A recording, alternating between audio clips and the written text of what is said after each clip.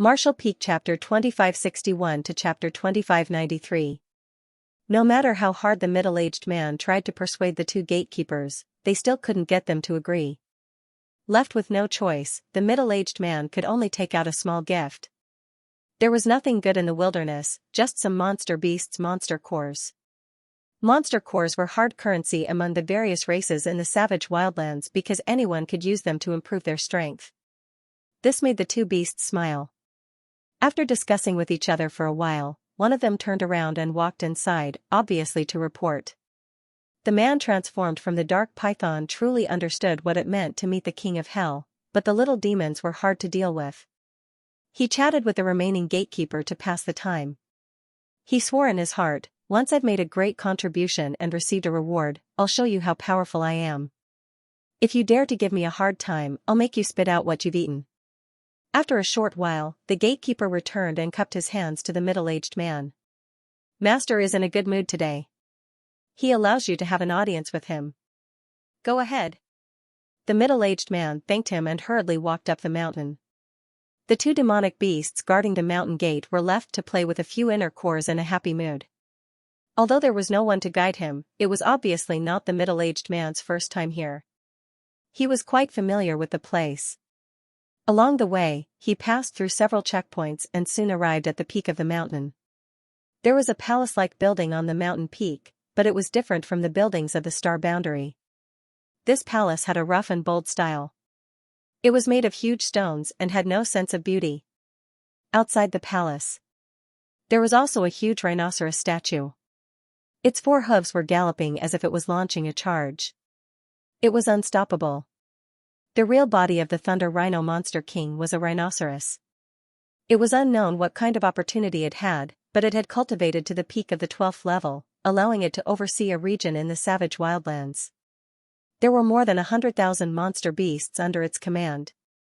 In the entire savage wildlands, there were a total of 32 existences like the Thunder Rhino. They were under the command of the four great holy spirits. Their territories were divided and they didn't invade each other. Each family had 8 monster kings, all of whom were at the peak of level 12. Below the monster king, there were monster commanders and monster generals. There were also countless level 12 monster beasts under their banner. One could only imagine how dangerous the savage wildland was. Of course, it was impossible for outsiders to know about these things. It was said that the savage desolate ancient land was full of danger and chaos. In fact, the depths of the ancient land already had their own way of survival. The middle-aged man arrived in front of the palace. The gatekeeper verified his identity. Thus, he let him in. It wasn't that he was careless. It was mainly because the middle-aged man's level of cultivation was nothing in front of the Rhino Thunder Monster King. The demon clan had always been unconventional in their actions, so they didn't pay much attention to details. Otherwise, if it were a human race sect, how could it be so easy for a Dao Source Realm cultivator to meet a third-order master from the Emperor Realm? Upon entering the palace, a wave of decadent music immediately entered his ears. There was light singing and graceful dancing, surrounded by strings and bamboos. The middle-aged man was taken aback and subconsciously thought that he had gone to the wrong place. However, when he looked up, he found a burly man sitting cross-legged at the top of the palace. On the table in front of him was the corpse of an unknown monster beast. It looked like it had died not long ago. The burly man held the corpse of the monster beast with both hands and ate heartily. Blood flowed down from the corner of his mouth. It was a horrifying sight, but he was still eating with relish, his eyes flashing red. The middle-aged man's calf twitched and he almost ran away. He had long heard that these monster kings liked to eat the flesh of their subordinates. He thought it was just a rumor, but after seeing it today, he realized that there was no such thing as groundless rumors. The burly man was undoubtedly the Rhino Thunder Monster King. The middle-aged man had seen him once from afar, so he recognized him at a glance. After taking a few bites of the flesh, Rhino Thunder was in a good mood and laughed heartily. On his left and right, there were 2 other women with revealing clothes and large patches of their snow-white bodies exposed in the air. They were doing their best to please him. Their graceful and delicate bodies were lightly covered by gauze, and the beautiful scenery was faintly discernible. It caused one's blood to boil and it was difficult to breathe. One of the women took advantage of Rhino Thunder's laughter to reach out and pick up a grape-like spirit fruit on the table, peel it, and stuff it into Rhino Thunder's mouth. Rhino Thunder roared and hugged the woman, unscrupulously violating her. After a while, the woman's mouth was also full of blood, but she was not angry and instead enjoyed it, sticking out her scarlet tongue to lick the blood off her mouth. Her licentious appearance was simply outrageous. The middle-aged man watched from below with fear, but he also yearned for it. He did not know when he would be able to reach Rhino Thunder's level of cultivation. When that time came, he would be able to enjoy the happiness of having multiple lovers and have beauties throw themselves into his arms. In the hall below the table, there were a few seductive women singing and dancing. They had thin waists and full buttocks, and their dressing could only be described as offensive. The middle-aged man was stunned for a moment. His eyes rolled around, not knowing which beauty to look at. The beauty who had been violated by Shilei earlier seemed to have noticed the middle-aged man's existence. The corners of her mouth curled up, revealing a smiling expression. Her watery eyes looked at him tenderly, almost stealing the middle-aged man's soul away. She leaned over to Rhino Thunder's ear and whispered something. Only then did Rhino Thunder raise his eyes to look at the middle-aged man. With a wave of his hand, the seductive women below immediately retreated to the side. The middle-aged man did not dare to be presumptuous at this moment. He hurriedly walked forward and knelt. "This little one, Wu Jue, greets master." Rhino Thunder said in a deep voice, "You were the one who said you had something to report." "Yes." "Speak, what is it that you have to see me for?" "If it's a small matter, be careful of your head." Wu Jue's face darkened, but he did not dare to hide it and quickly said, "Master, it's about the blood door." "The blood door?" Rhino Thunder Monster King suddenly stood up. The female monsters in the palace all covered their red lips and stared at Wu Jue with their beautiful eyes. The two words blood door meant too much to the creatures of the ancient land. It was rumored that the blood door could allow the creatures of the ancient land to awaken their bloodline power and evolve into holy spirits. Even though Rhino Thunder was a peak 12th order monster, he could not suppress his desire to enter the blood door. If he could really evolve into a holy spirit, he could rewrite the situation of the ancient land for tens of thousands of years. The ancient land's 4 holy sages would become 5 holy sages. "Everyone, leave." Rhino Thunder waved his hand and shouted. Realizing the explosive news, he could not remain calm. "My lord." One of the 2 female demons who had served him earlier leaned forward with an adorable look on her face. Clearly, she wanted to stay and listen to what he was saying. Rhino Thunder turned his head and glared at her with his red eyes. The female monster's body stiffened and she did not dare to be presumptuous. She quickly retreated and disappeared with the others. "Tell me, what's wrong with the blood door?" Rhino Thunder asked in a deep voice after everyone had disappeared.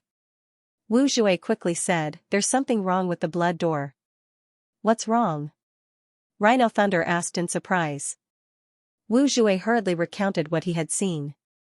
After Lei heard it, his brows furrowed tightly, and his expression was uncertain. The main reason was that the change was too obvious. His subordinates could not have faked it. He could not have been the only one who saw it. When the time came, he could just ask the monsters near the blood door and the truth would be revealed. But what did this change mean? Since the blood door appeared, it had not changed for many years. It had just stood quietly on the mountain peak. Now, it suddenly shone with a red light that shot into the sky. It was obviously abnormal. No matter what, this news was extremely important to any creature of the ancient land. Rhino Thunder paced back and forth in the hall. He looked hesitant. After a while, he stopped and said, "You, come with me to see the Lord. Tell him everything you saw." "Yes, Lord." Wu Jue almost bit his tongue. There were 4 heavenly sovereigns in this ancient land, and Shilei was currently loyal to one of them. However, these 4 heavenly sovereigns were very elusive. Normally, the monsters wouldn't even see them. Even the 32 monster kings weren't easy to meet. Wu Jue never thought that he would be able to see the Lord one day. But soon, he became excited. Since he was going to see the Lord, it meant that the news he brought was extremely important. He might be able to make a great contribution and have a meteoric rise in his career. He didn't expect too much. After all, his strength was there for all to see. He only hoped to be able to obtain some rewards. If he could be promoted to Demon General, that would be the best. At that time, he would be able to command some subordinates and oversee a mountain. It would be better than being all alone now, running around everywhere and trying to survive. After calming down, Wu Jue clasped his fist and said, I will follow the master's orders. Let's go. Rhino Thunder was also a fiery character. Since he had decided to meet the Lord, he did not hesitate. He wrapped Wu Jue in a monster wind and rushed out of the hall. This news? Who else knows about it besides you? Rhino Thunder suddenly asked. Wu Jue said, I'm sure I'm not the only one who saw the blood door. But I rushed here to report it to the master. I don't know who else saw it. Shilei nodded slightly, knowing that he was right. The strange movement was so obvious that he was not the only one who had noticed it. Perhaps all the 32 demon kings had already known about it and were rushing towards the Lord, wanting to be the first one to report to the Lord and claim the credit. Wu Jue rolled his eyes and thought of something. He sighed and said, but I'm of low status. When I came here to see the master, I was stopped for a long time by 2 guys at the mountain gate. They were not allowed to enter. In the end, I had to give them all of my belongings before they let me in. After saying that, he looked at Rhino Thunder uneasily and asked, I didn't cause any trouble for the master, did I? Rhino Thunder's face darkened. He shouted, you're getting out of hand. After saying that, he suddenly threw a punch down. Crack. A thunderclap exploded, causing Wu Jue's eardrums to hurt. A bolt of lightning as thick as a bucket struck down from the sky and rushed down like a dragon. After a while, there was a roar, mixed with 2 screams that stopped abruptly. Wu Jue looked down and saw that the mountain gate was in a mess. There was a huge hole in the ground and the 2 monster kings guarding the mountain gate were long gone. One day later, Xianxia walked out of the cave. The wound on his shoulder had healed and he had changed into a new set of clothes to avoid unnecessary trouble from the smell of blood. Zhang Ruashi, who was guarding the entrance of the cave, heard the noise and quickly got up. She was relieved when she saw Xianxia's ruddy complexion. Although she knew that Xianxia's injury was not serious, she was still worried. The two looked at each other and Xianxia nodded. Zhang Ruashi said, Sir, I found something strange. What's wrong? Xianxia asked curiously. Zhang Ruashi hurriedly explained the situation of her cultivation before looking at Xianxia, hoping that he would be able to explain a thing or two. Xianxia didn't know what the problem was, but he couldn't show his ignorance in front of Zhang Ruashi. He could only pretend to ponder for a moment and say, there's nothing wrong with being careful. Don't cultivate in this ancient land for the time being. If you need to restore your strength, use source crystals and spirit pills as much as possible. If you can't, enter the small sealed world. Zhang Ruashi naturally obeyed without the slightest hesitation. She hesitated for a moment and asked, what about Sir? Xianxia smiled and said, I'm fine. The wild force here can't do anything to me. Zhang Ruashi was surprised. She looked at Xianxia with a look of worship, stars almost appearing in her beautiful eyes as she thought to herself, Sir is truly amazing. I heard that even the great emperor would be affected by the wild force here, but Sir is completely fine here. Xianxia coughed lightly and said, let's go. As soon as he said this, his face suddenly changed and he turned his head to look in a certain direction. He shouted, who's sneaking around? Zhang Ruashi was also startled. She had been guarding here all this time and didn't find any traces of approaching creatures. She didn't expect Sir to do this as soon as he appeared. However, it was impossible for Sir to speak without thinking. In other words, there really was someone here. She looked around and followed Xianxia's gaze to a big tree. There was nothing unusual there. It was unbelievably quiet. Even when she scanned it with her divine sense, she didn't find anything wrong. Xianxia coldly snorted and said, hiding your head but showing your tail. Do you want this young master to invite you out? As soon as he said this, a pitter-patter sound came from the top of the big tree. Then, a head poked out of the dense tree and a pair of bright eyes looked at Xianxia and Zhang Ruashi. He grinned from ear to ear. Zhang Ruashi's face darkened. For someone to suddenly smile at him like that in this damned place, it gave him a feeling that it was too abrupt. Xianxia called out in surprise, his eyes carefully examining this person's face. This person's hair was disheveled, as if it had not been washed for countless years. It was as if black snakes were covering the top of his head. This person's face was also pitch black, making it impossible to see his true appearance. Only his eyes were incomparably bright, and his teeth were also spotlessly white. Although he couldn't see her face, Xianxia could tell at a glance that this person was a woman. Which woman didn't like to be beautiful?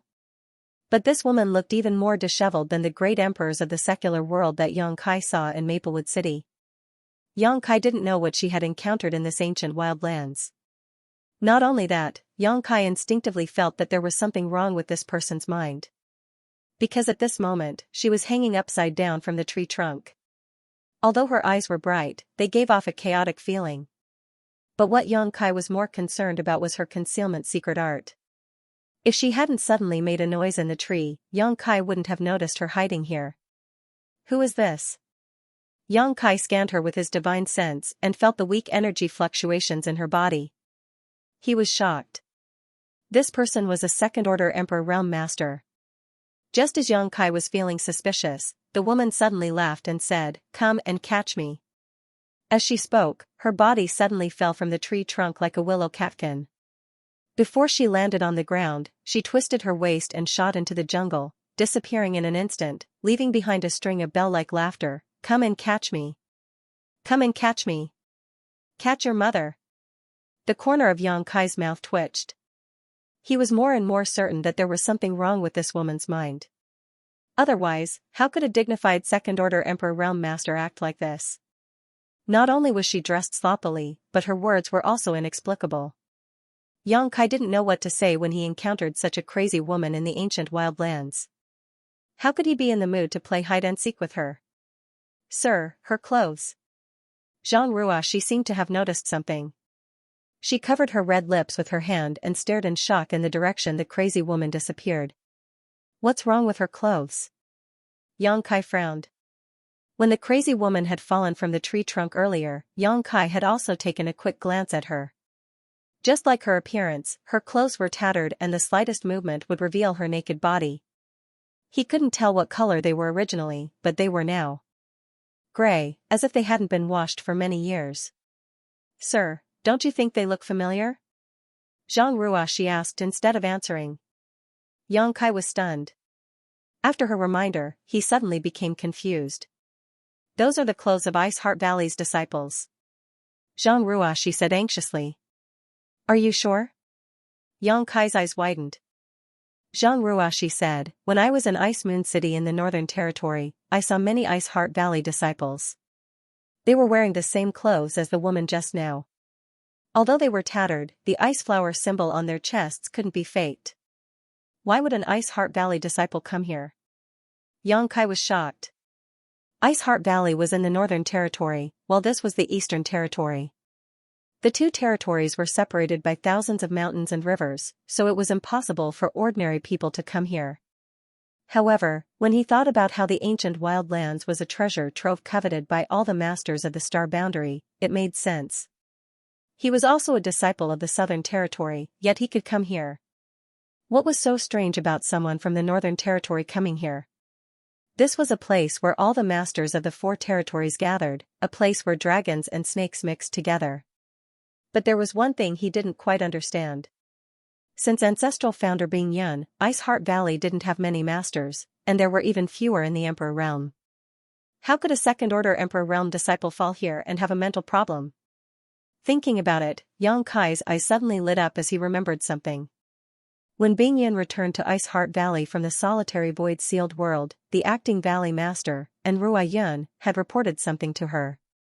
After Bing Yun disappeared, her third disciple went out to look for her, but they couldn't find any clues. In the end, even her third disciple disappeared. It had been 3,000 years since then, and no one knew whether she was alive or dead. When Ruai Yun reported this matter, Xianxia was next to her. At that time, he also sighed, thinking that his third disciple had most likely met with misfortune.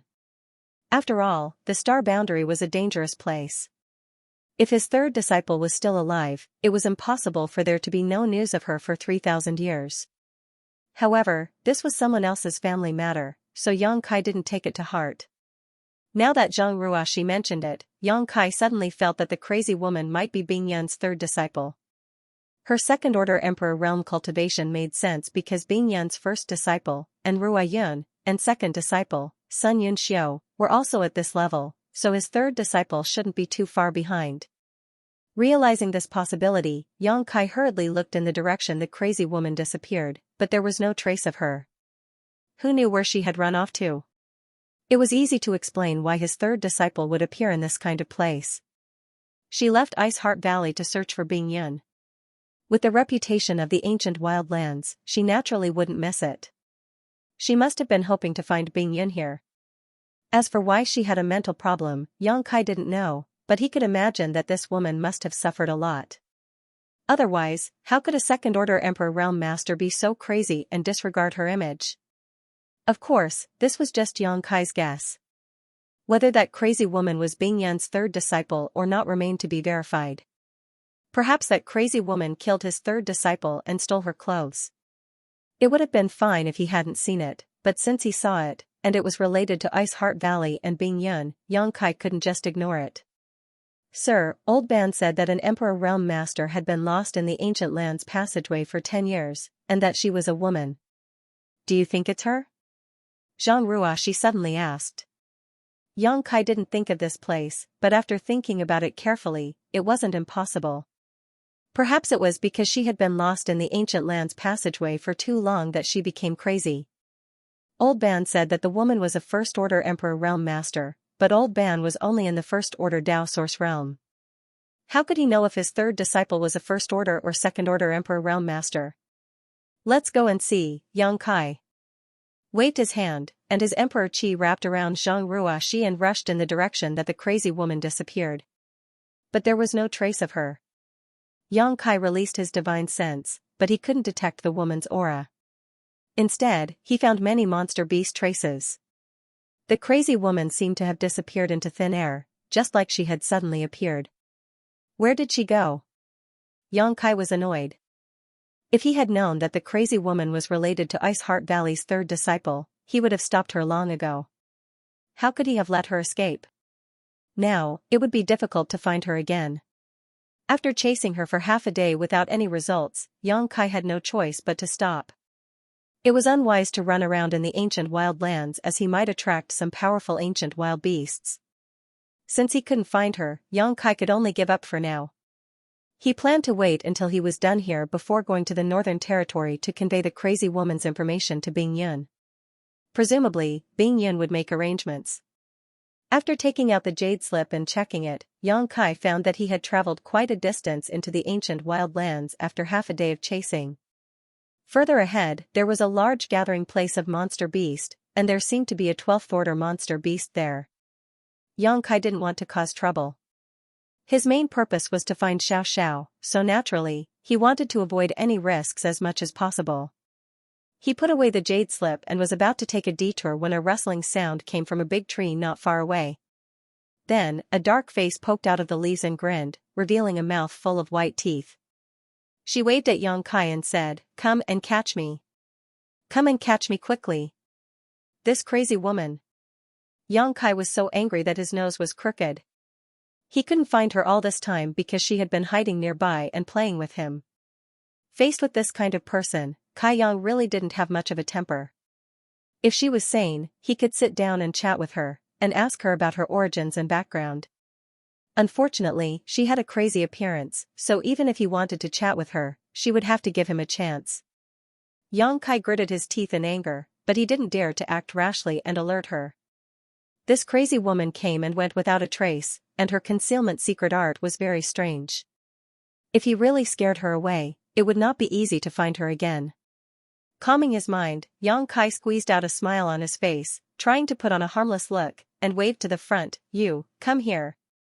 The crazy woman was not moved at all, just smiling mischievously and saying, "Come and catch me." She seemed to only know this one sentence back and forth, and she seemed to be enjoying it. Yang Kai tried to call her a few times but to no avail, so he felt helpless in his heart. Sir, take something to tempt her and see if she will come over, Zhang Rua she suddenly suggested. Hearing this, Yang Kai felt that it was a good idea. He buried his head in his space ring for a while and soon found a red fruit. He now had a lot of alchemy materials, most of which he obtained from killing people and some of which he found in the ancient medicine garden last time.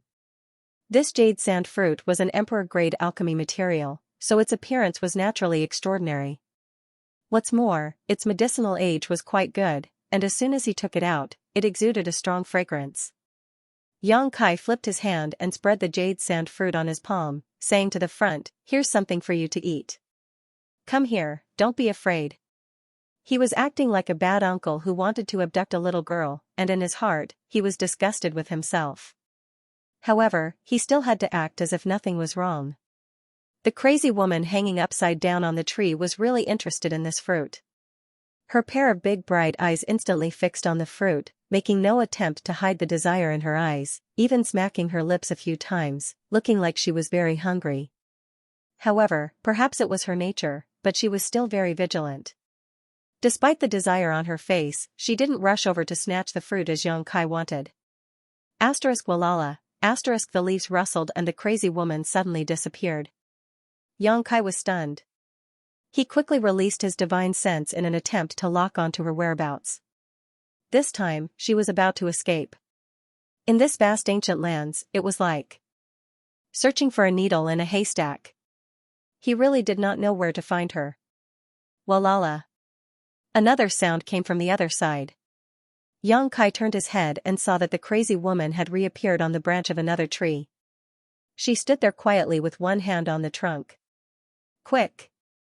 So fast! Yang Kai's eyes narrowed. He finally had a taste of this woman's speed. He didn't even have time to lock on to the other party's whereabouts before she reappeared like a ghost. However, this time, the distance between them seemed to be much closer than before. Yang Kai secretly let out a sigh of relief, knowing that the fruit in his hand must have piqued her interest. Yang Kai smiled faintly and said in a gentle tone, pushing the fruit in his hand forward, "Do you want it? If you don't want it, I'll eat it." While talking, he took the fruit back and slowly moved it to his mouth. Seeing this, the crazy woman became anxious. She looked like she couldn't wait to rush over and snatch the fruit, but for some unknown reason, she walked back and forth on the trunk, refusing to come down. Yang Kai gritted his teeth in anger and steeled his heart, directly opening his mouth to bite the jade sand fruit. With one bite, his mouth was full of saliva. After all, this was an emperor-grade spirit fruit. The world energy contained in it was naturally extremely astonishing. Moreover, the taste was very good. The alluring fruit fragrance became even more intense. Munch munch, Yang Kai ate with great relish. As he ate, he made some strange sounds, which made the crazy woman's heart itch. She looked at the jade sand fruit again and a trace of determination flashed in her beautiful eyes. As if she had made up her mind, she turned around and turned into a white light shooting towards Yang Kai as fast as lightning. Yang Kai had been waiting for this moment. How could he miss it? He threw the spirit fruit in his hand towards her head and at the same time stretched out his arm like a dragon, grabbing towards a certain spot in the void.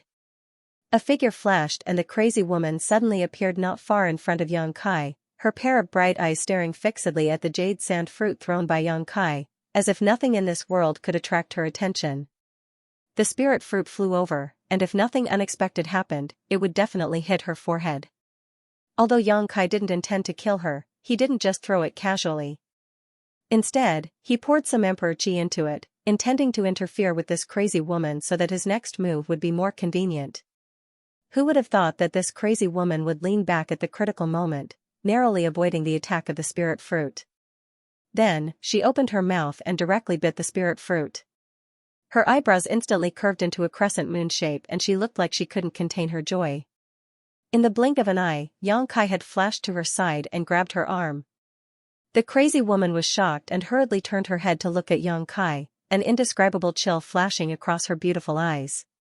Her body twisted as if she had no bones, instantly changing positions and standing face to face with Yang Kai.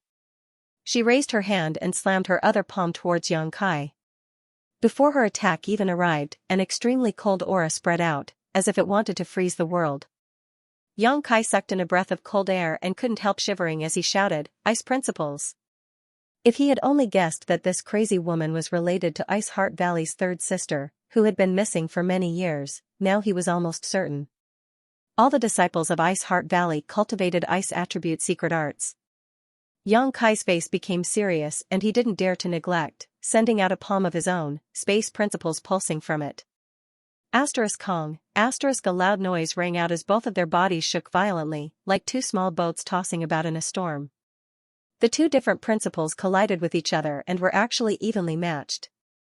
After all, the crazy woman's cultivation was a minor realm higher than Yang Kai's, and she had attacked in anger, while Yang Kai had reacted hastily. Being able to fight to a draw with her was already the limit of what Yang Kai could do. If it had been any other First-Order Emperor Realm Master, they would have suffered a great loss. Before the two's principles could be decided, the crazy woman suddenly twisted her arm, and the hand Yang Kai grabbed suddenly became soft and flexible like a snake, slipping out of Yang Kai's grasp. Kai Yang was shocked, but by the time he reached out to grab her, it was already too late. After being scared by Kai Yang, the crazy woman had already retreated, and in the blink of an eye, she had pulled away from Kai Yang. Kuchi-chi, it wasn't until this moment that the two's principal confrontation came to an end. Yang Kai stood in place with a bitter smile on his face, not daring to act rashly for fear of scaring the other party. More than 20 meters away, the crazy woman stood in place angrily, her eyes full of resentment, as if Yang Kai had abandoned her, making Yang Kai feel very embarrassed. Deceiving someone with mental problems, and a woman at that, was really not something to be proud of. Reaching out and grabbing the spirit fruit in her mouth, the crazy woman took a bite, completely ignoring the fact that it had been bitten by Yang Kai. Eating happily, her face was filled with joy, her nose was not a nose, her eyes were not an eye. Yang Kai sighed slightly. In any case, she was Bing Yan's third disciple and a second-order Emperor Realm Master, but now she was acting like this. A single spirit fruit made her look like she had received the greatest happiness. If the people from Ice Heart Valley saw this, they would be heartbroken. He quietly winked at Zhang Ruoxi. Zhang Ruoxi understood and quickly took out a fruit from her space ring, asking softly, "Do you want more? I have some here too. If you want it, I can give it to you." The crazy woman raised her eyes and glanced at the fruit. Her beautiful face paled and she waved her hand repeatedly. After being teased by Yang Kai, it was as if she had been bitten once by a snake. She would be afraid of ropes for 10 years. Not only that, she turned around and ran in a panic. Yang Kai immediately became anxious, annoyed that he had acted too hastily just now. He hadn't figured out the other party's abilities and had alerted her. In fact, before he made his move, he was very confident.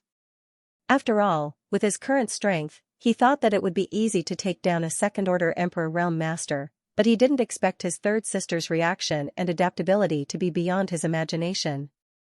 But thinking about it carefully, she had been wandering outside for so long and even survived in the ancient wildlands for so long. If she didn't have some ability, she would have become a pile of bones long ago. Her current strength was probably greater than his eldest senior sister and second senior sister. Although Enrua Yun and Sun Yun Xiu were also second-order Emperor Realm Masters, they hadn't experienced as much danger as her. Danger and tribulations were always stepping stones for a person's growth. Seeing the crazy woman turn around and run, Yang Kai no longer dared to hesitate and shouted, "Third sister, Senior Bing Yun is waiting for you to go back. Where do you think you're going?" He didn't know the name of Bing Yun's third disciple, nor had he inquired about it before, so he could only shout out casually. He even mentioned Bing Yun's name, but he didn't know if it would work. If this crazy woman was really Bing Yun's third disciple, even if her mind was in a mess, she wouldn't be indifferent. To Yang Kai's surprise, the crazy woman froze in place after hearing his shout.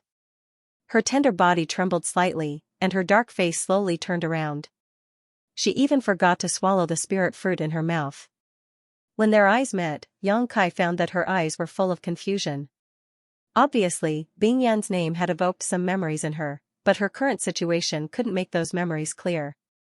Under the confusion of her thoughts, a look of struggle and pain appeared on her face. She must be third sister. Yang Kai was certain in his heart and said softly, "Third sister, Senior Bing Yan has returned."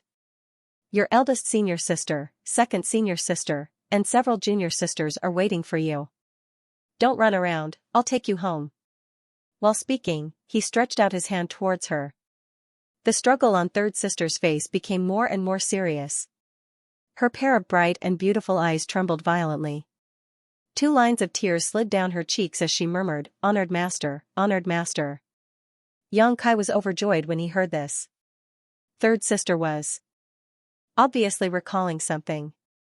Just as Xianxia was about to strike while the iron was hot, his third sister suddenly grabbed her hair and cried out in grief, "Honored master, where are you? Disciple can't find you." Strands of hair that were stuck together were grabbed by her and fell to the ground. The bleak scene and the sorrowful and self-reproachful tone made those who heard it feel sad and shed tears. Zhang Ruoxi's eyes reddened as she glanced at Xianxia. "If one day Sir suddenly disappears, I will definitely look for him. Even if it's 3,000 years, or even 30,000 years, the passage of time won't stop me." "Honored master." Third sister suddenly shouted again as her body shot up into the sky like a cannonball and shot towards the depths of the ancient lands. "Chase." Xianxia was both angry and helpless. He was angry because he had clearly told his third sister the truth, but she had simply ignored him and instead caused her to become mentally confused. He was also helpless because with his third sister's current situation, he really couldn't reason with her. The only thing he could do now was to find an opportunity to knock out his third sister, even if she had to suffer some injuries. Wrapping himself around Zhang Ruoxi, Xianxia didn't hesitate to use his space force and teleport several times, but he still lost sight of his third sister after an incense stick worth of time. If his third sister hadn't taken the initiative to appear again, he definitely wouldn't have found her. But this time, his third sister had been stimulated, so it was unlikely that she would take the initiative to appear again. Xianxia looked around with a face full of annoyance. He had thoroughly experienced his third sister's ability to come and go as she pleased in this damned place. He couldn't help but admire her. Kong long long, a series of noises came from afar. It seemed that many people were approaching. Obviously, the commotion caused by Xianxia and Zhang Ruoxi chasing after their third sister had attracted some attention. Xianxia frowned and looked in the direction of the sound, puzzled. He didn't know how so many people could suddenly appear in the ancient lands. Sweeping the area with his divine sense, he found the aura of a master from the Emperor realm. And this aura didn't seem to belong to a human. Monster race? Xianxia immediately had a guess. Not long after, several figures suddenly rushed out from the side of the forest. These figures all looked ferocious and looked like they were not to be trifled with. Moreover, the demonic chi on their bodies was rolling and converging in one place, making it seem like their demonic chi was soaring and unstoppable. It was indeed a demon. The leader of the demon clan had a burly figure and held a bone spear in his hand. It was frighteningly white, and it was unknown what kind of monster beast's bone it was made from. It was more than 5 feet long and as thick as a human leg. He held it in his hand, but he was casually swinging it around. He was wearing a simple animal skin. His firm and muscular muscles were exposed. Filled with the beauty of strength, he sat on a steel-backed bristled boar. Its fangs were 2 feet long and curled upwards. Its nostrils exhaled hot air, and its 4 hooves dug into the ground restlessly. Its 2 scarlet eyes emitted a terrifying light. The demonic beast and the demonic beast looked majestic, as if they were gods descending to the mortal world. This was clearly a demon general. Beside this demon general, there were about 30 to 40 demon clan members of varying levels of strength. They spread out with him as the center. They stood there in a disorderly manner. Dozens of pairs of eyes instantly locked onto Xianxia and Zhang Ruoxi, sizing them up. Most of them were looking at Zhang Ruoxi. After all, Zhang Ruoxi's appearance was a feast for the eyes. Her slim figure always attracted the attention of males, whether they were humans or demons. The scantily dressed female demons were immediately unhappy. Their eyes were full of hostility as they glared at Zhang Ruoxi. They gritted their teeth and cursed under their breath. Occasionally, 1 or 2 could be heard. On the other hand, Zhang Ruoxi curiously looked at this group of people who had suddenly appeared. She had never seen a demon clan member before. She had seen many monster beasts, but a demon clan member in human form was not so easy to see. Seeing that these guys were no different from ordinary people on the surface, she could not help but take a few more glances. However, she was not afraid. After all, Xianxia was by her side, and she was full of confidence in Xianxia. Humans, your courage is not small. How dare you trespass on this master's territory? The burly demon general sat on the steel-backed bristled boar and pointed the bone spear in his hand at them. Xianxia's mouth twitched. He did not know how to answer. He knew that there were many demon clans living in the ancient wildlands. The demon clan was different from the monster beast. Most monster beasts did not have sentience. They only knew how to instinctively absorb world energy to cultivate. Although they had a long lifespan, it was difficult for them to improve their strength, let alone take human form. The demon clan was different. Although they were born from the monster beast, they had gained sentience and knew how to cultivate more effectively. They even had some special demon clan cultivation techniques. In the entire ancient wildlands, the demon clan was the most powerful force. In addition to the demon clan, there were many savage descendants. These savage descendants included countless races that were almost extinct. Although they were few in number, they were extremely powerful. Because these savage descendants had the savage bloodline, they were able to display some unimaginable abilities. Xianxia was not clear about the division of forces in the ancient wildlands. The only information he had was recorded in the jade slip that Pai San gave him for free. The information in that jade slip was not comprehensive and only contained some information about the ancient wildlands periphery. At this moment, seeing this group of demon clans appear, Xianxia immediately knew that in order to find Ice Heart Valley's third sister, he had inadvertently intruded into this demon general's territory. Kill, kill, kill. The group of demon clans suddenly shouted. If someone who did not know the situation saw this, they would probably think that this group of demon clans were bandits blocking the road. It was truly laughable. This master asks you. The demon general reined in his mount and turned in a circle. The bone spear in his hand was still pointed at Xianxia as he asked bluntly, "Have you seen a crazy woman? Third sister?" Xianxia did not want to waste time with this group of demon clans, but after hearing his question, it was obvious that he had seen Ice Heart Valley's third sister. Xianxia immediately shouted, "Have you seen her?" The demon general was furious. He urged his demonic chi and coldly snorted, "This master is asking you a question. If you don't want to suffer, answer obediently. Otherwise, this master will teach you a lesson." Unable to talk, Xianxia decided to attack first. He grinned and said, "Then I'll have to see for myself." The demon general sneered, "Since you are courting death, don't blame this master for not showing mercy." Sitting on his mount, he waved his hand and ordered, "Kill the men and capture the women." With this order, the 30 to 40 demon clans roared and moved like the wind. In an instant, the demonic chi rolled and the flying leaves filled the air. Using the flying leaves as cover, the group of demon clans rushed over desperately. What the hell are they doing? Xianxia was stunned. He knew that the demon clans were simple-minded, but he did not expect them to be this simple. They did not even consider whether they were a match for Xianxia. Were they not afraid of being wiped out in one fell swoop? It was really rare for these demon clans to survive in the ancient lands for so long. However, this was also because Xianxia's strength had increased, and so had his vision. In any case, this group of demon clans had a demon general leading them, and they had quite a number of subordinates. Furthermore, there was the suppression of human cultivators in this place. Even if they encountered a second-order Emperor Realm Master, they could still attack together without fear. Over the years, many people from the Emperor Realm had died at their hands. If they did not have some skills, how could they survive in the ancient lands for so long? There was no such thing as peace in this place. Those who did not have skills would have died long ago. The group of demon clans rushed over, using all kinds of methods. Many demon clans revealed their true forms midway. For a moment, all kinds of strange monster beasts roamed around, bombarding Xianxia with demon clan's secret techniques, causing the world to change color. The demon general sat at the back and did not move. He just watched coldly. A giant python spat out poisonous fog towards Xianxia, filling the space around him in an instant, making it impossible for Xianxia to see what was happening in front of him. Suddenly, a figure tore through the poisonous fog and pounced forward, its fangs gleaming with a cold light. It was a wolf-shaped monster beast that was using the poisonous fog as cover to launch a sneak attack. Xing, with a soft cry, a cold light flashed. Xianxia stood in place and did not seem to move, but at some point, he had summoned the myriad sword in his hand. The giant wolf brushed past his body.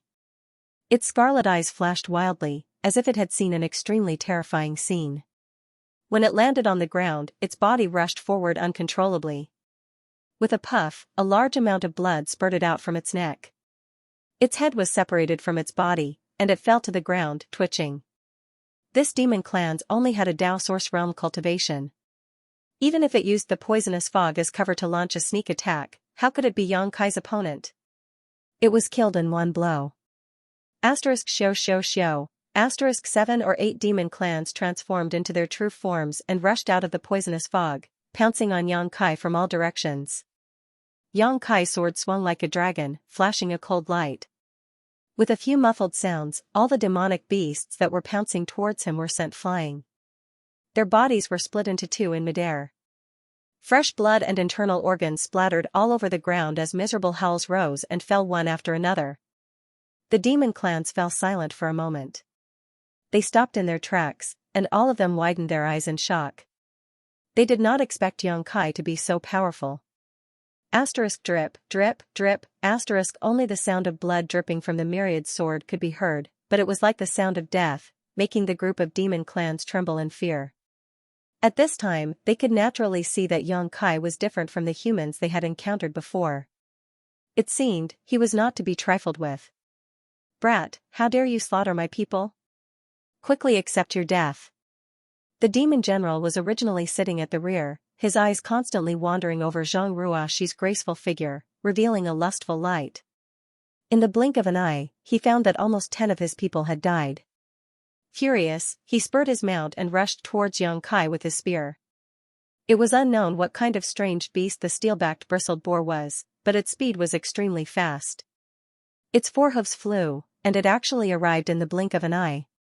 Along the way, the trees that were hugged by several people were knocked down by it. It was clear how shocking its strength was. Seeing that he had made a move, the other demon clans naturally avoided him and turned to find trouble with Zhang Ruoxi. Xianxia coldly snorted and wiped his finger on the myriad sword. With a solemn expression, he whispered, "Myriad sword chi, moon swallows the wolf." Chi chi chi. As the broadsword danced, thousands of sword rays shot out in all directions like a fan that had been scattered. Everyone was thrown off their feet as miserable cries filled the air. 20 to 30 monster race cultivators rushed over, but before they could even get close, they were already at a loss as to what to do.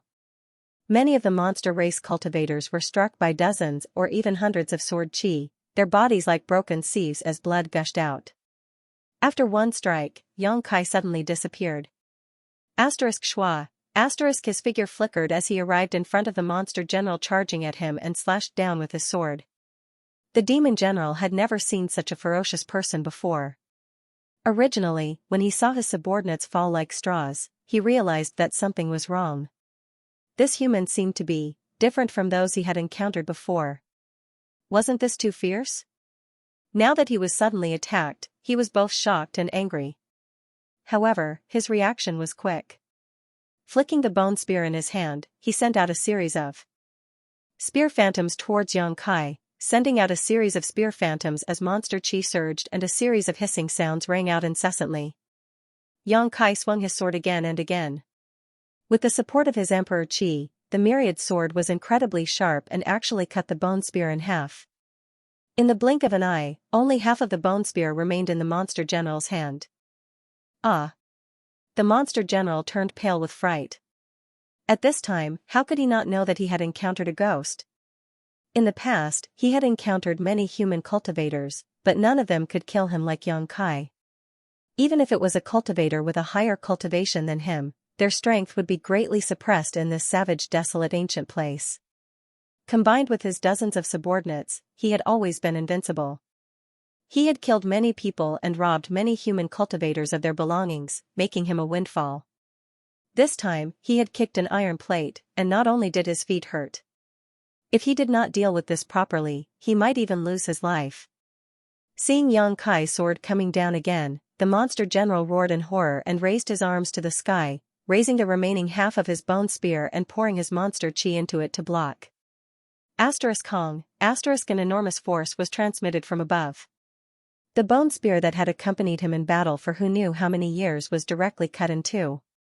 That sharp sword ray was almost touching his face as it slid all the way down, cutting through his chest and abdomen. The steelback bristled pig also bent its limbs. He was half kneeling on the ground, which showed how powerful the attack was. But under the pain, the steelback bristled boar's eyes suddenly turned red. The steel needle-like barbs on its body began to dance in unison before shooting out in all directions. Xianxia raised his eyebrows in surprise. He didn't expect that this mount wasn't just awe-inspiring when riding, but also had some combat power. Xianxia didn't take the attack head-on. He floated back and waved his broadsword, knocking away some of the steel needles that were attacking him. Taking advantage of this opportunity, the steelback bristled boar suddenly jumped back. He took the demon general to distance himself from Xianxia. Still in a state of shock, the demon general reached out to wipe his body. After a while, he laughed heartily. "He's not dead." "Haha, I'm not dead." At that moment, he thought he was dead for sure. He didn't expect that he was actually unscathed, which made him feel a sense of relief. But after this battle, how could he dare to continue fighting with Xianxia? Knowing that he wasn't a match for him, he urged his mount to turn around. He turned around and ran. Now that his life was more important, he didn't dare to continue fighting with Xianxia. He didn't even care about the lives of his subordinates. But before he could run a few steps, a figure flashed in front of him. Xianxia had already blocked his path. His black hair fluttering, his eyes cold, Xianxia said expressionlessly, "You're not dead because you're still useful to me. Why do you think you can escape?" After saying this, he slashed forward with his sword. The charging steel-backed bristled boar couldn't dodge in time and crashed into the sword ray. Accompanied by a mournful roar, its huge body was neatly divided into two halves. Blood and intestines flowed all over the ground, and the two halves of its body continued to charge forward under the force of inertia. The demon general sitting on its back was also sent flying, crashing into more than a dozen large trees in succession before rolling under a tree root in a sorry state, unable to get up for a long time. Xing, a cold light flashed as a broadsword was pressed against the demon general's brow. The demon general was startled and his eyes became cross-eyed. Gradually, he saw Xianxia standing in front of him, looking down at him condescendingly. Cold sweat instantly oozed out of his forehead. The demon general knew that Xianxia wasn't lying. He didn't die because he was spared, not because of his strength. If this human in front of him really wanted to take his life, it would be a piece of cake. Gudong, the sound of him swallowing his saliva could be heard. The demon general's face paled as he squeezed out a forced smile. Without any demeanor of a demon, he opened his mouth and begged for mercy. "Sir. Please spare my life. Please spare my life." It wasn't Xianxia's first time dealing with the monster race. When he was in Tongxian Realm's Nine Heavens Holy Land, he had lived with many monster race people. He knew that these guys were no different from humans. There were many who were afraid of death. Although the one in front of him had a cultivation comparable to the Emperor realm, he was undoubtedly a coward. "Do you want to live or die?" Xianxia asked coldly, the myriad sword in his hand moving forward. A trace of blood immediately oozed out of the demon general's forehead, causing him to tremble in fear and hurriedly say, "Live, I want to live. If you want to live, answer my questions obediently. If you dare lie, I'll immediately take your dog life." "Master, ask away." The demon general didn't dare to move, otherwise, he would definitely nod his head like a chicken pecking at rice. Xianxia's face sank as he asked, "I heard you mention a crazy woman earlier. Could it be that you've seen her?" When the demon general heard this, he immediately understood that some of the trouble he had encountered this time came from his mouth. This human powerhouse was undoubtedly related to that crazy woman. He swallowed his saliva and carefully asked, "Sir, may I ask if that woman is your—" Xianxia glared and snorted coldly, "I'm the one asking you a question, you only need to answer honestly." "Yes, yes, yes." The demon general felt a chill in his heart and hurriedly said, I've seen her. Not only have I seen her, but I've dealt with her more than once. What happened? Tell me in detail. The demon general's expression suddenly turned bitter and he cried, Master, please judge clearly. That crazy woman, cough cough. Unable to understand the relationship between Yang Kai and that crazy woman, the demon general was afraid that Yang Kai would kill him in anger. He observed Yang Kai's expression and found that Yang Kai wasn't angry, so he continued, that woman has caused us a lot of trouble. She stole the heavenly spirit replenishing spirit fruit that I grew on the mountain once a month, a total of 5 fruits. In less than half a year, she stole them all. Even the fruit trees were uprooted by her. Those were the spirit fruits that I prepared for my breakthrough. I'd been growing them for 1,000 years, and when they were about to blossom and bear fruit, I didn't even get to taste anything fresh. Old Ox next door had more than a dozen turtle snake grass, but she also uprooted them all. Who's Old Ox? Yang Kai furrowed his brows. The demon general hurriedly said, Niao Quan. He's the same as me, a demon general under the Flying Eagle Monster King. He lives next door to me. Continue. Yang Kai poked him with his sword and didn't continue to dwell on this matter. The demon general in front of him continuously shrank back. He wanted to escape, but he didn't dare to act rashly. Heiya's 10 square fruit, 2 Rui's golden rainbow spring, Zhui Feng's emperor-level pomegranate, all of them were ruined by her. I can name more than a dozen, but I don't know how many I can't name. She ran around this area randomly, and almost all of our brother's treasures were visited by her. The Flying Eagle Monster King was furious, saying that we were useless, that we couldn't even take down a crazy woman. He ordered us to capture her within half a year, so as to prevent him from losing face in front of the other monster kings. Yang Kai was stunned. Yang Kai naturally didn't recognize Heiya, Tu Rui, Zhui Feng, and so on, but he guessed that they were of the same status as this demon general in front of him. However, he was familiar with the 10 square fruit and emperor-level pomegranate. These were all top-grade spirit medicines. Listening to the demon general in front of him, it seemed that his third sister had ruined many of the precious treasures guarded by these demon generals. No wonder she was a powerful second-order Emperor Realm Master even though she wasn't in her right mind. There were countless dangers in the ancient lands, but there was no lack of opportunities. His third sister had ruined so many treasures, so her cultivation must have improved. After hearing this, Yang Kai couldn't help but feel angry and amused. Why did it feel like the ancient lands had become his third sister's back garden? She could go wherever she wanted, take whatever she wanted, and the demon generals couldn't do anything about it. When did this happen? Yang Kai asked again. It has been like this for the past 50 years. The demon general replied with a look of shame. A crazy woman had been jumping around in the ancient lands for 50 years, and the monster race couldn't do anything to her. It was really shameful. The corner of Yang Kai's mouth twitched. You brought these subordinates just to find that crazy woman? The demon general said, yes, yes, yes. I heard from my subordinates that they found traces of her in this area, so this lowly one rushed over without stopping, and now I've run into you. Squeezing out a smile, the demon general asked cautiously, Master, what is your relationship with that woman? None of your business. Yang Kai coldly snorted. The demon general shrunk his neck, but he could see that Yang Kai and that crazy woman had some kind of relationship. They were definitely not enemies, otherwise, why would he show such a worried look? Rolling his eyes, the demon general said, that woman's figure is strange and unpredictable. Although we have been searching for her, no one has ever succeeded. Every time, she escapes. Master, what are you doing?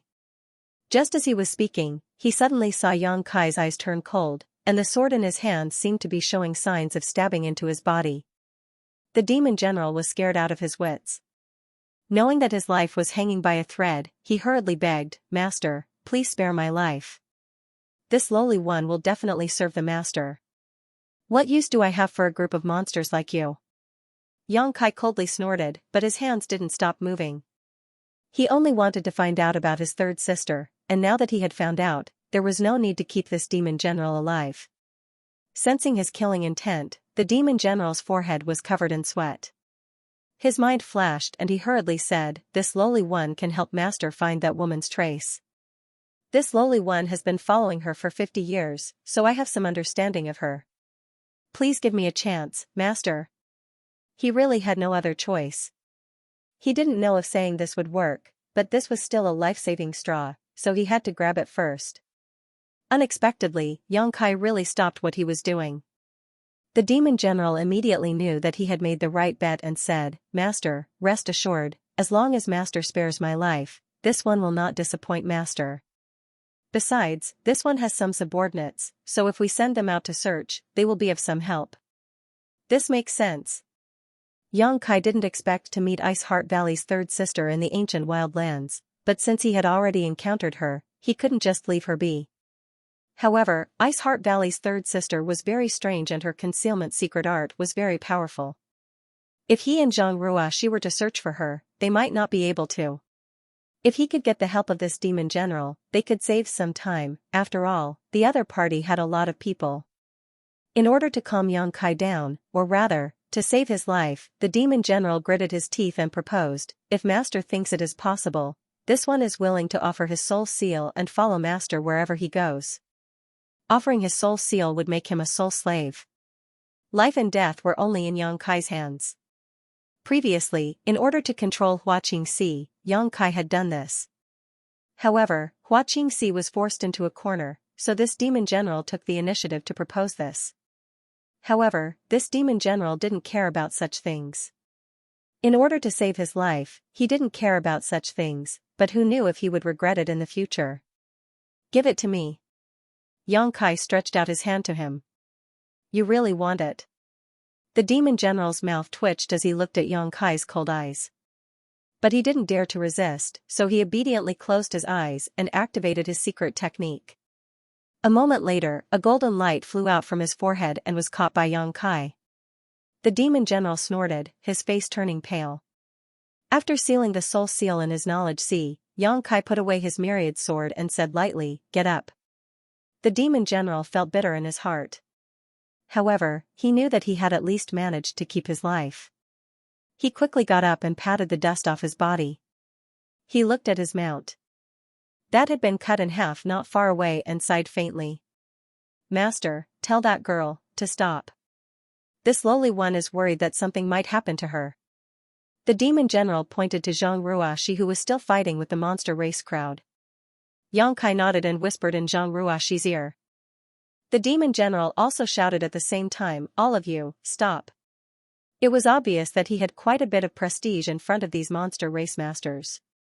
With this order, the monster race masters retreated one after another, putting some distance between them and Xianxia. 2 corpses were left on the ground. Although they had been fighting in full swing, not many people had actually died. The main reason was that Xianxia couldn't go all out against so many enemies. After all, she was only in the third order Dao Source realm. However, in such a short time, she had already killed 2 monster race masters without suffering any injuries. This was enough to make the monster race masters tremble in fear. Fortunately, the demon general ordered them to stop. Otherwise, if a few more died, who knew if they would have the courage to continue fighting? Both sides looked at the demon general and Xianxia and saw that they were actually living in peace. They all looked curious, wondering what was going on. The demon general coughed softly. "It's a misunderstanding. This master is one of us, so there's no need to fight anymore." He was too embarrassed to tell his subordinates that he had become Xianxia's soul slave. After all, he still wanted to save some face. When he spoke, he secretly looked at Xianxia's expression and found that he didn't mind, so he was relieved.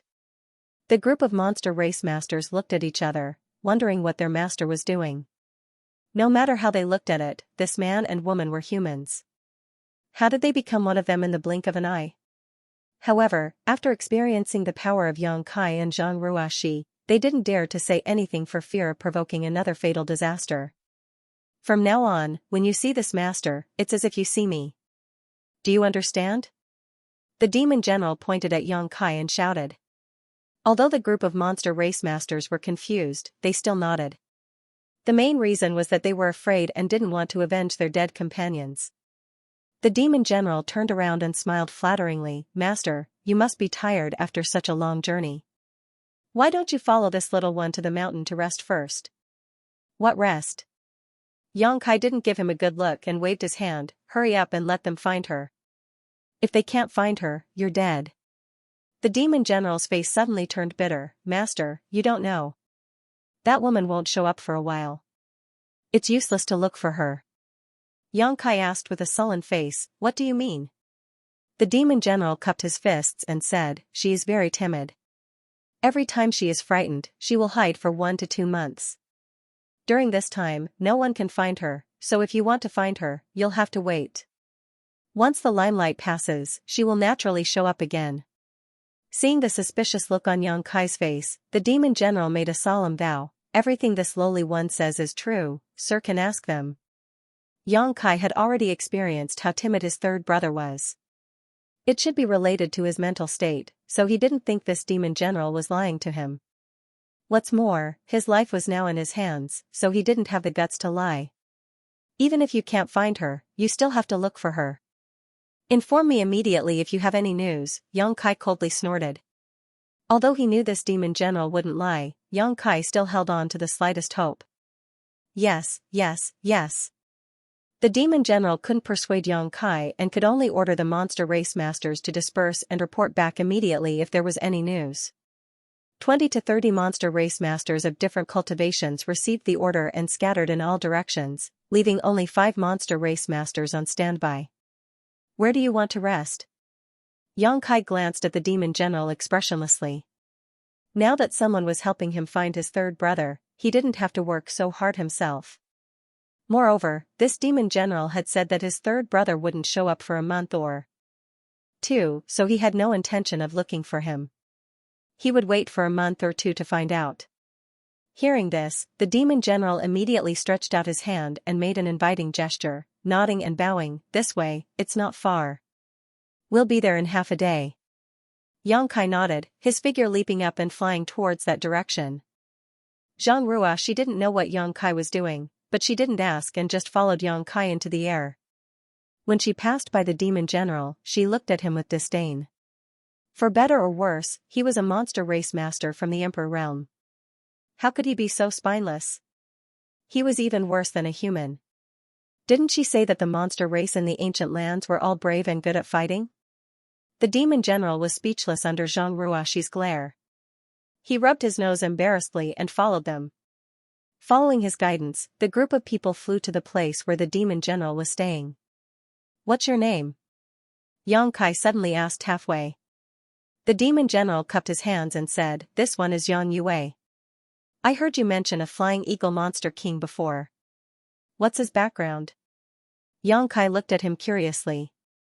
Xianxia immediately looked serious and said solemnly, Master Flying Eagle is one of the 8 monster kings under the Holy Senior.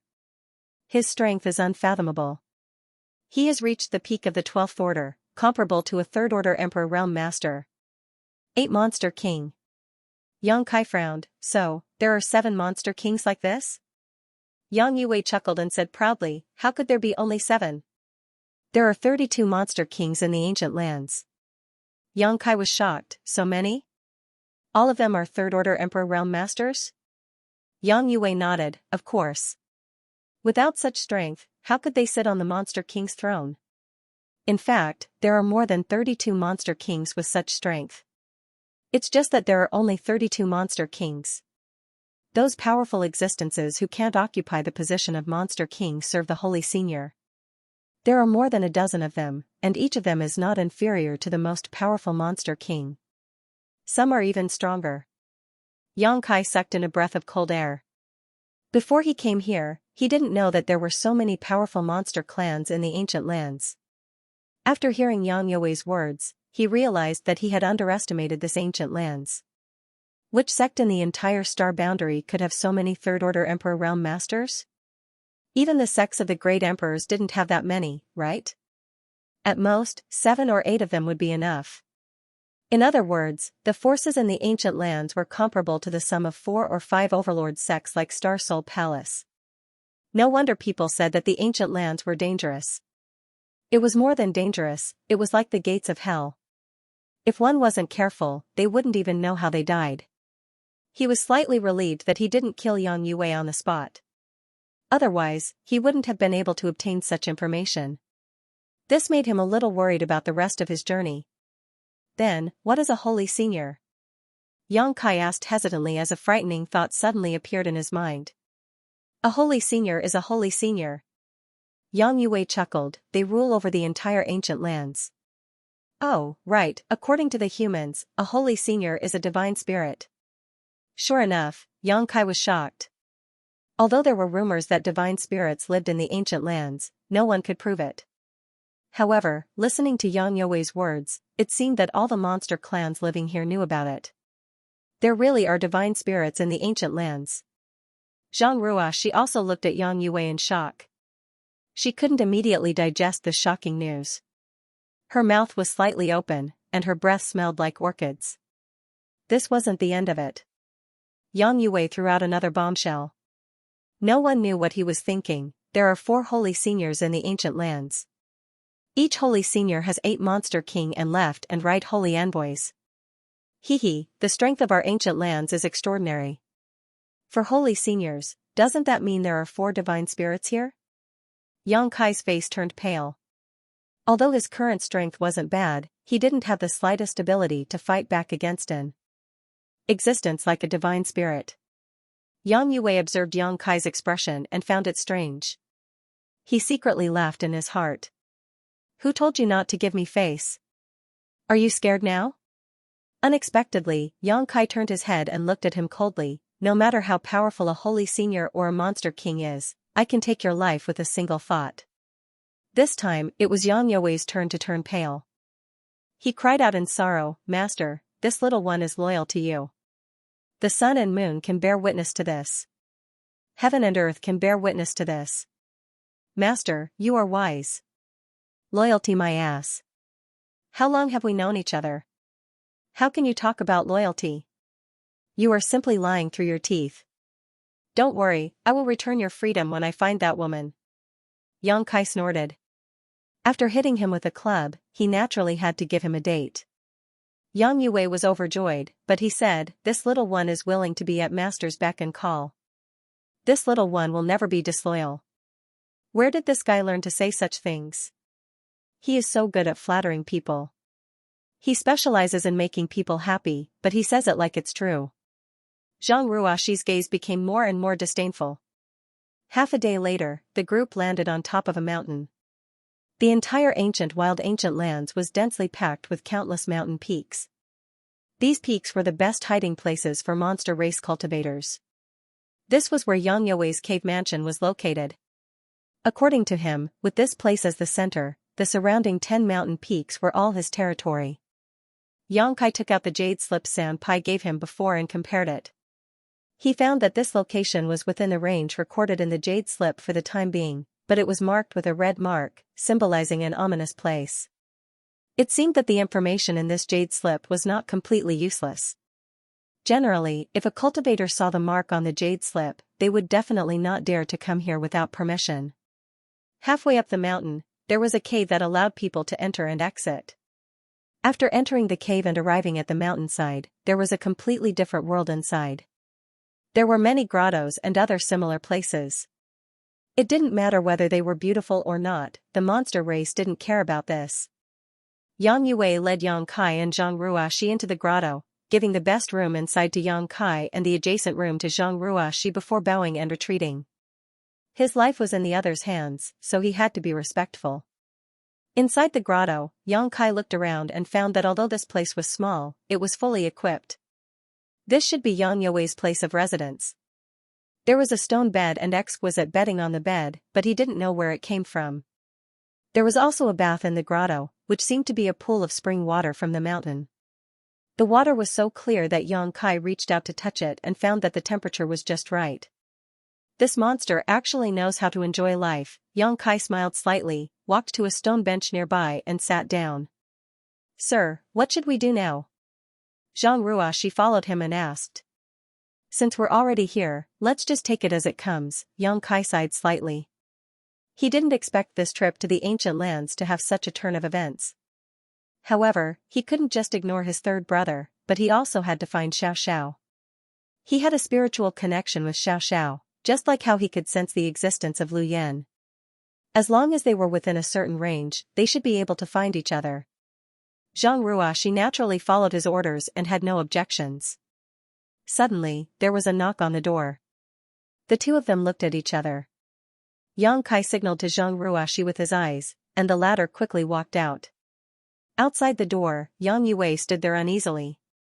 Behind him were two beautiful maids, each carrying something. One of them was holding a pot of spirit wine, while the other was holding a plate of spirit fruits. Their beautiful eyes were filled with a myriad of flirtatious expressions, and their figures were slim and graceful. She had a slender waist and ample buttocks. Her body was lightly covered by a thin veil, and the beauty inside was faintly discernible. Especially her two pairs of snow-white slender thighs, which were exposed to the outside, causing one's blood to boil. These two beautiful maids were clearly not humans. There was a very obvious demonic chi on him. He didn't know what kind of monster beast it was, but since it could take human form, it was undoubtedly intelligent and knew how to cultivate. The two women were also very curious. They were originally Yang Yue's exclusive property, but this time, Yang Yue had ordered them to properly serve a distinguished guest. Yang Yue had clearly said that no matter what the distinguished guest wanted to do to them, they had to greet him with a smile and flatter him. They were not allowed to disobey in the slightest. The two women weren't inexperienced virgins, so how could they not know what Yang Yue was planning? They didn't mind. Accompanying Yang Yue was one thing, but accompanying the distinguished guest was also another. They just guessed that some powerful monster commander or monster king had arrived here. Otherwise, how could Yang Yue be willing to let the two of them personally go out to please this guest? When the door opened, Yang Yue raised his head, but before he could say the words master, he swallowed them back down and looked at Zhang Ruoxi in amazement. Young lady, it's you. Where's the master? Zhang Ruoxi glanced at him warily, then looked at the two seductively dressed dragon ladies behind him. Her pretty face suddenly turned cold, especially when the two dragon ladies kept looking inside through the crack in the door, as if they could see something, which made her feel even more uncomfortable. Looking back, she found that Yang Kai was also looking at them curiously, his eyes constantly sweeping over the two dragon ladies. With a wave of his hand, the door closed at once, isolating the two shameless dragon ladies from their presumptuous gazes, causing the two women to look at each other with resentment. Master is tired and is resting. What's the matter? Zhang Ruoxi didn't give Yang Yue any face. Yang Yue chuckled and bowed. It's like this. Master has just arrived here, and there's nothing much to entertain in this desolate mountain, so I specially offer a pot of spirit wine and a plate of spirit fruits as a small token of my appreciation. I hope Master won't take offense. Only then did Zhang Ruoxi's gaze shift to the spirit wine and spirit fruits, her nostrils gently snorting.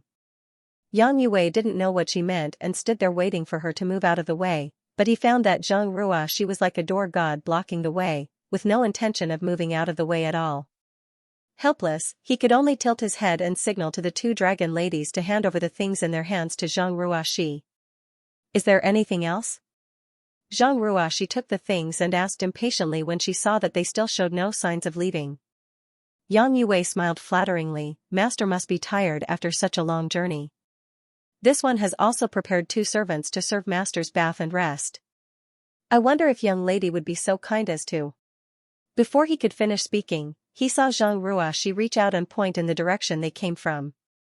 Yang Yue looked back but didn't find anything. He couldn't help but scratch his head suspiciously. I can serve Master, there's no need for you. Scram back to wherever you came from. Other than news of that crazy woman, if you dare to disturb Master's cultivation again, I'll take your dog lives. Zhang Ruoxi's eyes turned cold and murderous. Yang Yue was startled. He didn't know what he had done to offend this lady, but he didn't dare to act presumptuously in front of her. After all, Zhang Ruoxi was brought here by Yang Kai. Offending her would not end well. He quickly bowed and apologized before leaving with the two dragon ladies. The two dragon ladies had come in high spirits but returned in disappointment. Needless to say, they were full of resentment. Shameless vixens. Zhang Rua she clenched her teeth and cursed, holding the wine jug in one hand and the fruit plate in the other. These two vixens who were like withered flowers and withered willows had actually set their sights on Mr. It was really too infuriating. What was even more infuriating was that Mr.'s eyes were actually shining just now. He was actually looking at them from head to toe with a curious expression. Turning around, Zhang Rua she suppressed her anger and was about to push the door open when her raised foot suddenly froze in midair. She suddenly remembered that after following Sir for so many years, she had never seen him have intimate contact with any woman. She was no longer a child, so how could she not know about love between a man and a woman? When she lived with Sister Hua in the sealed world bead, Sister Hua would often tease her about it, making her blush. She was very clearly aware that with Mr.'s current cultivation and strength, if he wanted a woman, there were a myriad of beauties for him to choose from. However, he just happened to not have such thoughts. He'd overcome all obstacles and cultivated bitterly, and he'd utterly not had the time to relax. What man doesn't like women? Why is Sir so self-disciplined? She suddenly felt a little guilty, feeling that she shouldn't have stopped the two-dragon lady. After all, from Sir's gaze just now, he seemed to be very interested in the two-dragon lady, but she acted on her own initiative and casually sent them away. She pushed the door open and entered uneasily. Zhang Rua she put the spirit wine and spirit fruit on the table and explained what happened just now, carefully looking at Yang Kai's expression. Kai Yang only made a sound of acknowledgement, and didn't make any further movements. Sir isn't angry because I ruined his good time, right? Otherwise, why is his reaction so calm? Zhang Rua she suddenly felt a little worried. Some things can't stand up to speculation, and once speculations start, it gets out of hand. After a long silence, Zhang Rua she bit her red lips and said, "Sir, you've been working hard for so long. Do you want me to call the two-dragon lady back and let them serve you while you rest?" After saying this, Zhang Rua she's cheeks blushed and she felt a little uneasy, afraid that Yang Kai would agree. Yang Kai sniffed the fragrance of the spirit wine and said without raising his head, "No need." He looked around just now and was just curious about what kind of monster beast the two-dragon lady had transformed into. They were so enchanting and charming. If they were in the outside world, they would definitely be a source of calamity. He had no other intentions. While speaking, he poured himself a glass of spirit wine to taste. Then, "Ruashi will serve you personally?" PFFF. Yang Kai spat out a mouthful of spirit wine and hurriedly wiped it. Seeing this, Zhang Rua she giggled and walked forward, rolling up her sleeves and gently wiping Yang Kai's wet clothes. Yang Kai stared blankly at Ruashi's jade-like face and smiled, "Ruashi, you've grown up." He still remembered when he brought Zhang Ruashi out of the Zhang family, the little girl hadn't grown up yet. After following him for so long, she had already become a great beauty. Perhaps it was because it was dark under the light, but Yang Kai hadn't noticed until now. Zhang Rua she heard this and paused slightly, her cheeks blushing. Yang Kai patted her on the shoulder and motioned for her to get up. He then stood up and shook off the wine on his clothes. "If you take a fancy to any man in the future, just tell me and I'll make the decision for you. I'll make sure he marries you grandly." Zhang Rua she pursed her red lips and didn't say a word, a bitter look in her eyes. "Well, there shouldn't be anything to do for now. Go cultivate, I'll call you if something happens." Yang Kai waved his hand. Zhang Rua she opened her mouth and seemed to want to say something, but in the end, she responded, "Yes." Walking out of the room, Zhang Rua she closed the door behind her and went into a nearby rock cave. Zhang Rua she covered her cheeks with her hands, feeling the burning heat on her cheeks and the thumping sound of her heart beating like a war drum. She didn't know what was wrong with her today. She suddenly felt like she was on a whim and said the words she normally didn't dare to say. Now that she thought about it, she really didn't know where she got the courage. She had a feeling that if she didn't say these words now, she wouldn't have a chance in the future. Could it be that she had reached the so-called young girl yearning for love stage? Cultivating in the mountains, Yang Kai was unaware of the flowing time Great Emperor. Yang Yue was very tactful. Ever since he was sent away by Zhang Ruashi that day, he hadn't shown his face again. However, Yang Kai wasn't afraid of him playing any tricks. Now that he had the soul seal in his hands, Yang Yue couldn't get rid of his control at all. If he dared to have any devious thoughts, he would be courting death. Xianxia she didn't come again either. She cultivated next door wholeheartedly. She now had the cultivation of the third order Tao source realm. She had obtained a lot of benefits in the shattered star sea, including the complete star source. Now was the time to integrate her star source, comprehend Emperor intent, and break through to the Emperor realm. A month later, there was a knock on the door again. Yang Kai opened his eyes and waved his hand to open the door. Yang Yue walked in respectfully and cupped his fists. "Master, there's news." Yang Kai was shocked. He stood up and shouted in a low voice, "Lead the way." The matter of his third sister couldn't be delayed. Only by resolving it as soon as possible could he find Xiaoxiao with peace of mind. Therefore, when he heard Yang Yue's report, he didn't want to delay for a moment and set off immediately. After leaving the room, Xianxia, who had received Yang Kai's message, also hurried out. Their eyes met. Yang Kai nodded gently while Xianxia followed Yang Kai without saying a word. A ray of light shot up into the sky, left the mountain, turned in midair, and flew in a certain direction. Along the way, Yang Yue described his discovery in detail. Over the past month, the 20 or so monster race subordinates who were still alive had been looking for his third sister.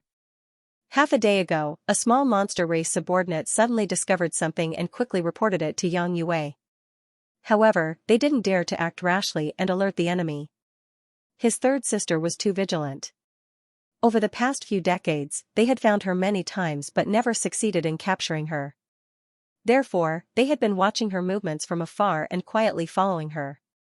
But then again, with the strength of Yang Yue's monster race subordinates, even if they fought her head-on, they wouldn't be her opponent. Yang Kai guessed that Yang Yue didn't know that his third sister was a second-order emperor. Otherwise, he wouldn't have dared to come out valiantly a month ago. According to the report of his subordinates, third brother seemed to have been hiding under a river. It was a coincidence that he was able to discover him this time. Perhaps third brother had been hiding for too long and wanted to come out for some fresh air. Who would have thought that he would be exposed as soon as he left the river? Yang Kai couldn't help but sigh. It was indeed easier to work with more people. If he were to look for Yang Yue, who knew when he would be able to find him? Last time, he had failed to kill Yang Yue and had instead subdued him. It was a wise decision. It wasn't a long journey, but before Yang Kai and the others arrived, a monster race cultivator flew towards them. Yang Yue took a closer look and hurriedly said, "It's one of us." He took the lead and walked towards the demon. The moment the two demons met, the demon was stunned. He then whispered a few words. Yang Yue's expression changed. He turned around and looked at Yang Kai uneasily. Seeing his strange expression, Yang Kai's heart skipped a beat. He asked in a low voice, "What happened?" Yang Yue said bitterly, "We've been discovered." Did third brother run away again? Yang Kai's expression darkened. Last time, third brother had run away and hid for a month. If he ran away again, he would have to hide for another month. He didn't have that much time to waste here. You can say that he ran away, but you can also say that he didn't. Yang Yue said awkwardly, as if he didn't know how to explain this to Yang Kai. What do you mean? Yang Kai looked at him coldly. Yang Yue opened his mouth. He sighed and said, "That woman entered the tomb." What tomb? Yang Kai frowned. The 10,000 spirit tomb. Yang Yue said with a bitter expression. When he said these words, his face turned pale and his body trembled, as if he was extremely afraid. Yang Kai didn't know the inside story and said impatiently, "Since you know she went there, why didn't you continue to follow her?" Yang Yue's expression changed greatly as he said in panic, "Master, you don't know. The 10,000 spirit tomb is a place that cannot be entered.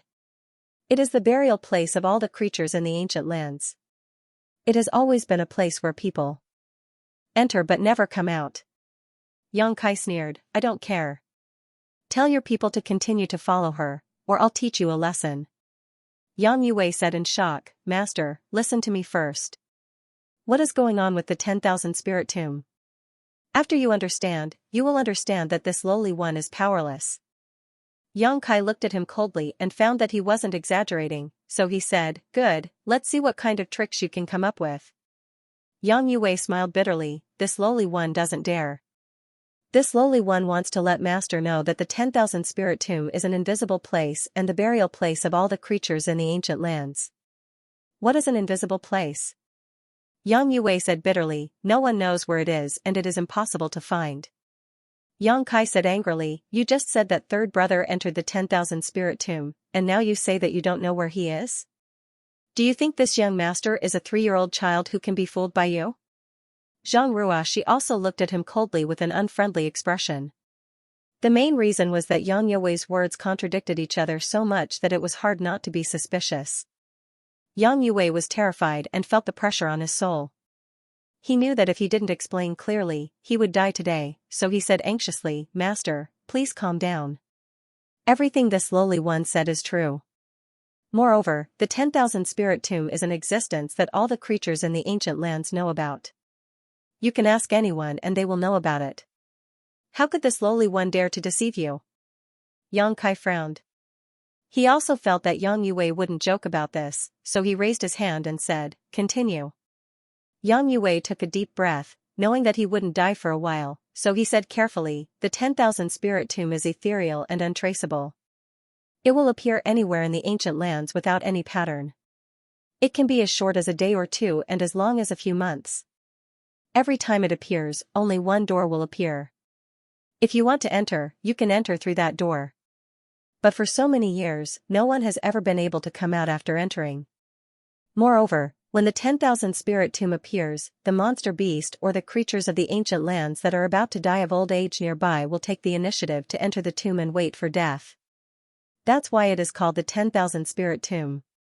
Together with the blood door, it is one of the 2 forbidden areas of the ancient lands. How did this blood door get involved? Yang Kai didn't know what this blood door was, but since it was a forbidden area, it was naturally extremely dangerous.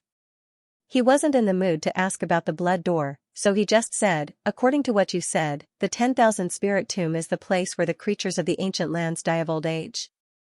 Master, please enlighten me. Yang Yue bowed. What's third brother doing there? Yang Kai frowned and asked. Yang Yue thought to himself, how am I supposed to know if you're asking me? However, he didn't dare to complain. He could only reply bitterly, I'm not sure either. But since we've entered, I'm afraid it's not good. Because even the most powerful monster king would die if he entered. Since he had already said so much, he only hoped that the master in front of him wouldn't be reckless. Unexpectedly, Yang Kai only pondered for a moment before waving his hand and saying, lead the way. Let's go to the 10,000 spirit tomb to take a look. I've said so much for nothing. Yang Yue lamented in his heart. He wanted to dissuade Yang Kai, but when he met Yang Kai's gaze, he obediently led the way. Not long after, the few of them landed at the bottom of an open valley. In the surrounding forest, a few members of the goblin clan suddenly appeared. Yang Kai felt that they were familiar. They should be the subordinates of Yang Yue that he met last time. Master. Several goblin clan cultivators stepped forward and saluted. Yang Yue waved his hand and had them stand aside while he looked at Yang Kai nervously. Yang Kai was also looking around the valley, trying to find where the 10,000 spirit tomb was, but he couldn't find it. He frowned and asked, where's the tomb? Yang Yue tilted his head and looked at one of his subordinates. The goblin clan cultivator immediately pointed and said, it's right in front of us. Are you playing with me? Yang Kai's face became gloomy. Yang Yue was shocked and hurriedly said, this servant wouldn't dare. It's just that the tomb door is invisible and can't be seen. Only when a dying person enters it will it reveal some clues. Really? Yang Kai looked at Yang Yue suspiciously. Even with his current powerful divine sense, he couldn't find anything. However, Yang Yue seemed to be telling the truth, making it difficult for him not to be suspicious. Sir, can't you see it? Zhang Ruoxi suddenly asked. See what? Yang Kai looked at her in amazement. There's a door of light over there, a dark gray door of light. Zhang Ruoxi pointed in that direction. When the monster race cultivators heard this, their eyes widened and they looked at Zhang Ruoxi in shock. Yang Kai also did his best to scan the area with his divine sense, but still found nothing, so he said in frustration, there's nothing. How can that be? It's clearly there. Zhang Ruoxi looked suspicious. Yang Yue looked at Zhang Ruoxi timidly and asked tentatively, "Young lady, can you see the tomb door?" Yes, Zhang Ruoxi didn't know why they were so surprised. Yang Yue's face suddenly became unnatural. He looked around and saw the strange expressions of the monster race cultivators. Yang Kai glanced around coldly and snorted, "Didn't you just say that only dying people can see the tomb door? How do you explain this? Is Ruoxi also a dying person?" Zhang Ruoxi was startled and her eyebrows rose as she glared at Yang Yue. This evildoer actually cursed me to death. Sure enough, he's not a good person. Yang Yue said with a sullen face, "That's why this lowly one said that the myriad spirit tomb is an invisible place. I don't know what happened today." He turned his head and grabbed one of his subordinates by the collar, shouting angrily, "Are you sure there's a tomb door over there?" The monster race cultivator hurriedly said, "Yes, yes, that woman disappeared from there. When she went in, the tomb door flashed. I saw it clearly." The two monster race cultivators on the side also nodded repeatedly. Only then did Yang Yue put him down, glancing over at Yang Kai uneasily. Asterisk dong dong dong, asterisk at this moment, a very dull sound rang out, as if a behemoth was approaching. The sound of trees crashing to the ground came from the direction of the sound. Hearing this, Kai Yang and the others turned their heads, only to see dust billowing in the distance. A huge figure was winding its way out of the forest, every step it took caused the earth to shake. In the air above the huge figure, there were many monster race cultivators who were following closely behind. As they flew, they were constantly shouting something, appearing to be extremely anxious. "Master, it's Master Niu's people."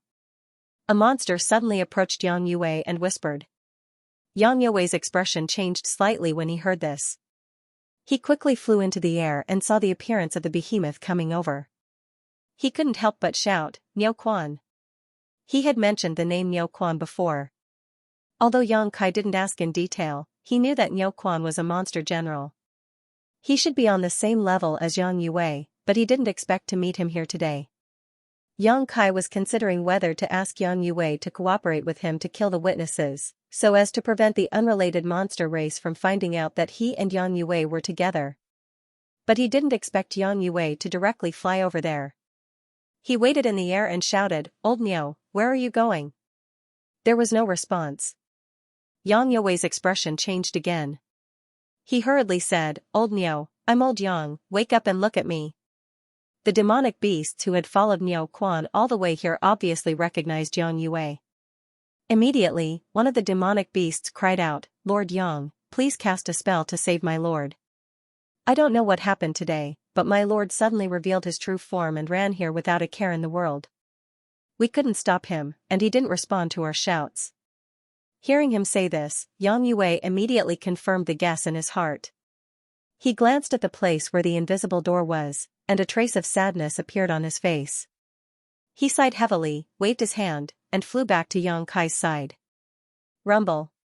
The trees broke in the middle, and the behemoth finally rushed out of the woods. Yang Kai fixed his eyes on it. He discovered that an incomparably huge bull-shaped demonic beast had appeared in front of him. Its entire body was suffused with a misty green luster, and its skin was full of wrinkles that crisscrossed with each other. It was obvious that these were the marks left behind by the passage of time. Its 4 hooves were each the size of a house, and every time they landed, the ground would shake and the mountains would shake.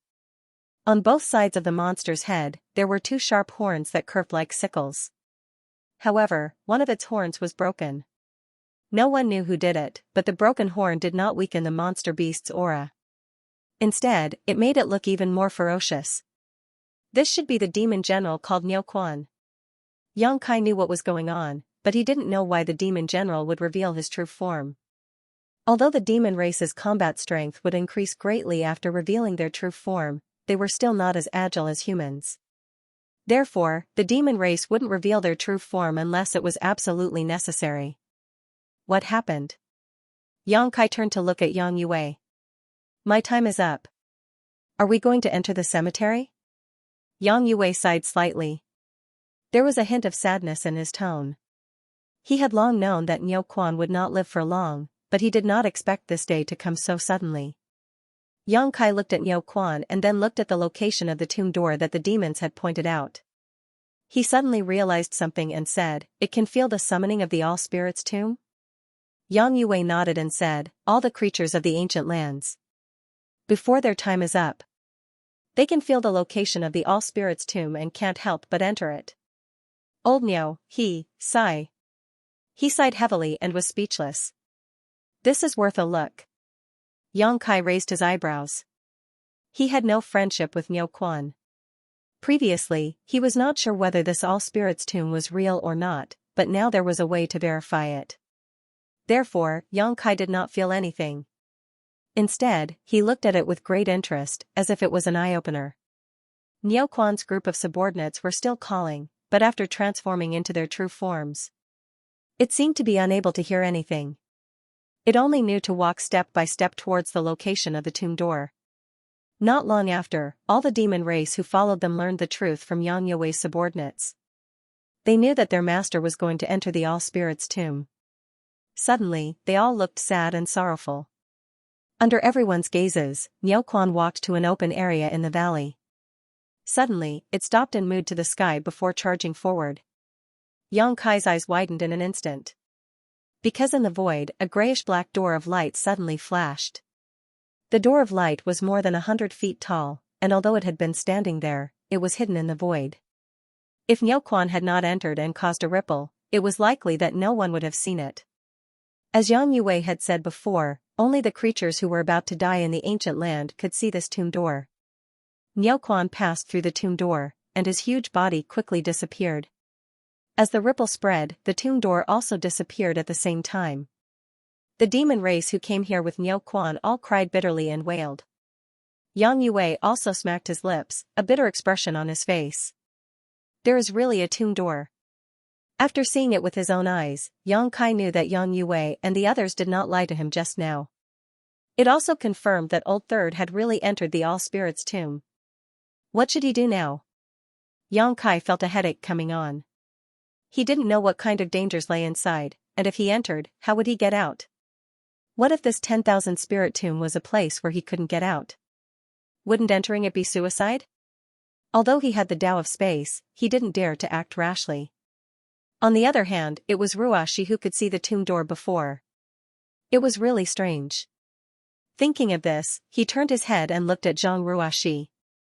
It would have been better if he didn't look, but when he did, he was shocked. Zhang Ruashi had actually arrived in front of the tomb door. She stretched out her hand towards the invisible tomb door. A strange light flashed in her beautiful eyes, making her look extremely strange. "Ruashi, what are you doing?" Yang Kai shouted. Zhang Ruashi's tender body trembled and she suddenly came back to her senses. When she found that she had unknowingly arrived in front of the tomb door, her beautiful face suddenly turned pale and she wanted to withdraw. But at this moment, the hidden tomb door was revealed again, and this time it was completely revealed. In the empty mountain valley, a huge gray-black light door exuded a strange light. In a flash, this light enveloped the entire mountain valley. All the monster race cultivators shrouded in this light were horrified to find that they couldn't move. Their eyes were filled with horror as they kept screaming. Yang Kai was also furious. Under the shroud of the gray-black light, no matter how he urged his strength, he couldn't move. Even using his space force, he couldn't teleport away. All the people and monster race cultivators in the mountain valley who were still alive seemed to have been immobilized. "Sir, Zhang Ruashi was on the verge of tears. She didn't know what she had done, but the scene in front of her was obviously not a good thing.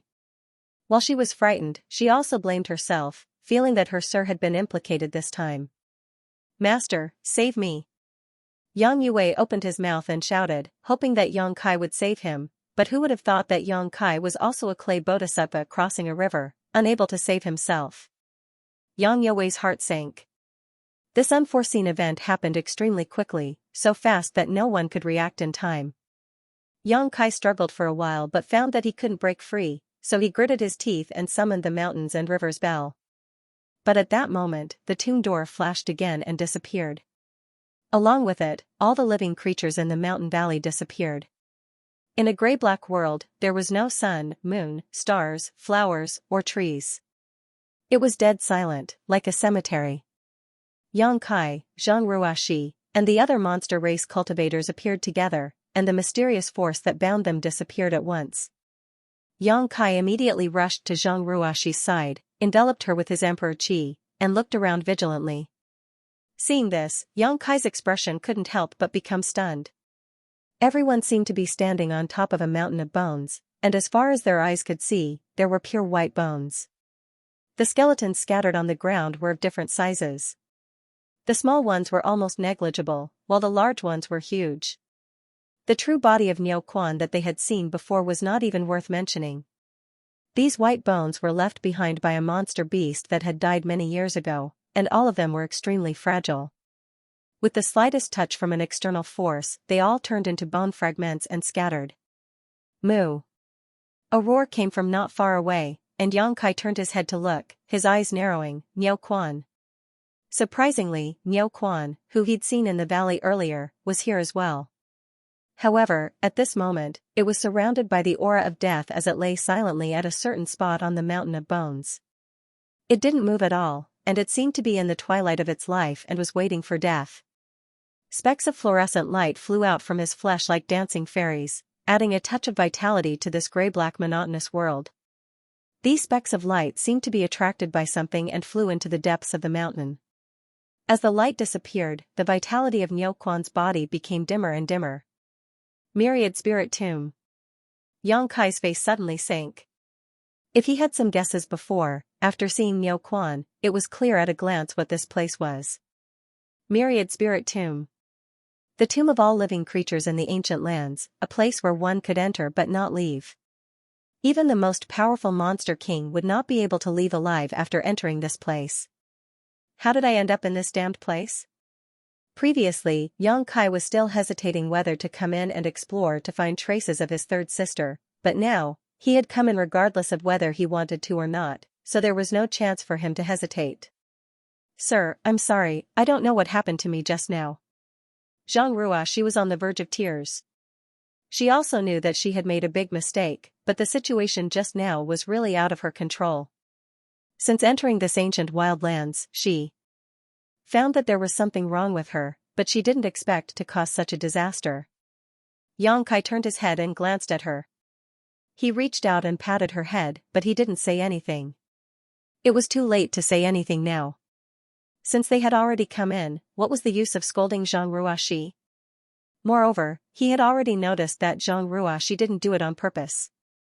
The most important thing now was to leave this damned place. He turned his head and looked at Yang Yue. After all, Yang Yue was a native of the monster race here. In terms of understanding of the Myriad Spirit Tomb, Yang Kai couldn't compare. If there was a way out, he would definitely know. At a glance, the corner of Yang Kai's mouth twitched. He knew that Yang Yue couldn't help him because at this moment, Yang Yue and the group of monster race cultivators were standing in place foolishly. A layer of gray-black light enveloped them, and specks of fluorescent light were floating out of their bodies. It was the same for Niu Quan, Yang Yue, and the other monster race cultivators. The fluorescent light that flew out of their bodies was obviously related to their vitality. The more they lost, the dimmer their vitality became. As time passed, they would die without a doubt. Niu Quan could be said to have come here to die, but Yang Yue and the other monster race cultivators had all been implicated. Sir, help. Yang Yue noticed Yang Kai's gaze and raised his head, his face filled with death qi as he called out in a trembling voice. Yang Kai looked embarrassed and coughed dryly. I can't do anything about this. You're on your own now.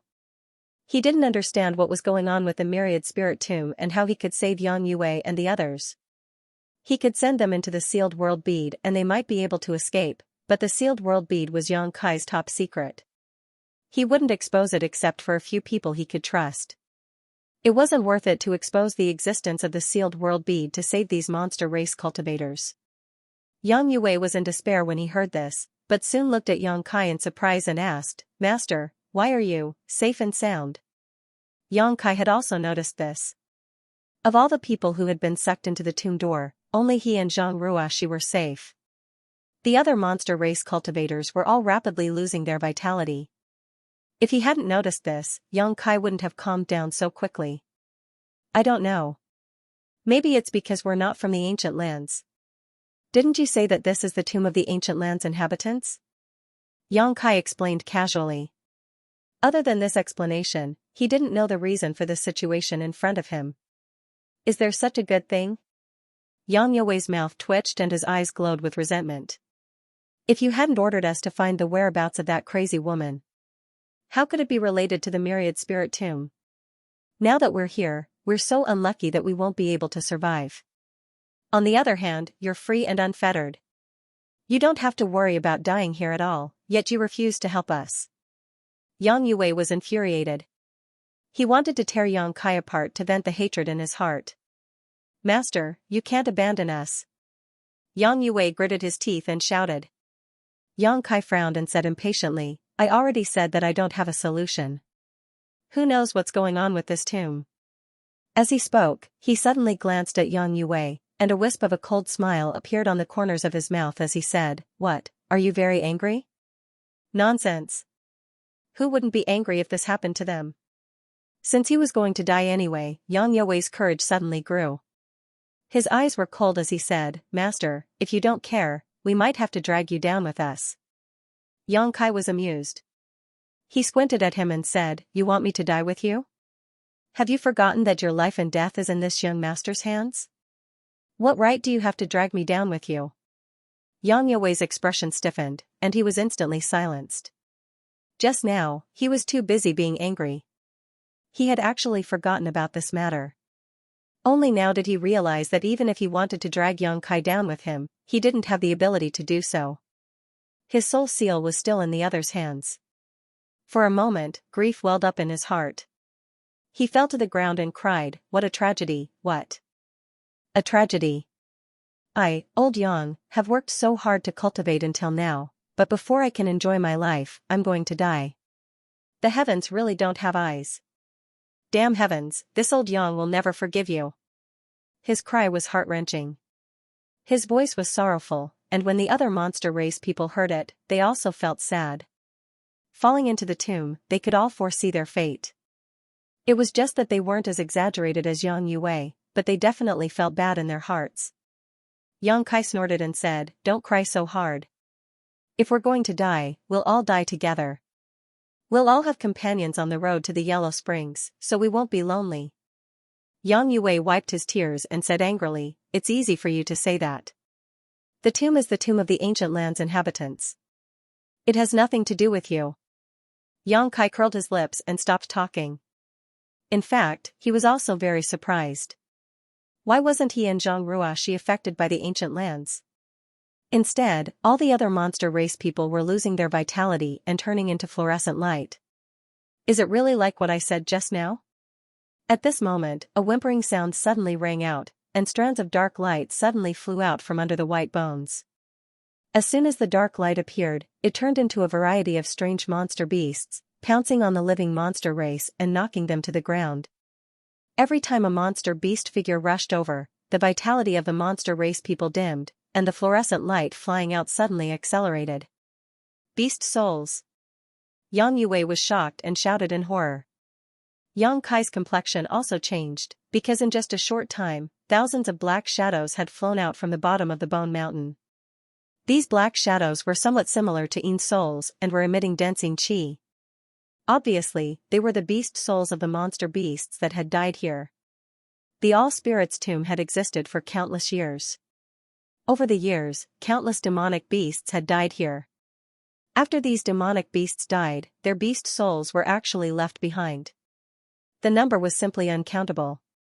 In the blink of an eye, countless beast souls flew above the Bone Mountain. Each of them had different appearances, but they all retained the shape they had when they were alive. Each of them had a strong aura. The dark mass seemed to have enveloped the entire tomb, like a swarm of locusts. Yang Yue and the other monster race people wanted to resist, but how could they? It didn't take long for each monster race being to be surrounded by a dense swarm of beast souls. Mournful cries rang out one after another, as if they were suffering some kind of inhumane torture. It was likely that they wouldn't survive. Zhang Ruashi's pretty face turned pale. She stuck close to Xianxia, not daring to move. With his previous experience of dealing with Yin souls, Xianxia didn't say anything. He directly summoned the insect enslavement bracelet and released all the soul-devouring insects. They formed a protective barrier around him and Zhang Ruoxi to ensure their safety. The remaining soul-devouring insects chased after the beast souls to gnaw on them. As soon as the soul-devouring insects were released, the countless beast souls obviously encountered nemesis. They all avoided Xianxia and Zhang Ruoxi, not daring to approach them. Xianxia was pleasantly surprised. The performance of the soul-devouring insects in the ancient lands this time was too eye-catching. They were definitely the best way to deal with Yin souls. He secretly decided to focus on cultivating them in the future. When they grew up, they might be able to fight against the great emperors of serene soul in the future. The old man relied on his high cultivation to indulge his daughter in her outrageous acts, but he couldn't do anything about it. This really made Xianxia gnash his teeth in hatred. The cries of Yang Yue and the others from the monster race died down one by one. In less than a dozen breaths, there was no more movement. They were obviously all dead. Xianxia felt that the soul seal that belonged to Yang Yue that he controlled had cracked. He couldn't help but sigh a little. Although he didn't intend to care about Yang Yue's life or death before, and he only controlled him to find the whereabouts of his third brother, it was still a little unexpected that he would die like this. "Sir, open a gap," Zhang Ruoxi suddenly said. Xianxia didn't know what she wanted to do. He was really scared by Zhang Ruoxi's previous actions. Once bitten, twice shy. But when he saw the big seal in Zhang Ruoxi's hand, his eyes suddenly lit up. He controlled the soul-devouring insects to open a gap. Zhang Ruoxi slapped the seal with her white hand and directly slapped it away. Then, she continued to form seals with her hands to control the power of the seal. After the seal flew out, it grew in the wind and suddenly became the size of a house. It was dark like a black hole. Asterisk walala, asterisk the sound of chains swinging rang out. As Zhang Ruoxi's hands changed seals, countless dark chains suddenly shot out from the inside of the seal and shot out in all directions. One by one, the flying beast souls were caught off guard by the pitch-black chains and were bound to death. The chains straightened, and under Zhang Ruoxi's control, they pulled the chained beast souls into the seal. In the blink of an eye, hundreds of aggressive beast souls were pulled into the seal and disappeared. No matter how they struggled, they couldn't break free. "Have you finished refining this 10,000 beasts seal?" Xianxia looked at her in surprise and asked. "I finished refining it a few days ago." Zhang Ruoxi didn't stop her hands and said happily, "I didn't expect to encounter such a good thing." The seal was the 10,000 beasts seal of Earth City's city lord, Zhu Hong. After Zhu Hong was killed by Xianxia in the ancient medicine garden, he gave the 10,000 beasts seal to Zhang Ruoxi for self-protection. This was an emperor artifact, and its power had nothing to do with the seal itself. Instead, it was related to the number of beast souls sealed in it. The more beast souls sealed in it, the stronger they were, the more powerful the 10,000 beast seal would be, and vice versa. After Zhu Hong obtained the 10,000 beast seal, he had only killed less than 1,000 monster beasts and used a secret technique to seal the beast souls of more than 1,000 monster beasts. Most of those beast souls were 11th order, 10th order, and only a handful of 12th order beast souls. They couldn't display the true power of the 10,000 beast seal. However, in this 10,000 spirit tomb, 12th order monster beast souls were everywhere. If Zhang Ruoxi sealed all of them into the 10,000 beast seal, the power this emperor artifact could display would be unimaginable. Beast souls were difficult to find. After all, one had to kill a monster beast to obtain a beast soul, and it had to be refined using a secret technique to prevent damage to the beast soul. Damaged beast souls wouldn't have much power.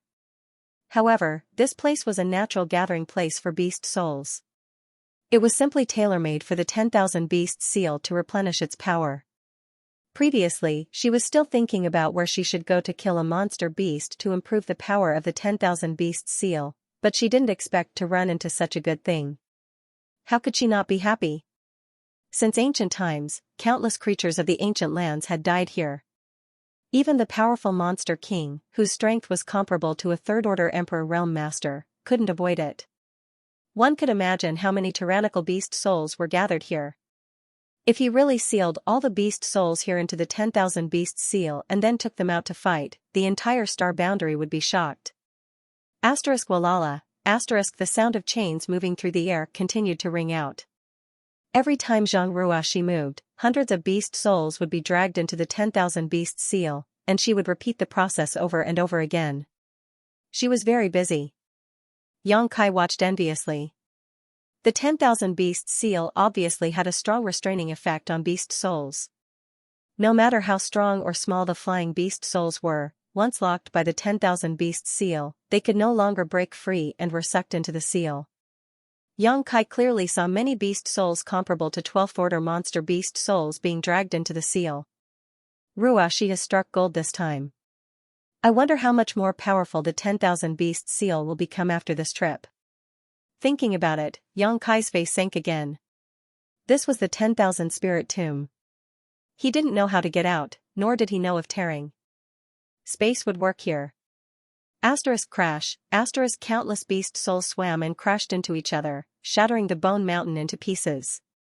White bones constantly turned into powder. Suddenly, a dim yellow light appeared in front of Yang Kai's eyes. Out of curiosity, Yang Kai reached out and grabbed the glowing object in his hand. It was cold to the touch and rolling, and a decent energy fluctuation immediately came from it. A monster core. Yang Kai's eyes lit up, showing a look of surprise. It turned out to be a monster beast's monster core.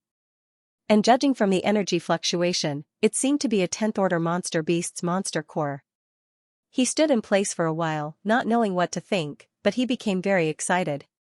He stretched out his hand and waved his sleeve, causing a gust of wind to blow.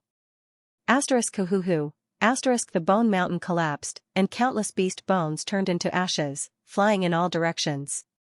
It was as if a white storm had arisen, and at the center of the storm, there was an open area with a radius of over 100 feet. On the ground, dozens of monster cores of different colors were scattered in a disorderly manner. Ha ha ha. Yang Kai couldn't help but laugh out loud, looking at the dozens of monster cores on the ground. He laughed so hard that tears almost came out of his eyes. Zhang Ruoxi had been carefully sealing the beast souls. But she had also observed Yang Kai's actions. At this moment, when she saw him, she exclaimed, "Sir, could it be that those monster beasts' monster cores were also left here after they died? That must be it.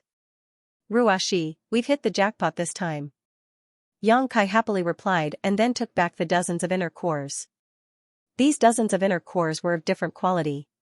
However, the lowest grade was at the 9th grade, while the highest grade was at the 12th grade.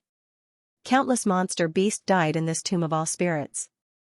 After their deaths, their souls turned into beast souls and guarded this place. Their bodies turned into fluorescent light and disappeared, but their nadens remained intact. It was impossible to calculate how many beast souls there were. Similarly, it was impossible to calculate how many inner cores there were. The monster beast's monster core had many uses, but it was mostly used in alchemy. Many spirit pills required the assistance of a monster beast's inner core. Yang Kai had accumulated a lot of spirit grasses and elixirs. If he could get enough nadens here, he would have more choices when refining spirit dawn. Previously, he thought that Zhang Ruoxi coming here was an opportunity, but he didn't expect that in the blink of an eye, this opportunity would also fall into his lap. If he could really sweep away all the inner cores in this tomb, how much wealth would that be? Even the 10 great emperors would be envious of him. After collecting the dozens of inner cores, Yang Kai waved his hand again. He swept away the nearby skeletons. Immediately, dozens of inner cores of different quality appeared on the ground.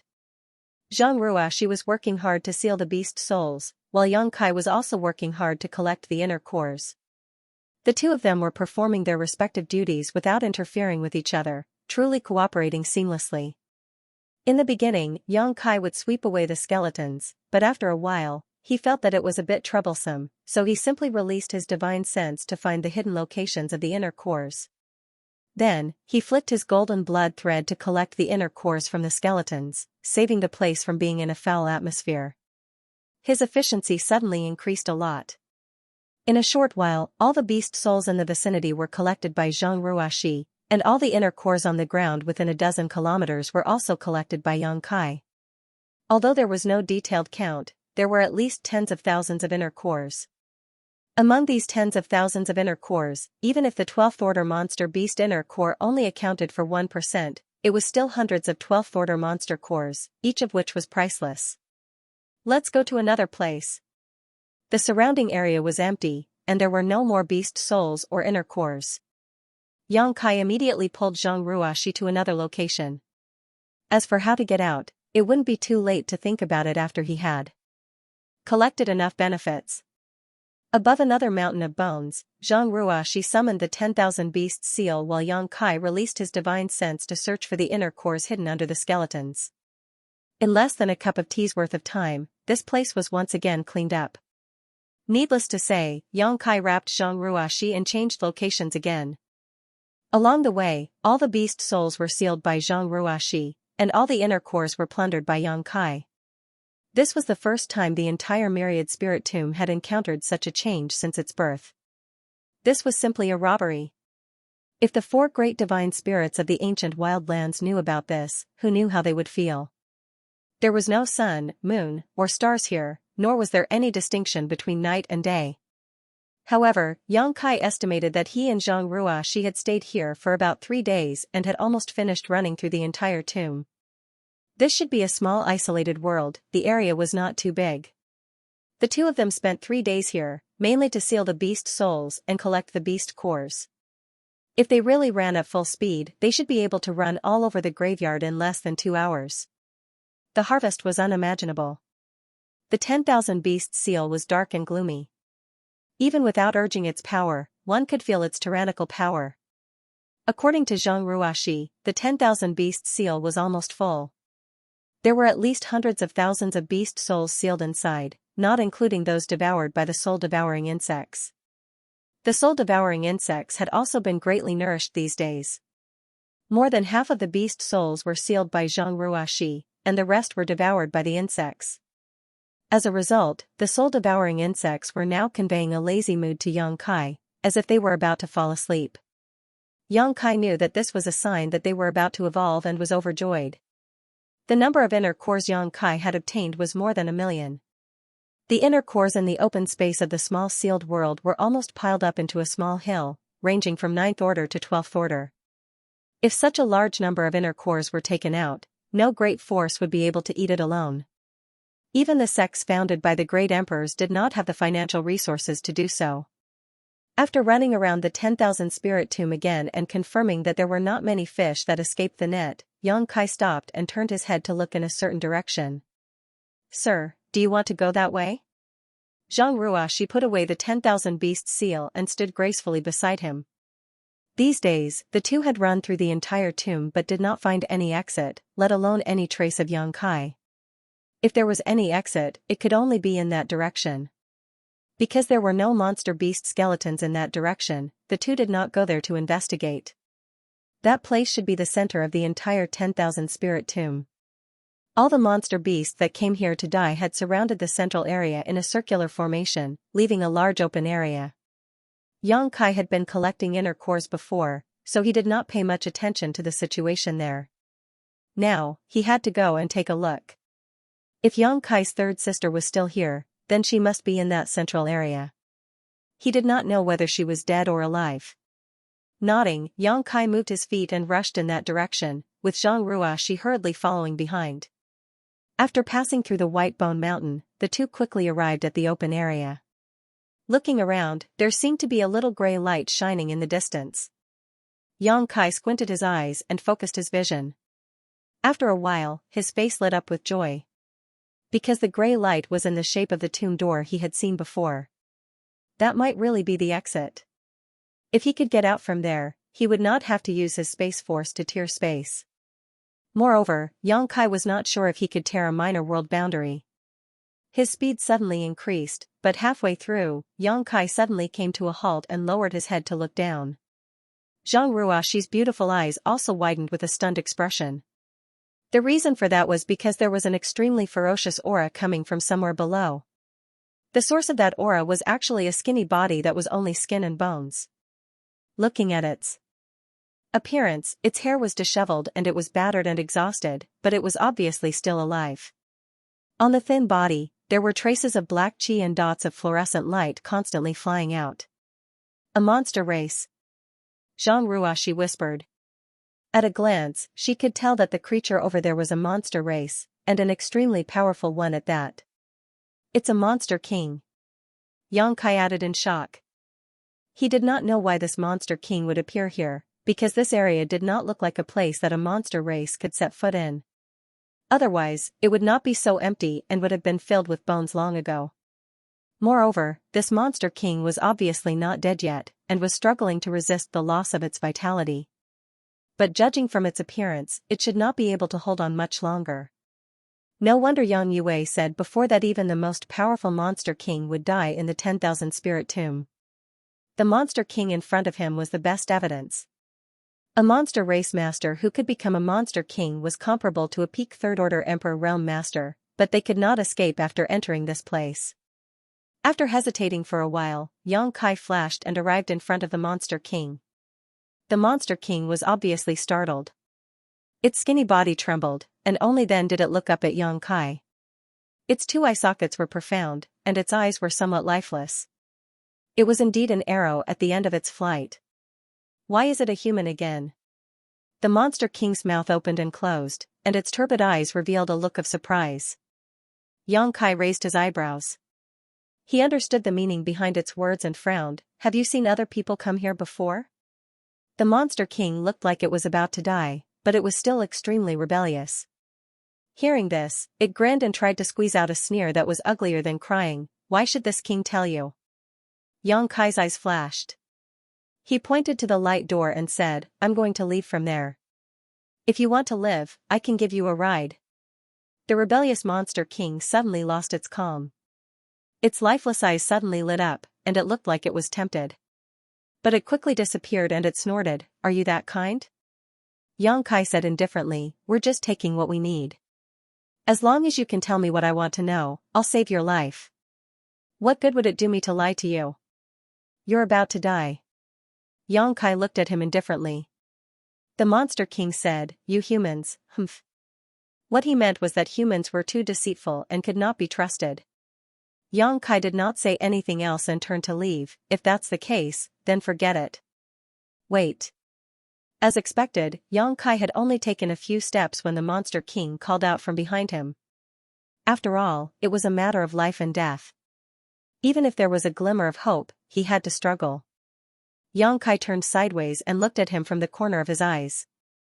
The monster king muttered something, but it was unclear whether he was cursing or not.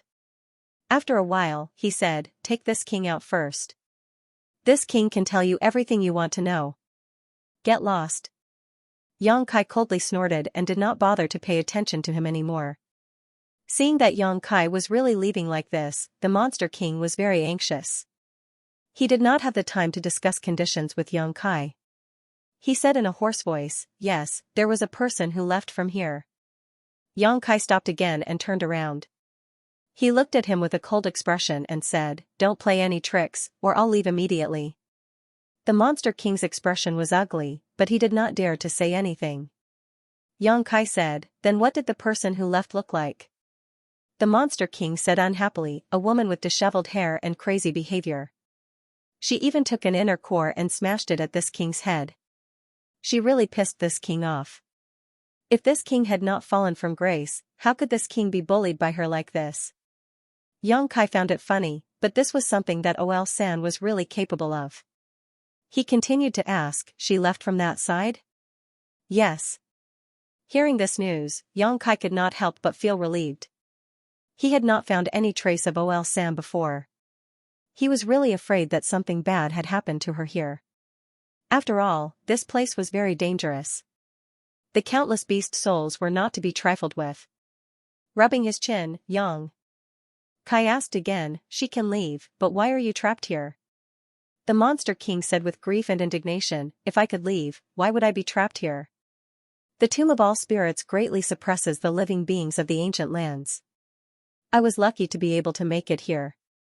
I want to leave, but I can't. You don't look like you're nearing the end of your life. Why are you here? Yang Kai looked at him curiously. Speaking of this, the monster king's face was filled with tears of blood. He sighed and said, "Fortune and misfortune are intertwined. I accidentally stepped on air and came to this damned place." Just like the monster beast that the Monster King had encountered, there were countless of them in the ancient lands. Not every creature that entered the ancient lands had reached the end of their lifespan, but once they entered the ancient lands, their lifespan would truly come to an end. It was also because this Monster King was so powerful.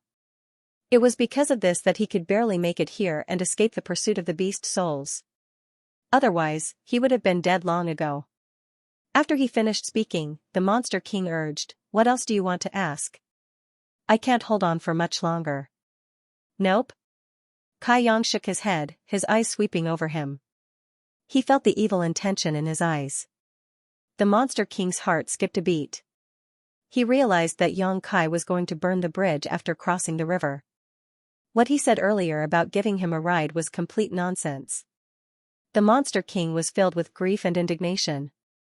He already knew that the words of humans could not be trusted, but he still tried with a sliver of hope. In the end, he was still going to be killed. The Monster King felt very, very tired. However, he did not expect that Yang Kai would not immediately kill him. After pondering for a while, he said, "Hand over the soul seal and I'll spare your life." He wanted more. Previously, he had controlled Yang Yue to work for him. Yang Yue was only a demon general and had limited subordinates. If he could control a Monster King to work for him, not only would he be able to find Xiaoxiao with half the effort, but he would also be able to find Xiaoxiao. Moreover, with the Monster King's protection, it would be much more convenient for him to move around the ancient land. When the Monster King heard this, he was like a cat whose tail had been stepped on. He sneered, "Wishful thinking." He was one of the 32 Monster Kings. He had a noble status and powerful strength. How could he be willing to be controlled by a human? This human was not even as powerful as he was. At his peak, he could kill him with one slap. How dare he ask him to hand over the soul seal? What a joke. Yang Kai did not force him. He just said casually, "If you die, you have nothing. There is only hope when you are alive." The Monster King sneered, "It's still better than being enslaved and struggling at death's door." Yang Kai glanced at him and said indifferently, "Monster King, you have children, right? If you die here, what will happen to your children? The monsters who were bullied by you will not be polite to your children. By the way, Monster King should have wives and concubines, right? With the Monster King's status, all of his wives and concubines should be beautiful, enchanting and charming. After you die, I'm afraid that your wives and concubines will follow others and be ravaged and tasted by others. The Monster King will not be able to feel the ecstasy of it anymore. What a pity, a group of orphans and widows.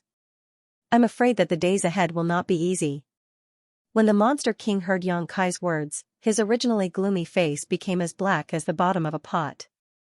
He felt that this human's words were too harsh. He could not help but think of the tragic fate of his children and concubines after he died.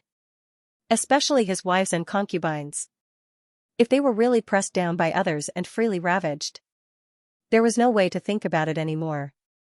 The Monster King's eyes were red and his nostrils were constantly snorting hot air. Xianxia, she was also extremely uncomfortable listening to this. Her face was slightly red. She thought to herself, "How can Sir say anything? It's too embarrassing." The Monster King's face changed. The speed of the light that flew out of his body suddenly increased. It seemed that he was unable to suppress his aging. Due to the change in mood. To Yang Kai's surprise, after a while, the Monster King turned his head and said, "This king would rather die than submit." That didn't make him submit? Yang Kai was slightly stunned. He felt some admiration for this guy in his heart. Most people would agree to any condition when they were about to die. Take Yang Yue for example. He immediately handed over his soul seal when Yang Kai asked. However, this Monster King had some integrity. It was really impressive. There was no other way. He could only use his ultimate move. Yang Kai still counted on the Monster King to work for him. He couldn't kill him now. He raised his head and gave Xianxia a look. He coldly snorted and said, "Show him what you're made of." Xianxia was stunned. However, she was smart and immediately understood what Yang Kai meant. She stretched out her hand and patted the void, immediately summoning the 10,000 beasts seal. The Monster King sneered, "If you want to kill me, then kill me. There's no need to talk nonsense." His attitude of facing death was quite eye-catching. Xianxia did not say a word. Zhang Ruaxi, on the other hand, made a series of hand seals. She kept attacking the 10,000 beasts seal. In an instant, whooshing sounds could be heard. Beast souls of different sizes flew out of the 10,000 beasts seal. In a short time, they filled the void. Each beast soul retained their appearance when they were alive. Each of them had an extraordinary aura and an awe-inspiring temperament.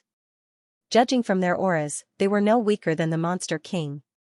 Some were even stronger. The Monster King's eyes widened as he stared at them in a daze. Zhang Ruaxi said, "This is the 10,000 beast seal. It has a strong restraining effect on monster beast souls. Monster King, do you want to submit to my sir now, or do you want me to use the 10,000 beast seal to take your soul after you die? You will never be reincarnated. It's your choice." The Monster King's thin body trembled all of a sudden. He raised a hand and pointed at Xianxia, saying in grief and indignation, You've gone too far."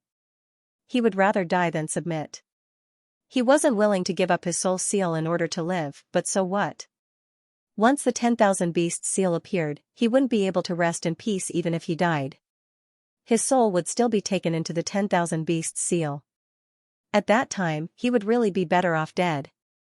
Xianxia chuckled and motioned for Zhang Ruaxi to take back the 10,000 beasts seal. Then, he reached out and patted the Monster King's shoulder. He said, "Don't make it sound so bad. Monster King, you would rather die in glory than live in dishonor. Your heroic spirit is really admirable. However, you and I have different paths. Why would I save you if there were no benefits? You promised me just now." The Monster King glared at Xianxia, but he couldn't do anything about it.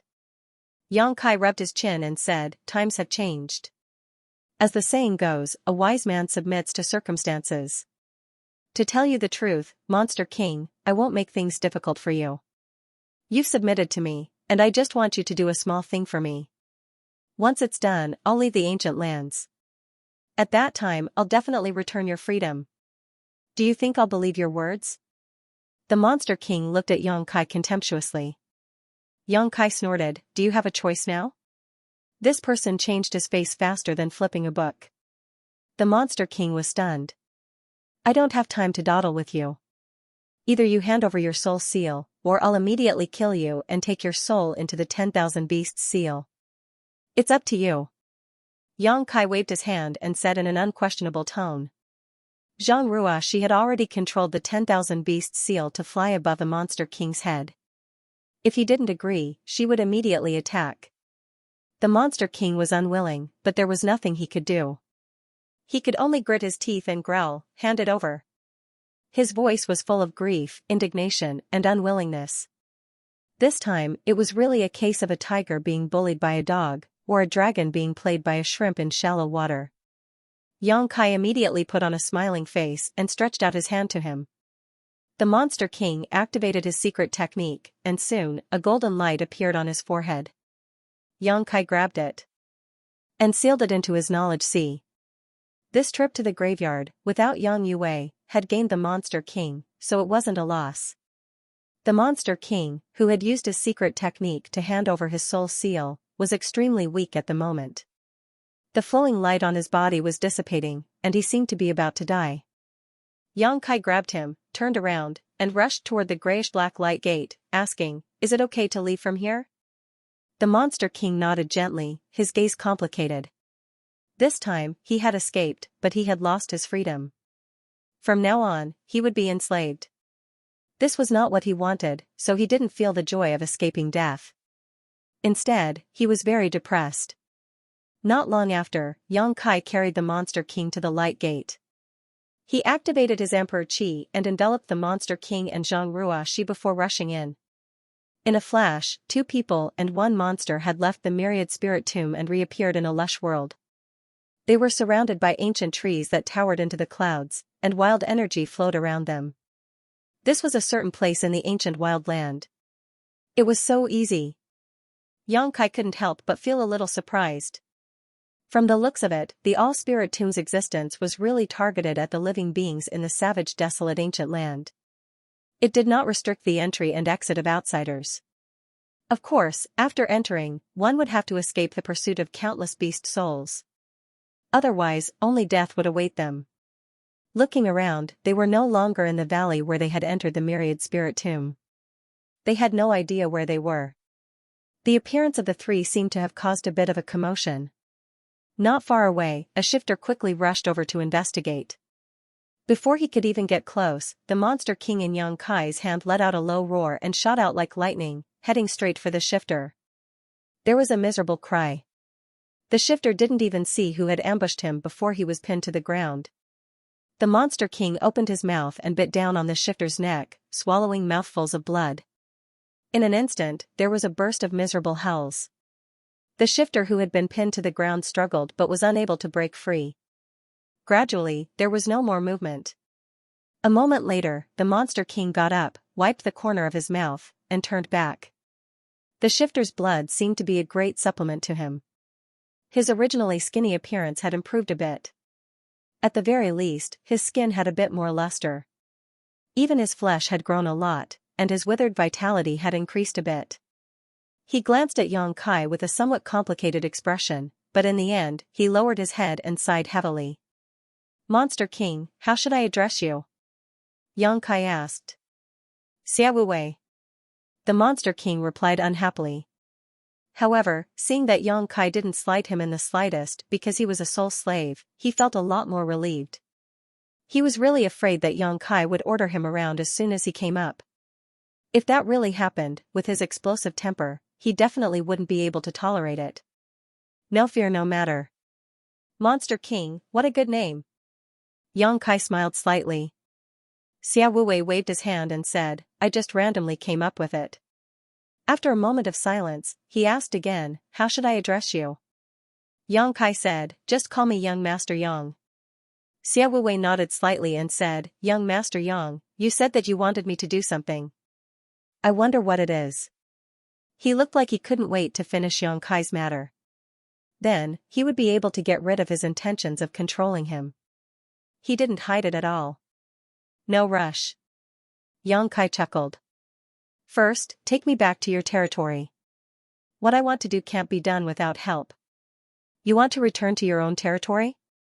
Xia Wuwei had a disgusted look on his face. As one of the 32 Monster Kings, he had a revered status.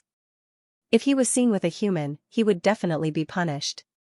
Furthermore, he was being ordered around by this human. Where was he supposed to put his face in the future? As if reading his mind, Yang Kai said, "Monster King, don't worry.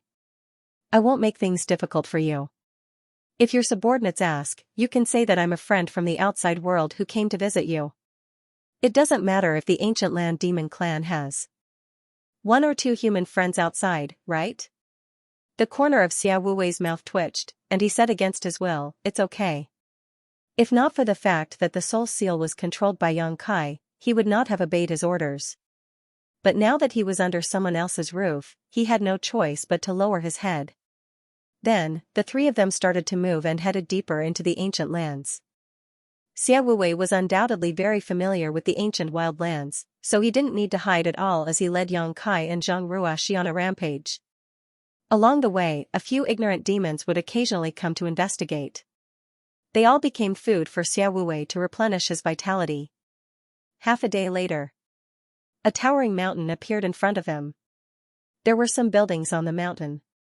After taking a closer look, Yang Kai found that these buildings were clearly made of large and small stones. There wasn't much beauty in them, but they looked rough and bold, just like the nature of the monster clan.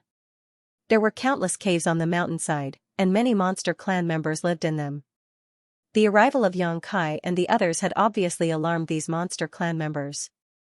They all walked out of the caves to investigate, but before they could see clearly, the three of them had already rushed into the only hall. Immediately, several beautiful maidservants in the hall greeted them. They looked at Xia Wuwei in fear and bowed, "Master." Xia Wuwei was in a bad mood, so he didn't bother to pay attention to these maidservants. He rushed in without looking at them. However, Yang Kai and Zhang Ruaxi, who followed behind Xia Wuwei, attracted the attention of the maidservants. After all, the two of them didn't have the slightest demonic qi on them. They were clearly humans. They didn't know why Xia Wuwei had brought two humans back with him. Moreover, these two humans didn't seem to be the master's captives. In the hall, there was a white bone throne. It was unknown what kind of demonic beast it was carved from. It was crude as always. Xia Wuwei directly walked forward, turned around, and sat on it. His tiger-like eyes looked disdainfully in all directions, and he had a sense of majesty. But soon, Xia Wuwei's expression became awkward. As soon as he returned to his own place, he calmed down and forgot about his current situation. Seeing Yang Kai standing below and looking at him with a smile, Xia Wuwei quickly stood up. "Monster King, please sit down. We are just your friends from outside." Yang Kai transmitted his voice. He had seen the Monster King's unyielding temper, so he didn't want to embarrass him too much. After all, there were still things for him to do, so he didn't need to care too much about superficial things. Xia Wuwei was grateful. He felt that this human was reasonable, so the rejection in his heart wasn't as strong. He sat down again and stretched out his hand. "Young Master Yang, please sit." Yang Kai smiled slightly, turned around, and walked to the side. He found a place to sit down and looked around. He found that this place was much more impressive than Yang Yue's. Whether it was the style or the layout, it was on a different level. He thought to himself, the Monster King is worthy of being the Monster King. Yang Yue, a mere monster general, couldn't compare at all. When he came here just now, he also felt the aura of many 12th order monster beasts on this mountain. In other words, they were more or less equivalent to the masters of the Emperor realm. The Monster King had so many subordinates of the Emperor realm, so how many were there in the 32 roads? Not to mention, there were also the 4 great divine spirits in the ancient wild land. If such a group of monsters were to be brought out, unless the 10 great emperors joined forces to resist, they would probably be able to sweep through the entire star boundary. The ancient wild land was really not to be underestimated. Zhang Ruaxi obediently stood behind him, her pair of beautiful eyes looking around curiously. "Come!" Xia Wuwei shouted in a deep voice. Immediately, 6 monster race cultivators with imposing auras rushed in. They seemed to have been waiting for a long time. Yang Kai's eyes narrowed when he saw this, because these monster race cultivators gave him the feeling that they were no weaker than second-order Emperor realm masters. The 6 monster race cultivators entered the hall and cupped their fists in unison. "Greetings, Master." Xia Wuwei raised his hand slightly, indicating that they did not need to be so courteous. Only then did he speak. "Did anything happen while this king was away?" He did not tell his subordinates that he had accidentally fallen into the 10,000 spirit tomb. Otherwise, he would not be able to explain how he had escaped. A thin monster race cultivator on the left immediately stepped forward and cupped his fists, reporting to Master, "This subordinate has something important to report." "What is it?" Xia Wuwei asked indifferently without raising his eyes. He took the tea handed to him by his maidservant and took a sip. He did not know what the tea was made of. It was dark red and as thick as blood, but it exuded a strange fragrance. When the monster race cultivator heard this question, he glanced hesitantly at Yang Kai, who was sitting next to him, and hesitated. He clearly did not want to report this matter in front of a human, so as to avoid leaking secrets. Xia Wuwei took a sip of the tea, put down the bone cup, and raised his eyes. "There is no harm in speaking. Young Master Yang is this king's friend in life and death. There is nothing to hide." He said this out of helplessness. Now that his soul seal was controlled by Yang Kai, his life and death were in Yang Kai's hands. Even if he wanted Yang Kai to retreat, he was powerless. He secretly regretted it. If he had known that something was going to happen, he would not have summoned his subordinates. Now that the situation was not good, he could only force himself to let his subordinates report. The monster race cultivators were also surprised when they heard this.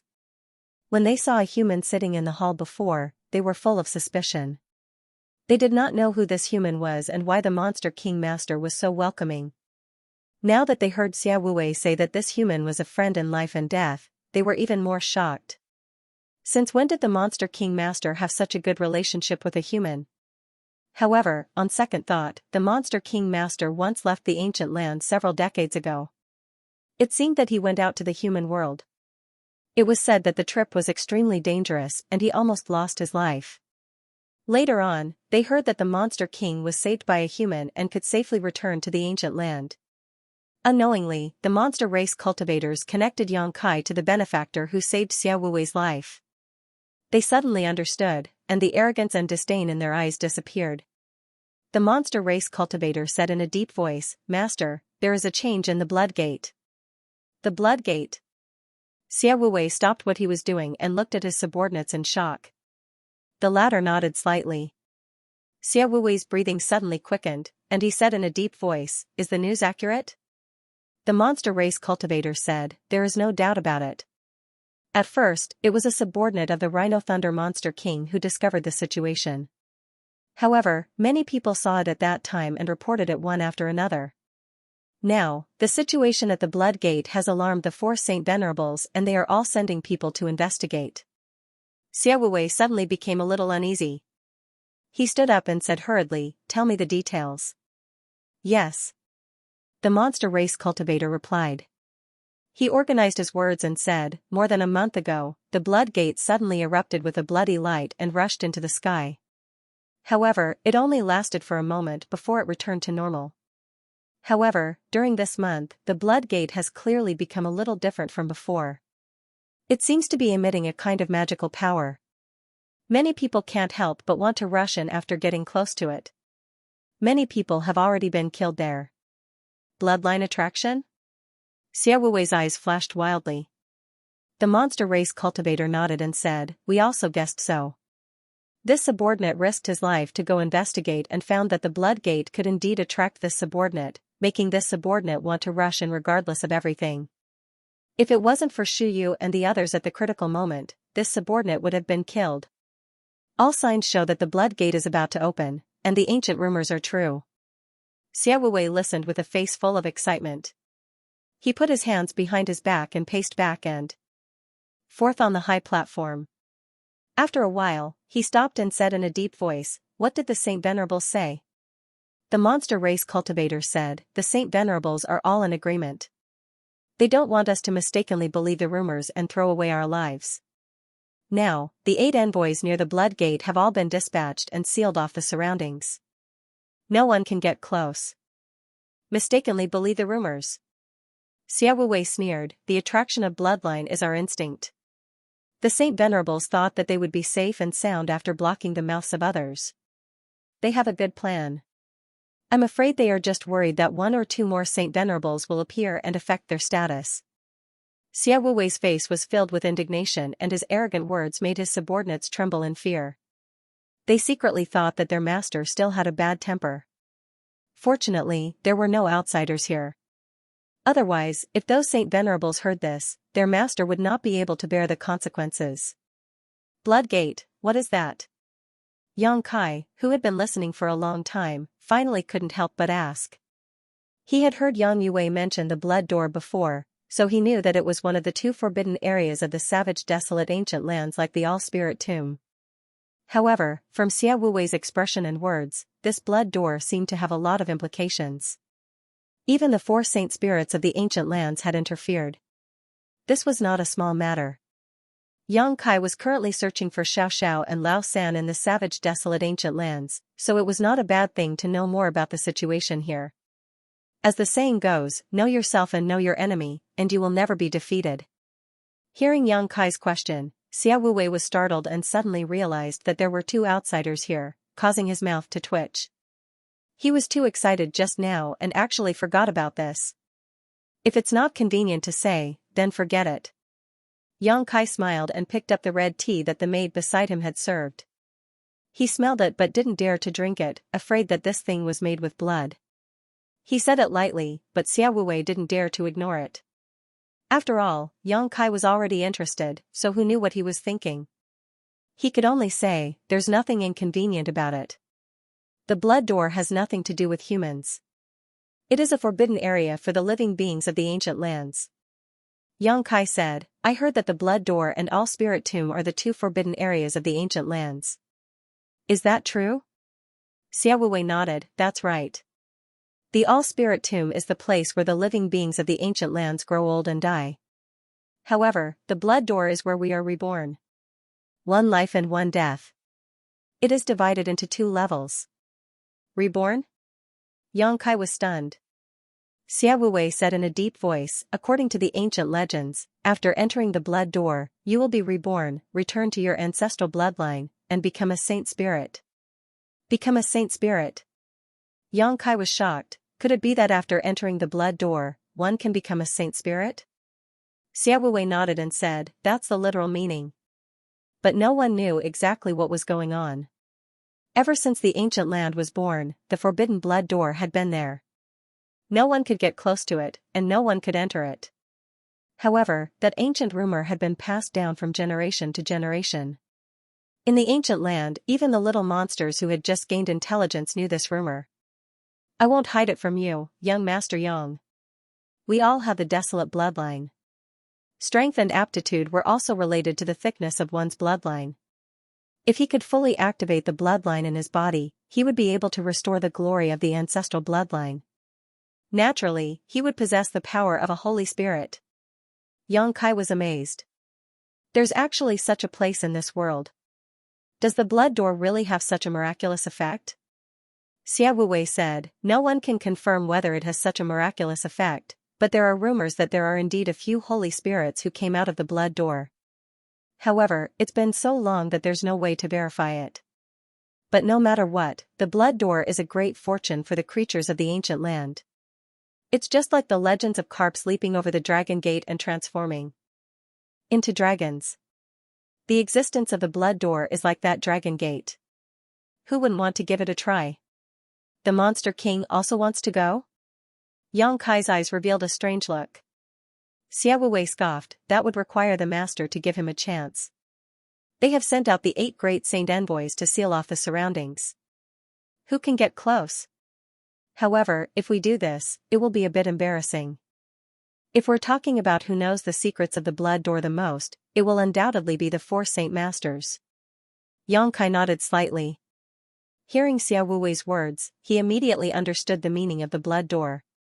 If he could really activate the ancestral bloodline in the bodies of the creatures of the ancient land, then his strength would definitely soar. This Blood Door was indeed a place of new life. It was the complete opposite of the 10,000 spirit tombs' place of old age and death. The world was so big, and there were indeed all sorts of strange things. Yang Kai sighed in his heart. If it wasn't for Xiao entering the savage desolate ancient land, he probably wouldn't have been able to imagine that there would be such a magical place in this world. The few saint masters have been accumulating power for a long time. Once the 8 envoys come out, I'm afraid no one will dare to make a move for the time being. In the end, I'm afraid it'll backfire. Pass down the order to closely monitor the situation at the Blood Door. If there's any movement, report it immediately. I don't believe that those 30 or so old fellows will obediently go into hiding. Xiaowei waved his hand and said. The old fellows he was referring to were undoubtedly the other 31 Monster King. When Yang Kai heard this, he faintly realized that this savage desolate ancient land didn't seem to be a monolithic place. Yes sir. The skinny goblin clan received the order and immediately went to prepare. Xiaowei stood on the high platform, his expression uncertain as he pondered for a while. Only then did he suddenly raise his head to look at Yang Kai, and say, Young Master Yang, what did you say you wanted this king to help with? Looking for someone. Yang Kai smiled slightly. Who are you looking for? Xiaowei asked in surprise. It's that crazy woman you saw earlier. As Yang Kai spoke, he stretched out his hand and pointed in front of him. With a ripple, the image of old San appeared. When Xiaowei saw it, his face couldn't help but darken. He still remembered the scene when old San smashed him with his inner core in the myriad spirit tomb. I have some relationship with this woman. Her mind is not clear right now, so it's very dangerous for her to wander around the savage desolate ancient land, so I need to find her and take her away. This wasn't difficult, so Xiaowei was relieved when he heard this. He was originally worried that Yang Kai would take his soul seal and ask him to do something difficult, but now it seemed that it was just looking for a person, which was really a small matter. He turned his gaze to a man with the face of a rat and said, "Shu Yu, pass down the order. Tell our brothers to pay more attention to this woman's whereabouts. If they find anything, report it immediately. Also, don't let anyone hurt her." The goblin clan man named Shu Yu immediately cupped his fists and said, "Yes sir." He turned around and left. Xia Wuwei turned to look at Yang Kai and said, "If this woman is still in the savage desolate ancient land, as soon as she shows herself, this king's subordinates will definitely notice her. Young Master Yang, just wait for good news." Yang Kai nodded in satisfaction, "Thank you, Monster King." Xia Wuwei's mouth twitched, and he said against his will, "Young Master Yang's matter is this king's matter, no need to be so polite. Men, take young Master Yang to rest and settle him down." He couldn't wait to send Yang Kai away. In the end, it was because he felt uneasy being with Yang Kai, and he was afraid that his subordinates would notice something wrong and lose face. "No rush." Yang Kai raised his hand and interrupted him, "I still need to ask Monster King for some information." Xia Wuwei frowned slightly as he looked at him. Yang Kai stretched out his hand and was about to condense a small image when suddenly, a loud noise came from below. Then, the whole hall shook, and the maidservants screamed in fright. The 4 goblin clan men's faces also changed. Roar. A muffled roar suddenly came from the depths of the ground, like a beast that had been trapped for thousands of years. It was extremely oppressive, and everyone could feel the anger of the owner of the roar. Yang Kai was as still as a mountain, and he looked at Xia Wuwei curiously. He didn't know what happened here, and what kind of monster was suppressed under the mountain. Xia Wuwei's face didn't look good either. He turned to look at the goblin clan men below and shouted, "That big guy still hasn't surrendered?" One of the goblin clan men said with an ugly face, "That thing is a little stubborn. We used many methods, but we still couldn't make it surrender. A bunch of trash." Xia Wuwei snorted coldly. The goblin clan men were scolded until they couldn't raise their heads. "I'll go take a look myself." Xia Wuwei didn't know what use the suppressed monster under the mountain had. He waved his sleeves and was about to ask about it himself, but after walking a few steps, he turned back and said, "I've neglected young Master Yang. Something has happened here, and I need to go take care of it. You follow my maidservant to rest, and I'll come back later to apologize."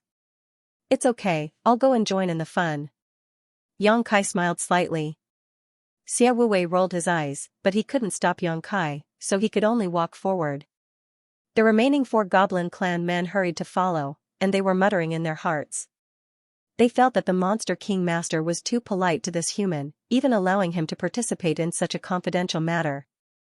After leaving the hall, they quickly came to a cave, and the group went in one by one. The cave seemed to be the entrance, and there were stairs leading down to who knows where. There were fluorite stones on both sides of the cave, so it didn't seem dark. The few of them took large strides as if they were flying, rushing down the stairs. After descending for more than a few thousand feet, the terrain suddenly opened up, revealing a spacious underground palace. There were many goblin clan members gathered in the underground palace, but at this moment, these goblin clan members were facing a great enemy. Many goblin clan members even revealed their true forms, looking at the underground palace in horror. Seeing the arrival of Xia Wuwei and a few of his subordinates, these goblin clan members retreated to the side, their expressions respectful and fearful. Xia Wuwei glanced around, reached out his hand to summon a small goblin clan member, and shouted, "What's the situation?" The small goblin clan member's face was pale, and he stammered, "We don't know." That big guy suddenly woke up and flew into a rage. "We were too weak to stop him, and several of our brothers have already died. If it weren't for the god-binding chains that Master personally set up, I'm afraid he would have already escaped. Scram, what use do I have for you?" Xia Wuwei's expression was displeased, and with a wave of his sleeve, he swept the small goblin clan member to the side and walked straight into the depths of the underground palace. Roar. Another roar came out, and the sound waves wrapped in a gust of wind swept through the underground palace, causing everyone's clothes and hair to flutter. Yang Kai couldn't help showing a look of surprise as he wondered what kind of strange thing was being suppressed in this underground palace that possessed such power. Out of curiosity, he focused his vision and looked inside. What he saw made Yang Kai's expression turn blank, as if he had been struck by lightning, and he froze on the spot, saying in a trembling voice, Xiao. A few dozen feet away, there was a huge humanoid creature that was at least 15 feet tall. It was chained to the ground by a series of black chains. That huge creature had distinct edges and corners. At first glance, it seemed to be carved out of stone. Its entire body glowed with a stone luster. However, it had distinct facial features and strong limbs. It was full of explosive power. The big guy in front of him was clearly Xiao after she grew up. When the group of monster race cultivators heard this, they all looked at Yang Kai with strange expressions, muttering in their hearts, small? That guy is clearly a big guy. Is this human blind? And this was only because of the suppression of the god-binding chain. If it weren't for the god-binding chain, this big guy would have grown even bigger and could have destroyed the entire underground palace. But before he could finish his thoughts, he saw Yang Kai had already taken a step forward, his eyes filled with a complex look, as if the only thing left in his world was the monster, and nothing else. Xiaowei was shocked and shouted in a low voice, Young Master Yang, be careful. This thing is violent and powerful. Please step aside and let this king deal with it.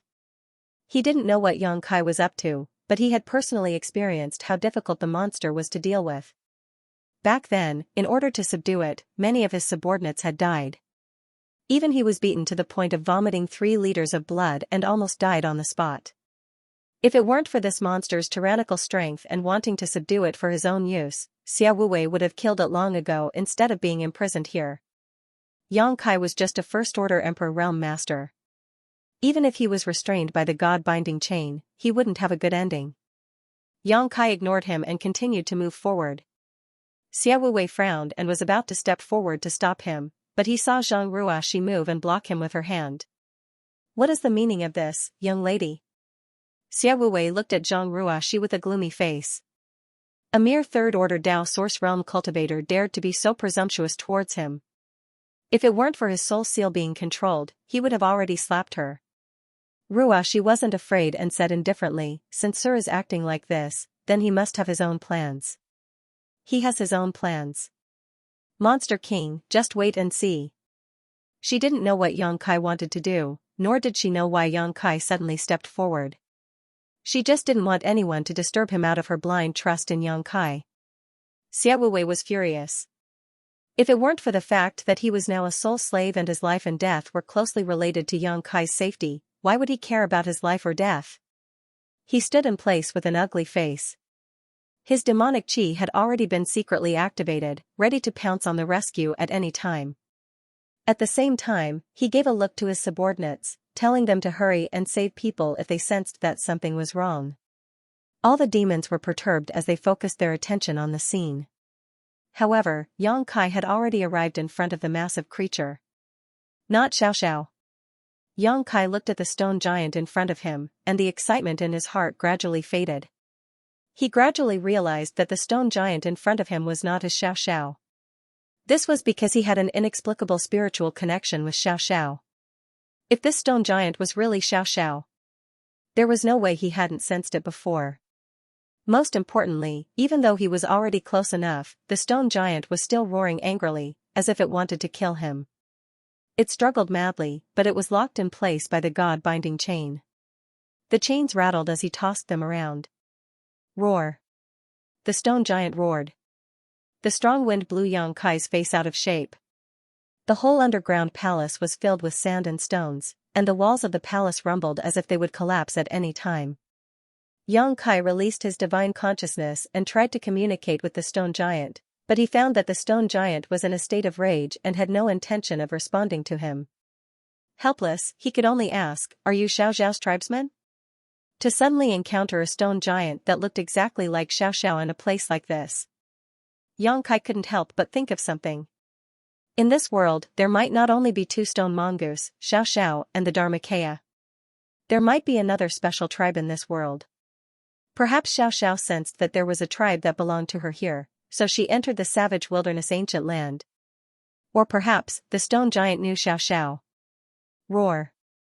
The stone giant's reply was still an angry roar, and the demons were frightened. They secretly thought that this human was really brave. He was facing a stone giant that even the Monster King Master was almost no match for, and he was still so calm. Not to mention anything else, just this courage alone was enough to make the demons respect him. But he was a little stupid. They didn't know if he would be smashed into a meat patty later. Have you seen it before? Xianxia reached out and pointed, and an image of Xiaoxiao condensed in front of him. In the image, Xiaoxiao's appearance when they were separated was clearly shown. He was simple-minded and his eyes were lively. He was only half the height of a human, and his stone skin was sharp and angular, as if he was wearing a layer of stone armor. He looked extremely sturdy. The most important thing was that he was carrying a pitch-black stick on his shoulder. He had one hand on the stick and the other on his forehead as he looked into the distance. The roaring stone giant suddenly quieted down, and his angry eyes stared blankly at the illusory image. He then looked up at Xianxia, and the anger in his eyes gradually dissipated, revealing a trace of confusion.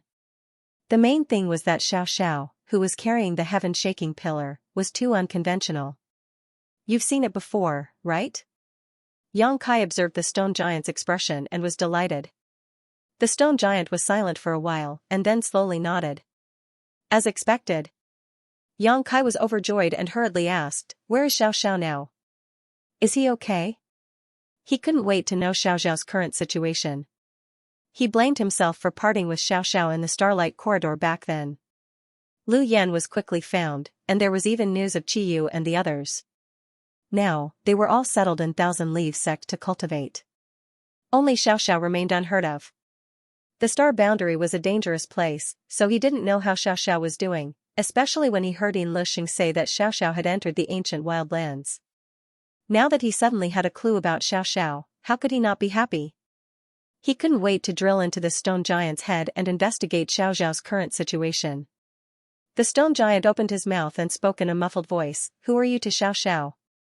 His words weren't very clear, and it was obvious that he rarely spoke, but his voice was like thunder, shaking the entire Earth Palace. The group of monster race masters were stunned as they stared blankly ahead, each of them wailing in their hearts. This big fellow had actually spoken. They had always thought that this big fellow didn't have intelligence and couldn't communicate with living beings, but now they understood that it wasn't that he didn't have intelligence and couldn't communicate, but rather that he was too lazy to pay attention to them. Xia Wuwei's eyes flashed with surprise as he was secretly shocked. Seeing this, he also understood that Xianxia seemed to have some kind of relationship with this stone giant, otherwise, he wouldn't have been able to quell his anger so easily and allow him to speak. He had spent a great deal of effort to capture this stone giant, so wouldn't Xianxia vent his anger on him? Xia Wuwei felt uncomfortable in his heart. If Xianxia really did vent his anger on him in front of so many of his subordinates, where would he put his old face? He secretly wondered if he should ask his subordinates to withdraw first so that he wouldn't be in an awkward situation later. Xiaoxiao. Xianxia grinned as he realized that the stone giant in front of him was referring to Xiaoxiao, nodding, "I hatched this little guy with my own blood essence and raised him single-handedly." There was no need for further explanation, these two sentences were enough. Hearing this, the stone giant nodded and said in a booming voice, "So the benefactor that Elder was talking about is you." Elder. Xianxia raised his eyebrows, wondering where this elder had come from, but he wasn't in the mood to ask, so he only asked, "How is Xiaoxiao now? Has he encountered any danger these past few years?" The stone giant said in a booming voice, "Since you are Xiaoxiao's benefactor, then you are a guest of my tribe, so there is no need to hide anything from you. Xiaoxiao found his own tribe many years ago, and the tribe accepted him, so he is very safe now." "You have your own tribe?" Xianxia was slightly surprised. Although he had some guesses before, he couldn't help but be shocked after confirming them. The stone mongoose tribe was born invulnerable to swords and spears, possessing extraordinary strength. When they reached their peak, one of them alone would be difficult to deal with, but if a group of them came, even saint spirits would have to retreat. The stone giant said proudly, "My stone spirit tribe may be few in number, but we have not reached the point of extinction." "Why are you so surprised?" Stone Spirit Tribe. Xianxia was a bit speechless. It seemed that calling them the Stone Mongoose Tribe was a bit wrong. They called themselves the Stone Spirit Tribe, but it was just a name anyway, so it didn't matter. "Can you take me to see Xiaoxiao?" Yang Kai asked again. As soon as these words came out, the stone giant in front of him was silent for a while, then said, "You want to take Xiaoxiao away? Xiaoxiao is now a member of the tribe, so he can't leave with you. My stone spirit tribe is not bound by anyone, and anyone who dares to have ideas about my stone spirit tribe is an enemy." Yang Kai said with a smile, "I just want to see him, not take him away." The stone giant looked him up and down, then nodded and said, "You are not lying." Yang Kai was surprised, thinking that the stone giant could tell whether he was lying or not. However, he didn't know much about the stone spirit tribe, and he didn't know if they had any special divine technique other than refining ores. "I can satisfy your request, but right now, the stone giant said as he pulled the chains that bound his limbs. There was a clattering sound, indicating that Yang Kai couldn't even protect himself right now, and he was afraid that he couldn't do anything. "That's easy," Yang Kai replied, then turned around and said, "Monster King, please come here." Xia Wuwei's mouth twitched, and he walked over reluctantly. He heard the conversation between Yang Kai and the stone giant clearly, so he knew what Yang Kai wanted him to do. It was not easy for him to catch the stone giant alone, so he imprisoned him here, hoping that he could completely make him work for him. Who knew that Yang Kai would suddenly appear out of nowhere? "Young Master Yang, what are your orders?" Xia Wuwei walked closer, lowered his voice, and pretended to ask. Yang Kai tilted his head and said, "Let him go." "This?" Xia Wuwei was hesitant. The stone giant stared at him angrily, as if he wanted to kill his father and steal his wife, and was absolutely irreconcilable. Xia Wuwei said with a bitter face, "Young Master Yang, it's not that I don't want to, but look at him. If I let him go, I'm afraid that he will immediately cause trouble for me. I don't want this place anymore, and if he wants to cause trouble, my mountain will be razed to the ground." This was not an exaggeration. The rock spirits were born with the ability to control the laws of the earth. It was normal for them to move mountains and seas with a flip of their hand. Yang Kai turned to look at the rock giant and said, "He'll let you go. How about you let him go?" The rock giant snorted, "Anyone who dares to attack the rock spirit tribe is an enemy." He was unwilling to give up, which made Yang Kai speechless. "Young Master Yang, look." Xia Wuwei pointed at the rock giant, which meant that it was not that he did not want to let him go, but that he could not do anything about it. Yang Kai rubbed his forehead and looked at the rock giant helplessly. He said, "The Monster King is strong. If we fight again, both sides will suffer. As the saying goes, it's better to squash enmity than to keep it alive. How about you just let it go? You have nothing to lose anyway. You should let him go." The stone giant snorted twice. It seemed that he was still very reluctant. Xia Wuwei also flung his sleeves, very unhappy. Yang Kai looked at the rock giant and said sincerely, "Didn't you say that I'm an important guest of your tribe? Can you give me some face?" The rock giant huffed and puffed for a while, then said unhappily, "Fine, let's leave it at that." He was willing to turn big problems into small ones, and small ones into nothing. Yang Kai immediately signaled to Xia Wuwei, "Let him go." Although Xia Wuwei was still a little reluctant, he couldn't change Yang Kai's mind. He could only push his monster chi, and in an instant, monster chi filled the air and rushed towards the black chains that were binding the stone giant. It was unknown what Xia Wuwei did, but after a few cracking sounds, the chains binding the stone giant fell to the ground. Seeing that the rock giant was free, Xia Wuwei immediately flashed behind Yang Kai. He was vigilant. It was not that he was afraid of the rock giant.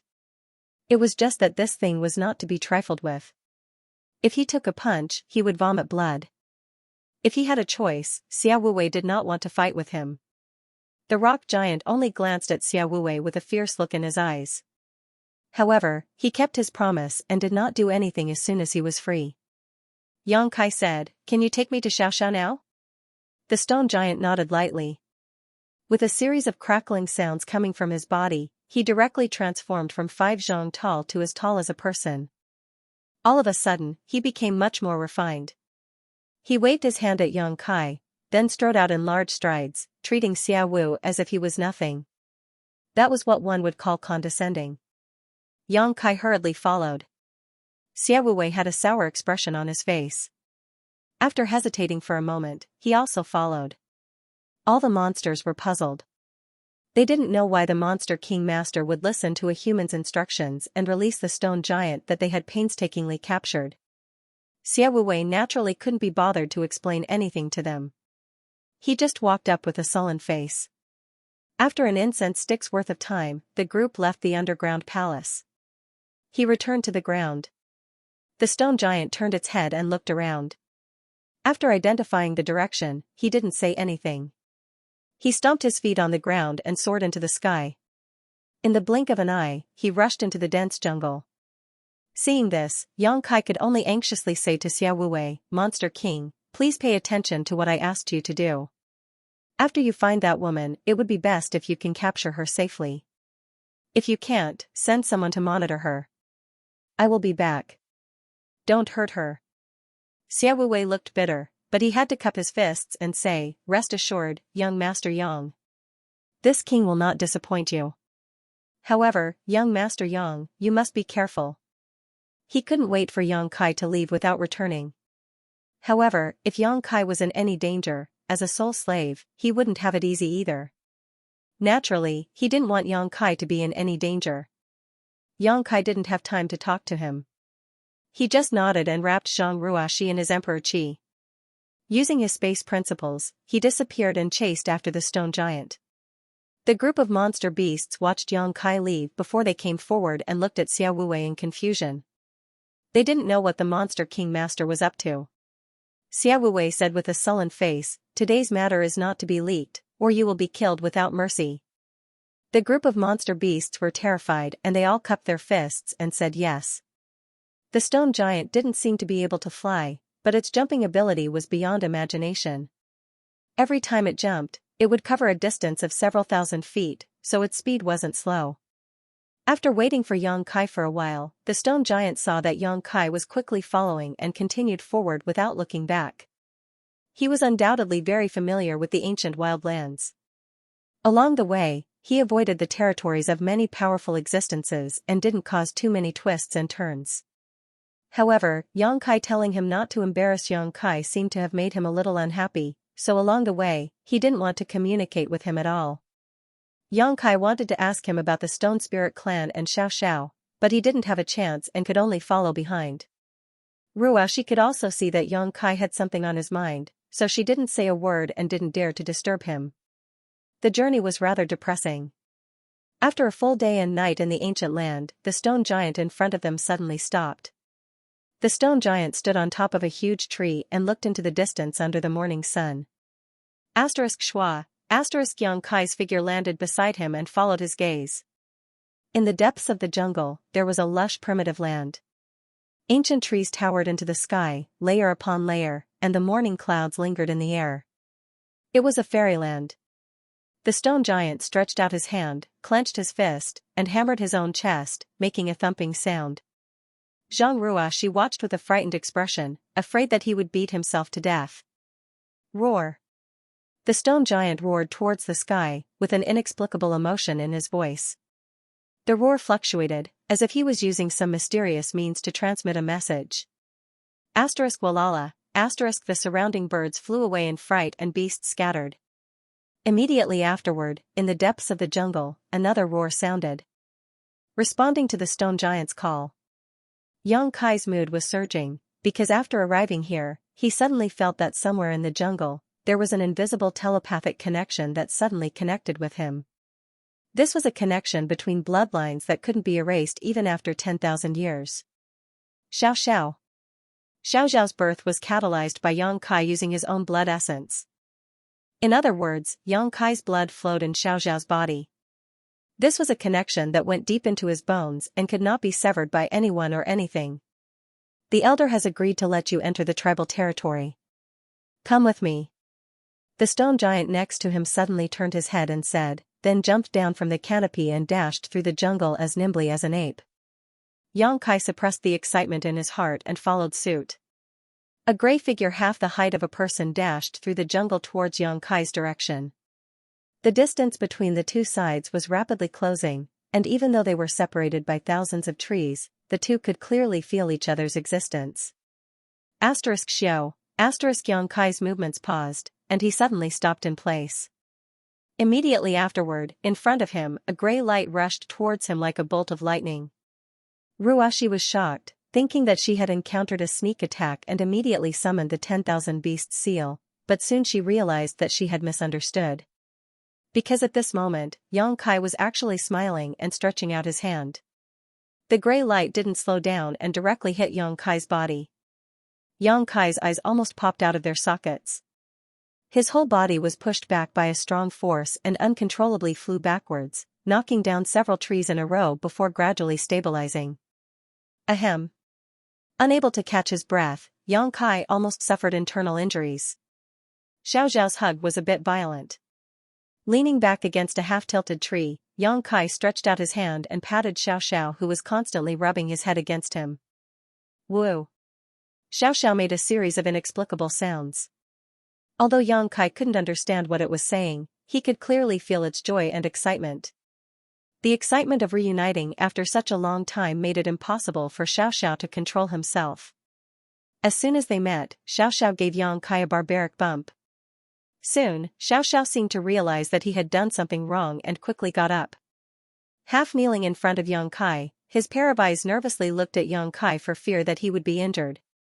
He even reached out to pat the dust off Yang Kai's clothes. But the force was a bit too strong.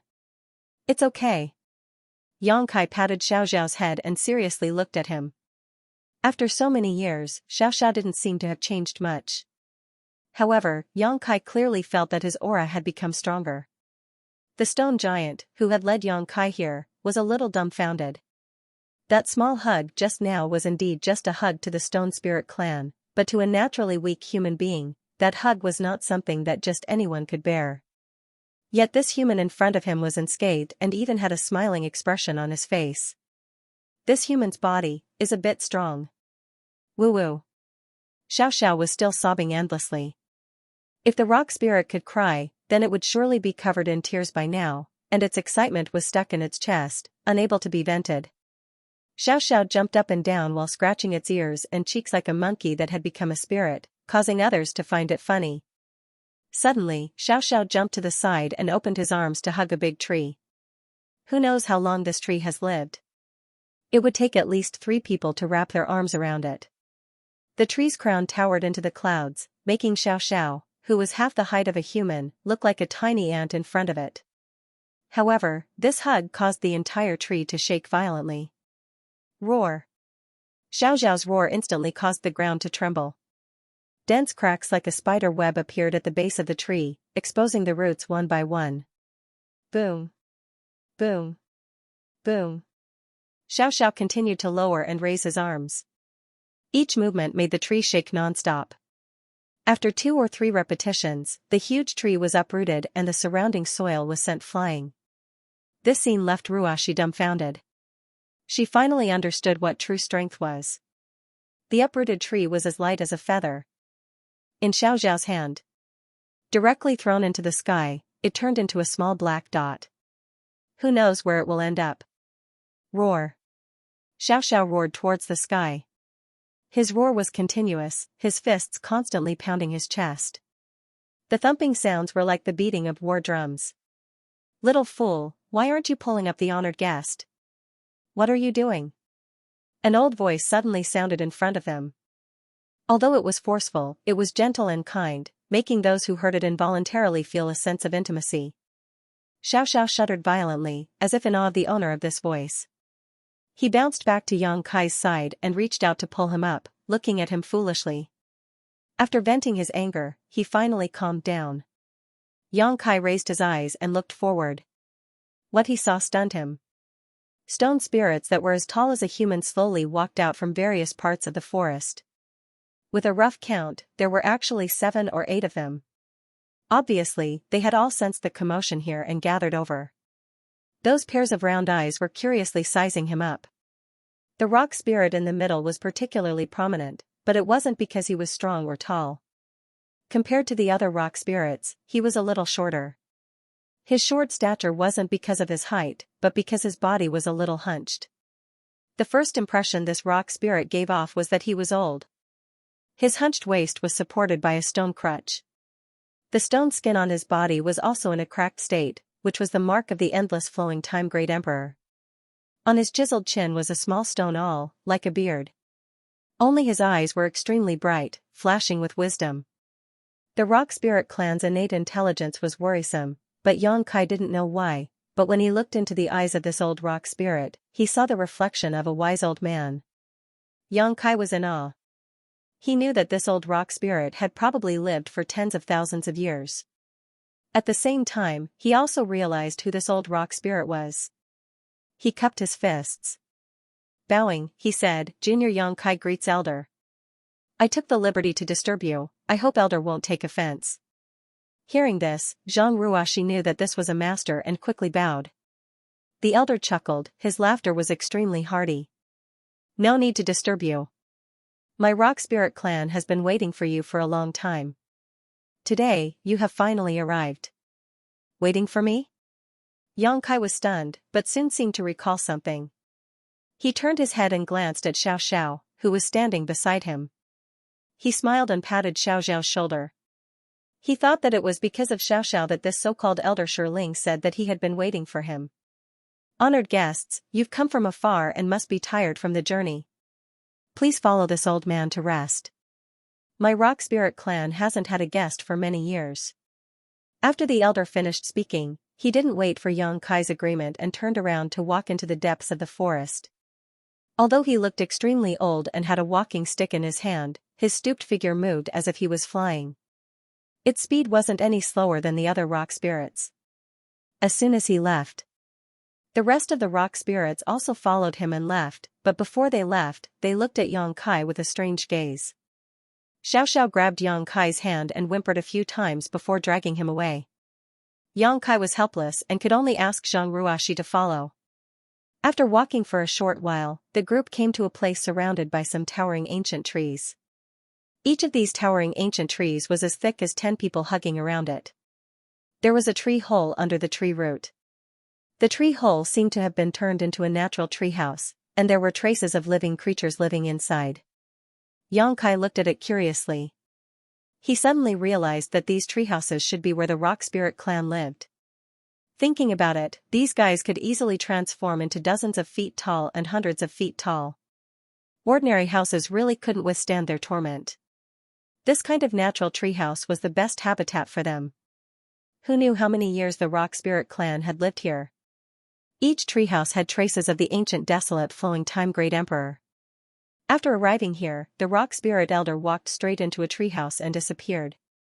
Another rock spirit came up and bowed with one hand in front of his chest. The elder said that honored guests should rest first and come back to talk at night.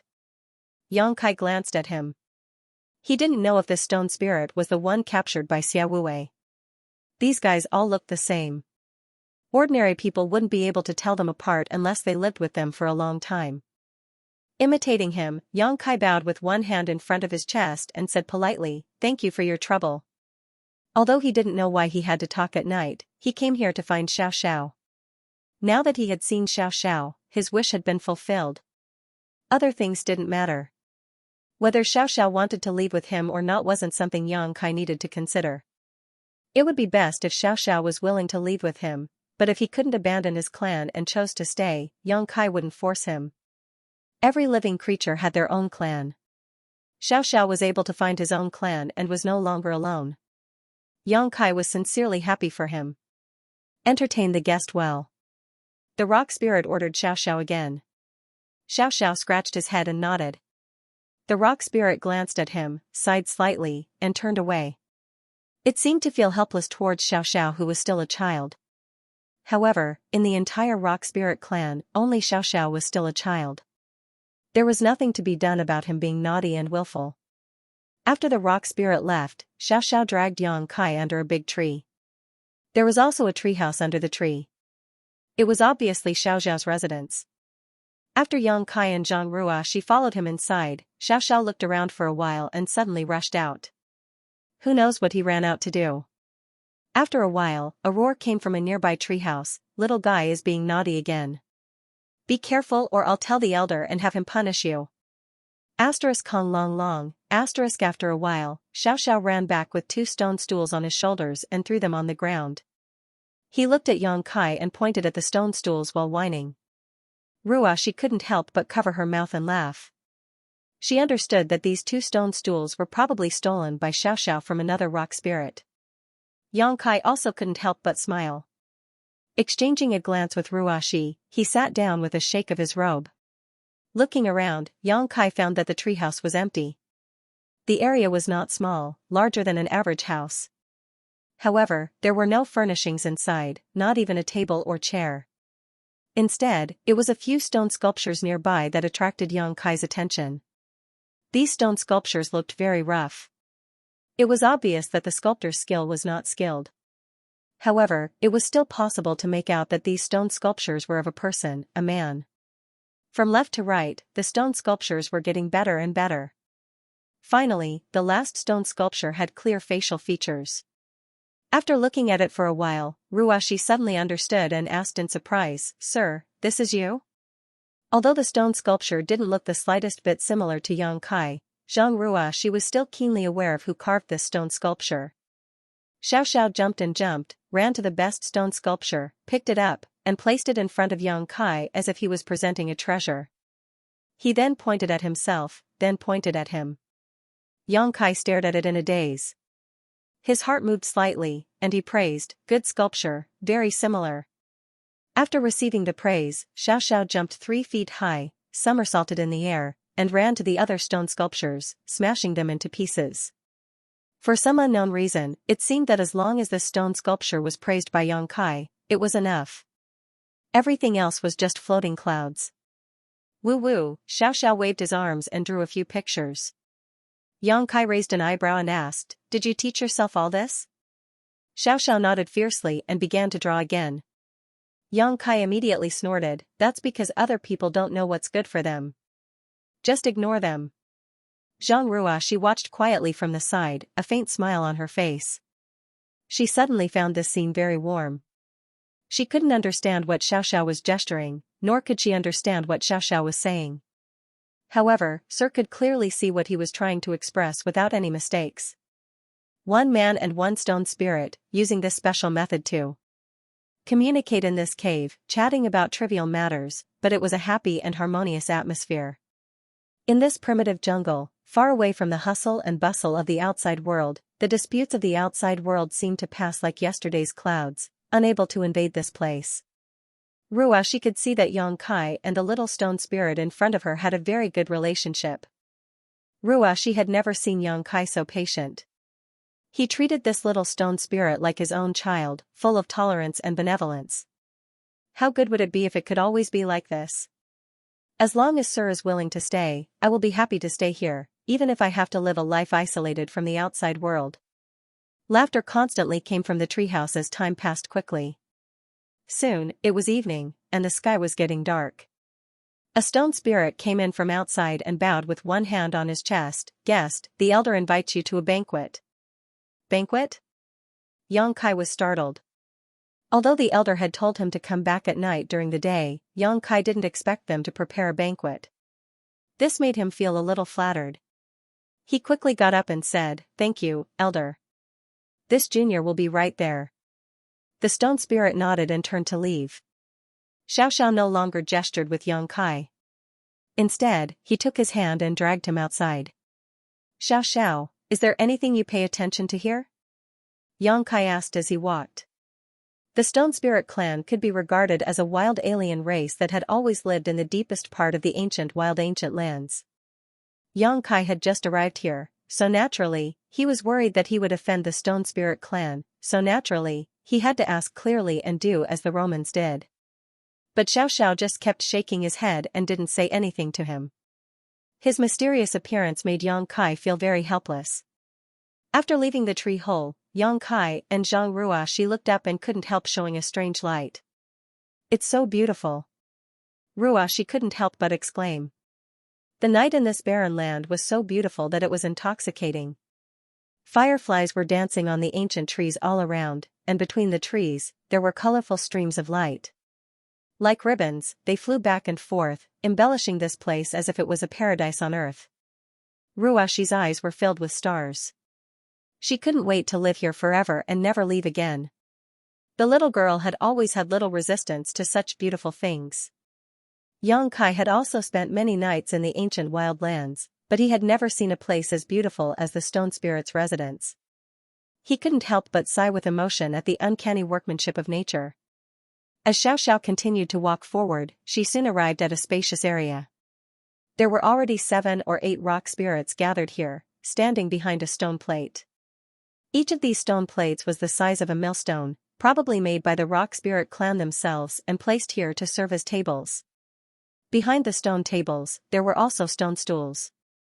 Behind the stone table at the front, the aged rock spirit elder had already taken his seat and was looking over with a smile. When Xianxia and Zhang Ruoxi followed Xiaoxiao through, the rock spirits standing on both sides bowed one after another, making Xianxia feel very embarrassed and could only return the greetings with Zhang Ruoxi and Xiaoxiao. Each of these rock spirits had lived for who knows how many years. It could be said that they lived longer than 90% of the people in the star boundary today, so of course Xianxia couldn't be rude in front of them. Below the elder, there were 2 empty stone tables, obviously prepared for Xianxia and Zhang Ruoxi. When they approached, the elder raised his hand and said, "2 guests, please take a seat." Xianxia excused himself and went to sit behind the elder's stone table. Ruoxi glanced at him and could only go to the other side and sit quietly. Xiaoxiao, on the other hand, ran to the back of the table and squeezed in with a rock spirit with a disobedient look, provoking the rock spirit to raise his hand and knock on his head. He immediately behaved himself. "Guests from afar, my rock spirit clan is extremely honored to host a banquet to entertain our esteemed guests. I hope that guests won't mind the shabbiness of the banquet." The elder chuckled, his voice like a thunderclap that was deafening to the ears. Xianxia got up and said, "Elder is too polite, it is this junior's honor to be entertained by a noble. How could I dare to care too much?" The elder smiled and nodded. He gestured for Xianxia to take a seat before continuing, "My stone spirit clan is naturally lacking in clansmen. Everyone here is the only remaining clansman of my clan. Please introduce yourselves to this honored guest so that he doesn't get confused." "Yes." The rock spirits below responded one after another and stood up one by one, saluting in the direction of Xianxia. They introduced themselves, Stone 1. Stone 2. Stone 3. Shiba. Xianxia was dumbfounded, the corners of his mouth twitching. The names of these rock spirits were rather simple. Each and every one of them was named by a number. Including the elders and Xiaoxiao, there were only 10 of them in total. It was truly a little too few. The key was that their self-introductions were meaningless. Xianxia looked at them and felt that they were all made from the same mold. He couldn't tell who was who. Although he couldn't tell. However, they still had to show proper etiquette. Xianxia returned their greetings one by one, looking as if he had remembered them all, but in fact, he was completely clueless. After the introduction of the 8 rock spirits, the elder chuckled and said, "My rock spirit clan is born with a limit of 10. Anything over 10 is certain to die. This is also fate." Xianxia was stunned. "Nobles have never had more than 10 clansmen?" The elder nodded. "That's right." Xianxia suddenly understood. No wonder, even though he had 2 rock spirit embryos back then, in the end, only Xiaoxiao hatched. The other one was really forced to be refined into a Dharmakaya by him. That was how it survived. He thought that he was unlucky. Now it seemed that it wasn't a problem with his cultivation at that time, but fate. He didn't know how this group of rock spirits would react if he released the Dharmakaya. The elder said again, "Although there are few clansmen, we stand aloof from worldly affairs. Just now, we survived until now. We've made a fool of ourselves." Xianxia hurriedly waved his hand. "Let's not talk too much. The banquet will begin now." The elder chuckled and said in a clear voice, "The place is simple and crude, so there's nothing to entertain you. I only offer some spirit fruits and spirit wine. I hope you don't mind." "I wouldn't dare," Xianxia answered, but his face was full of suspicion. Because although this elder said that he would offer some spirit fruits and spirit wine, he didn't see anything at all. Moreover, the 10 clansmen of the rock spirit clan were here, so who would serve wine and fruit? Turning his head to look, he saw that the other 9 rock spirits, including Xiaoxiao, were all sitting firmly in place, not moving at all. Instead, their eyes were filled with anticipation as they looked into the depths of the forest, their faces filled with excitement. What the hell? Xianxia was full of suspicion, but he could only wait and see. Clap clap. The elder suddenly clapped his hands twice, as if summoning something. In an instant, the surrounding trees shone brightly, and colorful rays of light bloomed from the depths of the forest. The ribbons that lingered between the canopy and the trees suddenly came to life. Within the hazy light, there seemed to be numerous petite figures flying through the air, each of them stepping on the floating ribbons. Their bodies emitted a bizarre halo, as if they were celestial beings descending to the mortal world. Such a scene was too beautiful to behold. Xianxia's eyes widened as he saw a series of petite figures about the length of his arm appear out of nowhere. These little people didn't seem to be made of flesh and blood. Instead, their bodies glowed brilliantly, as if they were carved out of jade. The forest suddenly became lively as hundreds of such people rushed out from all directions. There were both men and women. The men's faces were delicate and handsome while the women's looks were extraordinary. Wearing short skirts, their delicate arms and legs were exposed, and their skin was as white as snow. These people each held something in their hands and flew to the stone table to put down the things in their hands one by one. Soon, each stone table was filled with stone cups, wine jars, and fragrant blue spirit fruits. These small blue jars should also be woven from vines and were very delicate. Each small blue jars were filled with different varieties of spirit fruits. They had long been cleaned so they could be tasted at will. Xianxia and Ruoshi had never seen such creatures before, so they couldn't help but stare at them in amazement.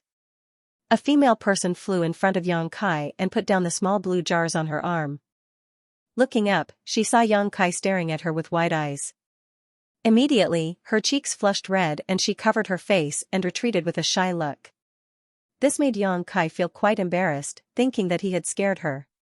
On the other side, Ruoshi stretched out a finger and poked the face of a female person, but the female person reached out and slapped her finger away, pouted, and walked away angrily. Ruoshi couldn't help but stick out her tongue, but her beautiful eyes kept staring at the little people. These petite and beautiful people naturally aroused her great interest.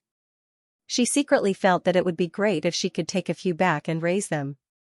Elder, this is... Xianxia finally recovered and turned his head to look at Elder Shirling. The elder chuckled and said, "This is the Wood Spirit clan, living together with my Stone Spirit clan.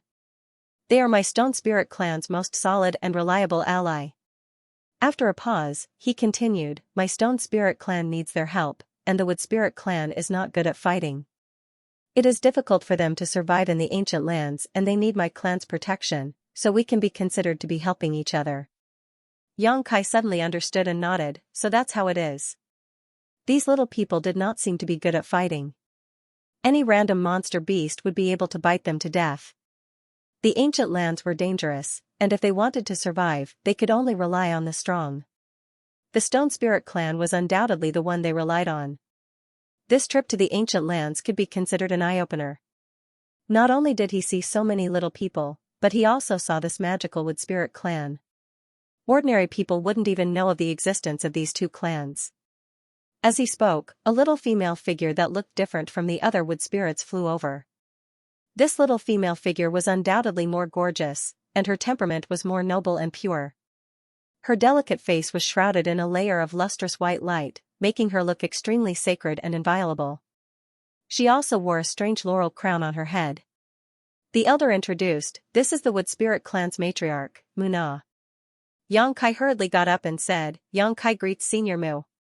Although this matriarch was only as tall as his arm and was a little too petite, but since she was the matriarch of a clan, she naturally had lived for God knows how many years. It was only natural for him to call her senior. Muna smiled warmly and raised her hand, "Since you are a guest of the Stone Spirit clan, then you are also a guest of my Wood Spirit clan. Since you have come here, treat this place as your own home. There is no need to be overly courteous." The elder smiled. "Normally, it is difficult to eat some of the Wood Spirit clan's spirit fruits and spirit wine. Today, we can be considered to have benefited from this honored guest and can fill our stomachs." Muna pursed her lips and smiled, "Elder, please don't lie through your teeth. My wood spirit clan's spirit fruits and spirit wine have never been inferior to yours. Hearing this, the group of stone spirits laughed dryly. It was obvious that they often ate and drank from the wood spirit clan. Xianxia could see that the relationship between these two clans was not as simple as relying on and protecting each other. Their relationship should be very good, otherwise, the elder and the wood spirit clan's matriarch would not be so casual. The elder raised his hand and said, "Honored guests have arrived, so let's drink to our heart's content." The group of stone spirits below immediately wailed like ghosts and howled like wolves. They slammed their hands on the stone table as if they were about to go on an expedition to kill someone. Xianxia was frightened by this sight. He did not know how this group of violent people could coexist peacefully with the wood spirit clan. Even Xiaoxiao was behaving like a madman, extremely excited. A dozen or so female wood spirits immediately flew out from the side and arrived. At each table, they huffed and puffed as they picked up wine jars and filled everyone's stone cups to the brim. The female wood spirit who came to serve Xianxia seemed to be the one who flew away shyly after being stared at by Xianxia. Seeing her struggling to carry the wine jars, Xianxia could not bear it and hurriedly said, "I can do it myself, there is no need to trouble yourself." As soon as these words came out, the female wood spirit could not help but turn her head to look at him. Her eyes reddened and tears welled up in her eyes. It was truly a pitiful sight. Xianxia was sweating profusely. He did not know what he had said wrong and hurriedly cast a pleading look at the elder. The elder chuckled and said, "Although the wood spirit clan is extremely xenophobic, anyone who can become their guest will be able to experience their hospitality. Serving wine to a guest is the most basic etiquette. If the guest refuses, it means that they have not done a good enough job and will be ostracized by the entire clan." Ah! Xianxia was startled when he heard this. The consequences were quite serious. He just didn't want to tire the little wood spirit out, but who would have thought that he would implicate her and cause her to be ostracized by the entire clan? He quickly retracted his outstretched hand in embarrassment and smiled apologetically at the little wood spirit, saying warmly, "Then I'll have to trouble you." Only then did the little wood spirit continue to hold the wine jar and fill the stone cup in front of him before quietly flying to the side. The elder raised his cup and said in a clear voice, "The bright moon is high in the sky, and the noble guest is like jade. On behalf of the stone spirit and wood spirit clans, this old man proposes a toast to the guest. Guest, please drink." The group of stone spirits also raised their stone cups and motioned to Xianxia along with the elder. Xianxia hurriedly got up, held the wine cup in his hand, and drank the wine in one gulp before turning the stone cup upside down, indicating that he had finished it. The stone spirits also drank the wine in their cups in one gulp, each of them shaking their heads with ecstasy, as if the wine tasted wonderful to them. "Guest, please take a seat." After drinking the wine, the elder gestured to Xianxia, and only then did Xianxia sit down again. The wine in his stomach tasted really good. After 1,000 twists and turns, the aftertaste was endless.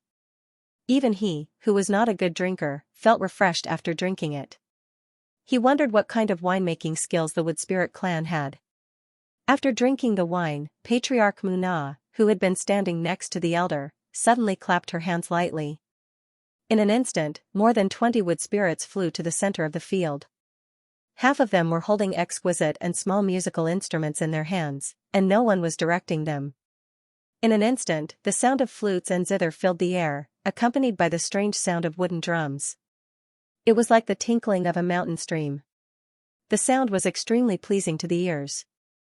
As the wood spirits played and sang, the beautiful melody echoed in the beautiful forest. The other half of the wood spirits stretched their waists and arms, singing and dancing to the music in the center of the field.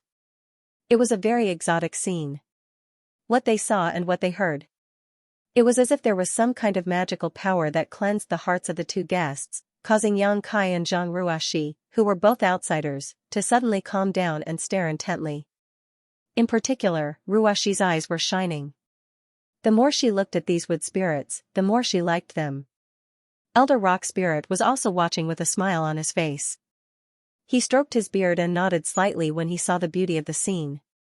Xiao Muling once again filled Xianxia's cup with wine, but Xianxia didn't notice at all. He felt as if his entire body and mind had been drawn in by the music and the song and dance.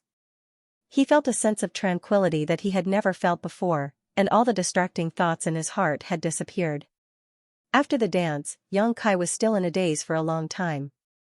However, the noise at the side woke him up. When he turned his head to look, the corner of his mouth twitched.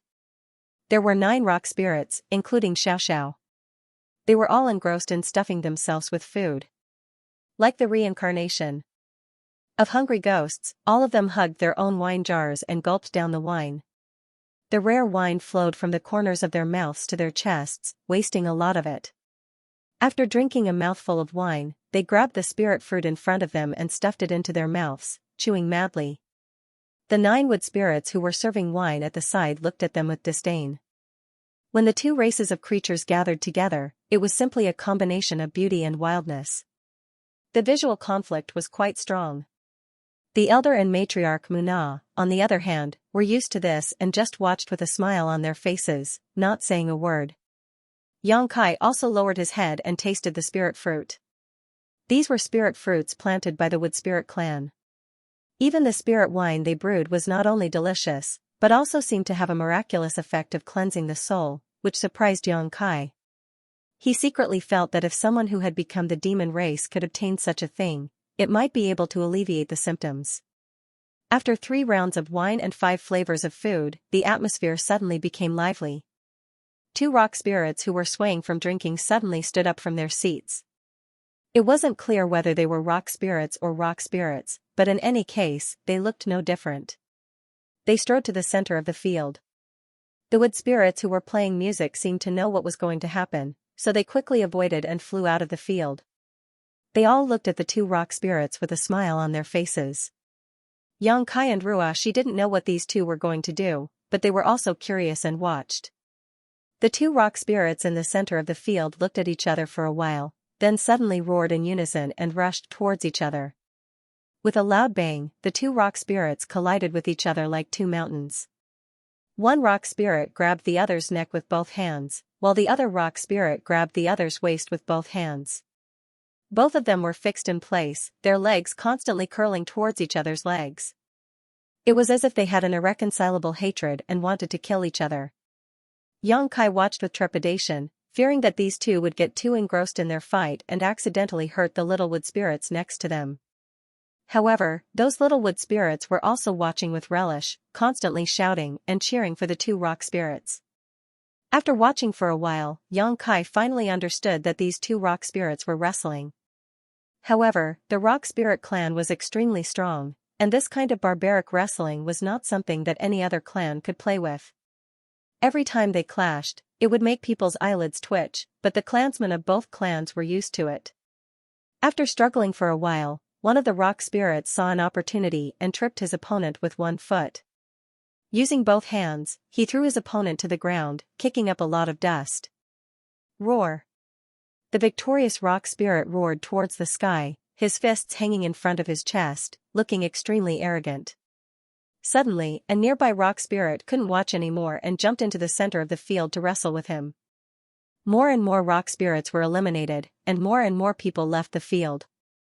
The atmosphere became more and more lively, and even the wood spirits forgot where they were and flew to the center of the field, surrounding the 2 rock spirits and shouting non-stop. Xianxia happily watched the show, his emotions stirred, and he also cheered for them. As he watched, he became enraged. The 8 adult rock spirits left the field one after another, and when the final rock spirit saw that there was no opponent left, he turned his head and hooked his finger at Xianxia, as if he wanted him to come down and fight him. Me? Xianxia pointed at his nose and hurriedly waved his hand. No, I'll just watch the show. What kind of joke was this? To wrestle with a rock spirit, wasn't that just asking for a beating? It wasn't that he hadn't experienced Xiaoxiao's powerful strength before, but in terms of pure strength, even 10 of him wouldn't be a match for her. But who would have thought that the rock spirit wouldn't give him any face at all, and instead recognized him as its opponent? Seeing that he wasn't willing to go up, it waved its hand. Wu La immediately flew over, and a dozen or so little wood spirits surrounded Xianxia. Without any explanation, they directly lifted him up and sent him to the center of the field. You guys. Xianxia didn't know whether to laugh or cry. For the first time, he felt that these little wood spirits weren't cute at all. When they put him down in the center of the field, the little wood spirits all scattered, running outside to watch the show. Xianxia turned his head to look at the elder and the wood spirit tribe leader, a pleading expression on his face. The elder laughed heartlessly, clearly not planning to help Xianxia. Instead, it was Muna who said warmly, "Guest, you may use your full strength, there is no need to hold back." Xianxia was also very helpless at this point. He secretly thought that if he used the dragon transformation secret technique, he might be able to fight it out with the rock spirit. Before he could finish this thought, the rock spirit roared and pounced forward, grabbing Xianxia's arm and tripping him. Xianxia was stunned. He felt the world spin around him as his body slammed into the ground. The rock spirit had succeeded and raised its arms high, wailing like a ghost and howling like a wolf, as if it was invincible in this world. Who dared to challenge it? Xianxia crawled up from the ground, covered his face, and retreated, crestfallen back to his seat. This was too embarrassing. He was no match for the rock spirit at all. In terms of pure strength, there was probably no one in this world who was stronger than the rock spirit. The little wood spirit on the side looked at him sympathetically and silently poured him a cup of wine. Seeing Xianxia suffer a loss, Xiao, who hadn't stepped onto the stage until now, flew into a rage. He rushed to the center of the stage, rubbing his palms together as if he wanted to avenge Xianxia. But with his height, he was only the shortest among the rock spirits. Against the adult rock spirit, he only lasted 3 breaths of time before he was sent flying, crashing into the ground with a loud thud. The banquet was lively. The two races got along harmoniously, enjoying each other's company. After the fall, the rock spirits began arm wrestling again, competing in physical strength. After suffering a loss, Xianxia didn't want to compete with the rock spirits anymore. He just sat to the side and quietly watched. In the second half of the night, the rock spirits were still noisy. It seemed that they hadn't been so lively in a long time. Looking at their posture, they wouldn't give up easily until dawn. On the other hand, many of the wood spirits were listless, dozing off listlessly. The little wood spirit, who had been standing next to Xianxia, suddenly flew to Xianxia's side and whispered something in his ear. Xianxia looked up and saw that elder rock spirit and the wood spirit patriarch had both gotten up and were walking towards a big tree not far away. Muna also looked back at him. Xianxia understood and hurriedly stood up, quietly sending a message to Zhang Ruaxi, telling her to stay where she was and to follow. When he arrived at the tree, the elders were already gone. Only Muna was still waiting. When she saw Xianxia, she stretched out her hand and said, "Please." Xianxia didn't know why these two races were looking for him, but he didn't ask and walked into the treehouse. This treehouse seemed to be bigger and older than the others. The surrounding walls were mottled with vicissitudes. Elder rock spirit stood quietly in front of him. Xianxia looked around before asking, "What is elder's order?" The elder turned around and gestured for Xianxia to sit down. After the host and guest were seated, the elder asked, "Is honored guest planning to take Ninth Stone away?" Ninth Stone was Xiao Zhao's name in the rock spirit clan because he was the youngest. So that's what he's asking. Xianxia understood and smiled. "If he is willing to leave and your clan is willing to let him go, I can naturally take him away. To tell you the truth, elder, I came to the ancient wild lands this time to look for him." The elder gently nodded, indicating that he understood. Xianxia continued, "But if he is willing to stay, I won't force him. I also want to see him find his own clan and live with them." "Sir, you are so kind, but this old man has been too narrow-minded." The elder stroked his beard and smiled. Xianxia said, "Actually, this is my original intention. I would rather have Xiao stay and live with you all. I am already satisfied that I was able to find him on this trip." Just as he said, Xiao being able to find his own tribe and live with his own people was better than being alone with him. No matter what kind of creature it was, they all had the characteristics of living in groups. Being alone would cause problems with one's mentality sooner or later. The elder and Muna looked at each other and nodded slightly, as if agreeing with Xianxia. Muna smiled and said, "I wonder if Sir has heard of the blood door?" Xianxia frowned, not knowing why this topic had suddenly jumped to this, but he nodded and said, "I didn't know before coming to the ancient lands, but I happened to hear some legends about the blood door a few days ago." Muna's beautiful eyes lit up. "Since Sir knows, then this mistress won't have to explain." Yongkai was stunned. What does the blood door have to do with you? Muna did not speak this time, instead turning to look at Elder Stone Spirit. The elder said in a deep voice, the blood door has a great relationship with all living beings in the ancient lands. In the ancient lands, there is a saying, enter the blood door, obtain a new life, awaken your ancestral bloodline, and transform into a divine spirit. Xie Wuwei had said this before, which was a few days ago, so Yongkai naturally remembered it clearly. The elder said, although most living beings in the ancient lands have heard of this rumor, there is no way to verify it. Only a few people know about it. This is true. Yongkai was slightly moved. He said, after entering the blood door, can one really awaken their ancestral bloodline and transform into a divine spirit? The elder chuckled and said, not necessarily, it is just a chance. Yongkai's interest was piqued, and he said, I'd like to hear the details. The elder pondered for a moment, as if he was considering his words, and only after a while did he say, living beings in the ancient lands. Most of them are wild species, so they more or less have the bloodline and inheritance of the ancient divine spirit. Only those who inherit the bloodline of the ancient divine spirit can enter the blood door and transform into a divine spirit. Moreover, the process is extremely dangerous, and it can be said that there is a slim chance of survival. Muna continued, since guest dares to enter the savage desolate ancient lands, your cultivation must be extraordinary. You should have already come into contact with source energy, right? Yongkai nodded.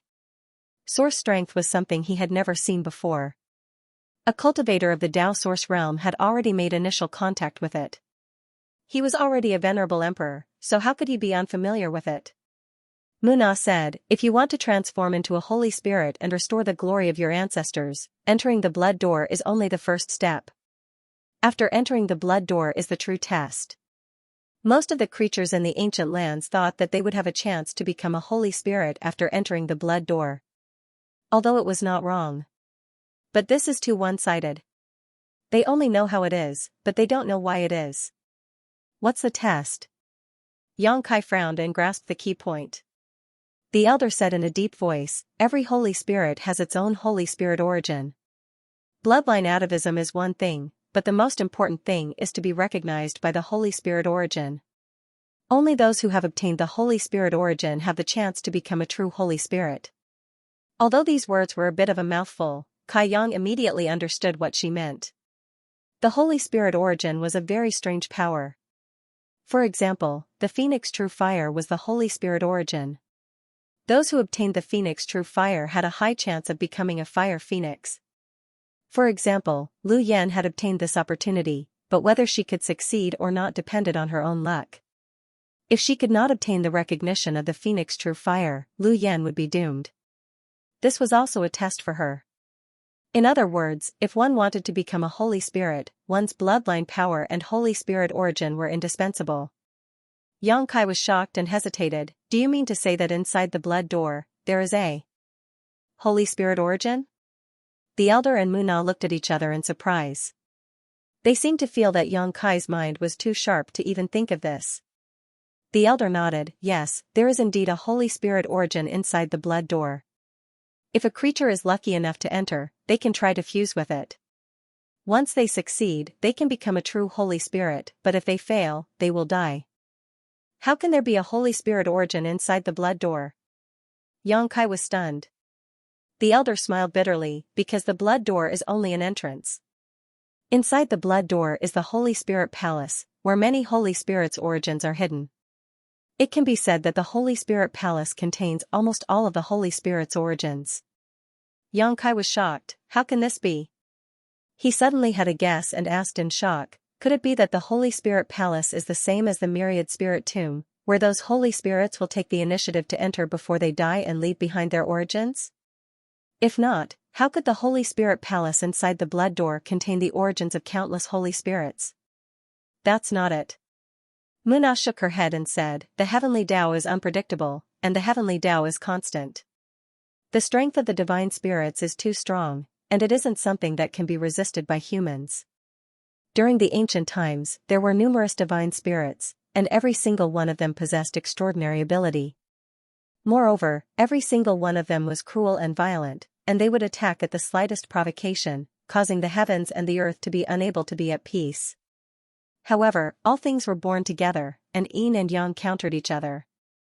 One day, a peerless powerhouse was born from the human race, and that person's strength was extremely effective against the holy spirits. He could be said to be the natural enemy of many holy spirits.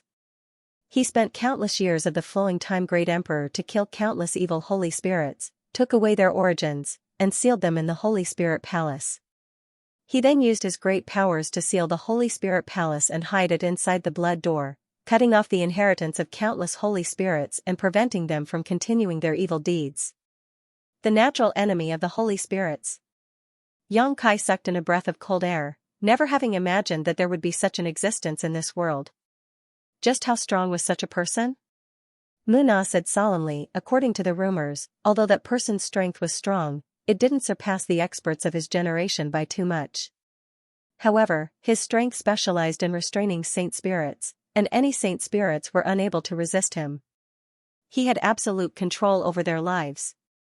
That is why the Holy Spirit Palace contains so much origins of holy spirits.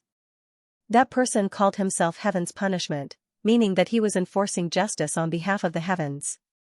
He wielded a Heaven's Punishment sword, and wherever he passed, holy spirits would retreat and tremble in fear. Heaven's Punishment. Yang Kai remembered this and nodded slightly, but soon asked suspiciously, "How do you know such ancient matters?"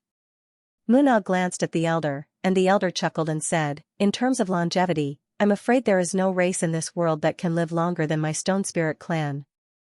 These matters are passed down by word of mouth in my Stone Spirit clan, and they are only matters of the last 2 generations. 2 generations. Yang Kai's mouth twitched, realizing that this Stone Spirit elder was an old monster that had lived for more than 100,000 years, no wonder he looked so old. Yang Kai took a deep breath and calmed the throbbing in his heart, asking suspiciously, "Elder and Patriarch called me here and specifically told me these things, what do you want me to do?" The elder's expression suddenly turned solemn, and he said in a deep voice, "This old man wants to ask for guests' help, to help my Stone Spirit clan retrieve the Holy Spirit origin left behind by our ancestor." Yang Kai was stunned. "Elder, your Stone Spirit clan's ancestor was also a Holy Spirit?" The elder nodded. "That's right, the Stone Spirit clan's ancestor was named Taiyu, but because he offended Heaven's Punishment, he was killed by him, and his origins were sealed in the Holy Spirit Palace." Yang Kai's face twitched. "Why did you think of asking for my help? I don't understand this at all, and the Blood Gate is currently a little strange. The 4 saint sovereigns of the monster race are all staring at that place, so it won't be easy to enter the Blood Gate." Muna said, "We naturally know this, the strange changes in the Blood Gate are a sign from the heavens. If not for this, we wouldn't have thought of taking action at this time." The elder sighed, "Although the Stone Spirit clan is powerful, it is not easy for us to survive, and it is precisely because of the extraordinary strength we possess that the 4 saint sovereigns of the ancient lands have always wanted to subdue us. Some time ago, the 4 saint sovereigns issued a final ultimatum, telling our clan that if we do not submit, they will destroy us completely.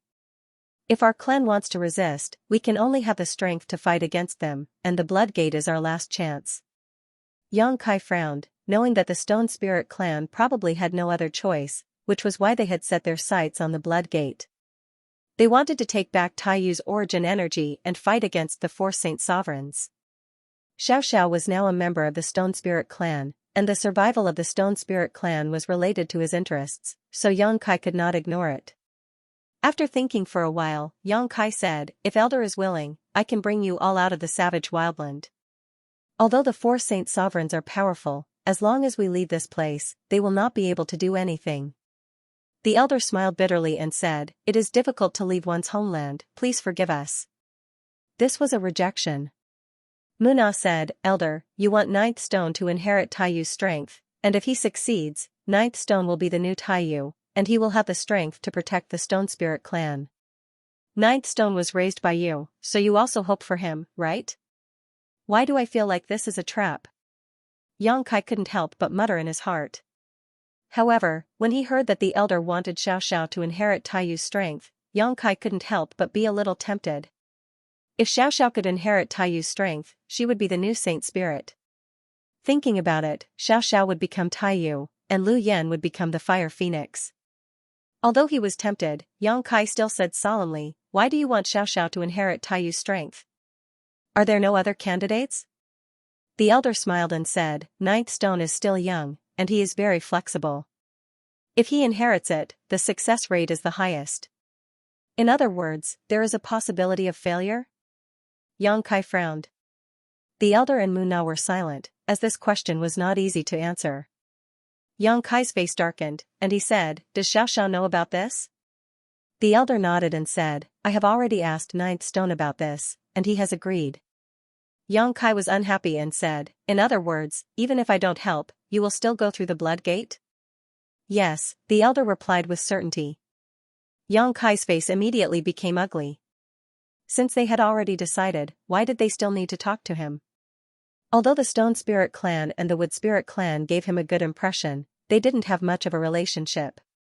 If they wanted to throw their lives away, Yang Kai couldn't do anything about it, but the key was that Xiaoxiao was also involved. Yang Kai thought to himself, "Should I find a chance to kidnap Xiaoxiao and run away, so that I don't have to get involved in this mess?"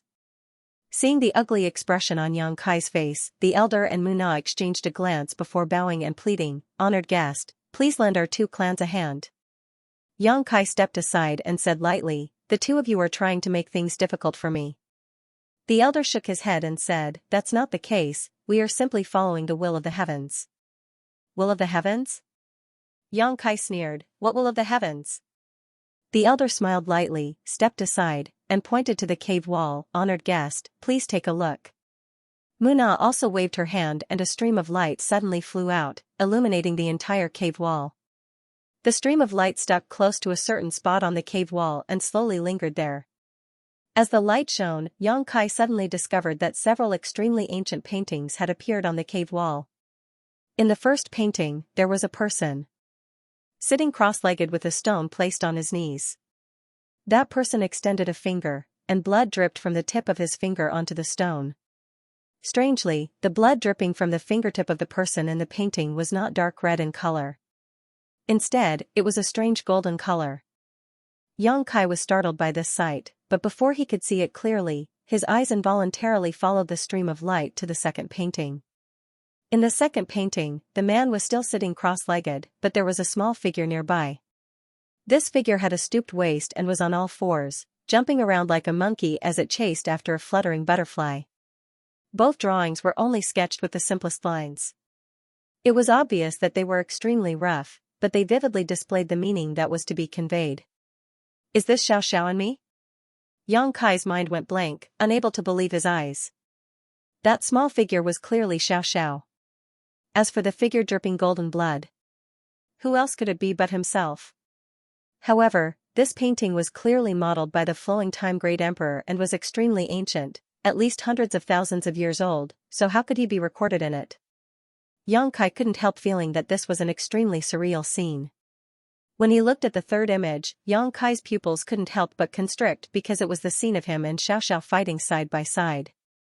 The image of Xiaoxiao wielding the heaven-shaking pillar was deeply engraved and lifelike. The fourth painting seemed to be in a passageway. Starlight lingered, and space shattered. Xiaoxiao was sucked into a spatial rift, leaving only her hand outside, as if she was trying to grab something. This was what he had encountered in the starlight corridor when he first entered the star boundary. The fifth painting. Around him, there were 9 stone golems just like him. They were recuperating in the primitive and dense forest. Many smaller wood spirits were flying around them. In the sixth painting, the person who first appeared in the painting found the petite figure, reuniting after a long time. He was overjoyed. The bonfire was brightly lit, and many stone spirits and wood spirits were singing and dancing at the side, completely overlapping with the scene that had happened tonight. In the seventh image, there was an oval-shaped gate that was as red as blood. Countless creatures of all shapes and sizes were fighting near this blood-red gate, and there were many casualties. In the eighth image, the petite figure flew through the air and rushed into the blood-red gate with the help of the human, disappearing from sight. In the ninth image, there was nothing left, only a blood-red gate. Besides this, there was nothing else, leaving behind a great deal of suspense. There was a total of 9 brand images on this tree wall. Although they were simple outlines, they were vivid and lifelike. After Yang Kai finished looking at them, his mind raced. After a while, he raised his head and asked, "What does this mean?" The elder said, "Although the wood spirit race is not good at fighting, they have many strange abilities. The previous wood spirit race leader was proficient in the art of divination. Before she died, she sensed that our two races would face a calamity of extinction at some point in the future. She used the last of her life force as the price to perform a divination and find a way out for our two races. What she left behind are these 9 patterns." Muna sighed. For more than 1,000 years, the elder and I have been trying to comprehend the meaning of these 9 images, but we couldn't figure it out. It wasn't until 9th stone suddenly came from the outside world and allowed us to verify the contents of the 5th image that we realized the hope of our two races didn't lie with us, but with 9th stone, with you, guest. Yang Kai's mouth twitched. Just based on these 9 images? You two want to risk the lives of everyone in our two races? The elder shook his head. This is the will of heaven, this is a revelation, not a risk. Guest, we have been waiting for you for a long time. Yang Kai was taken aback.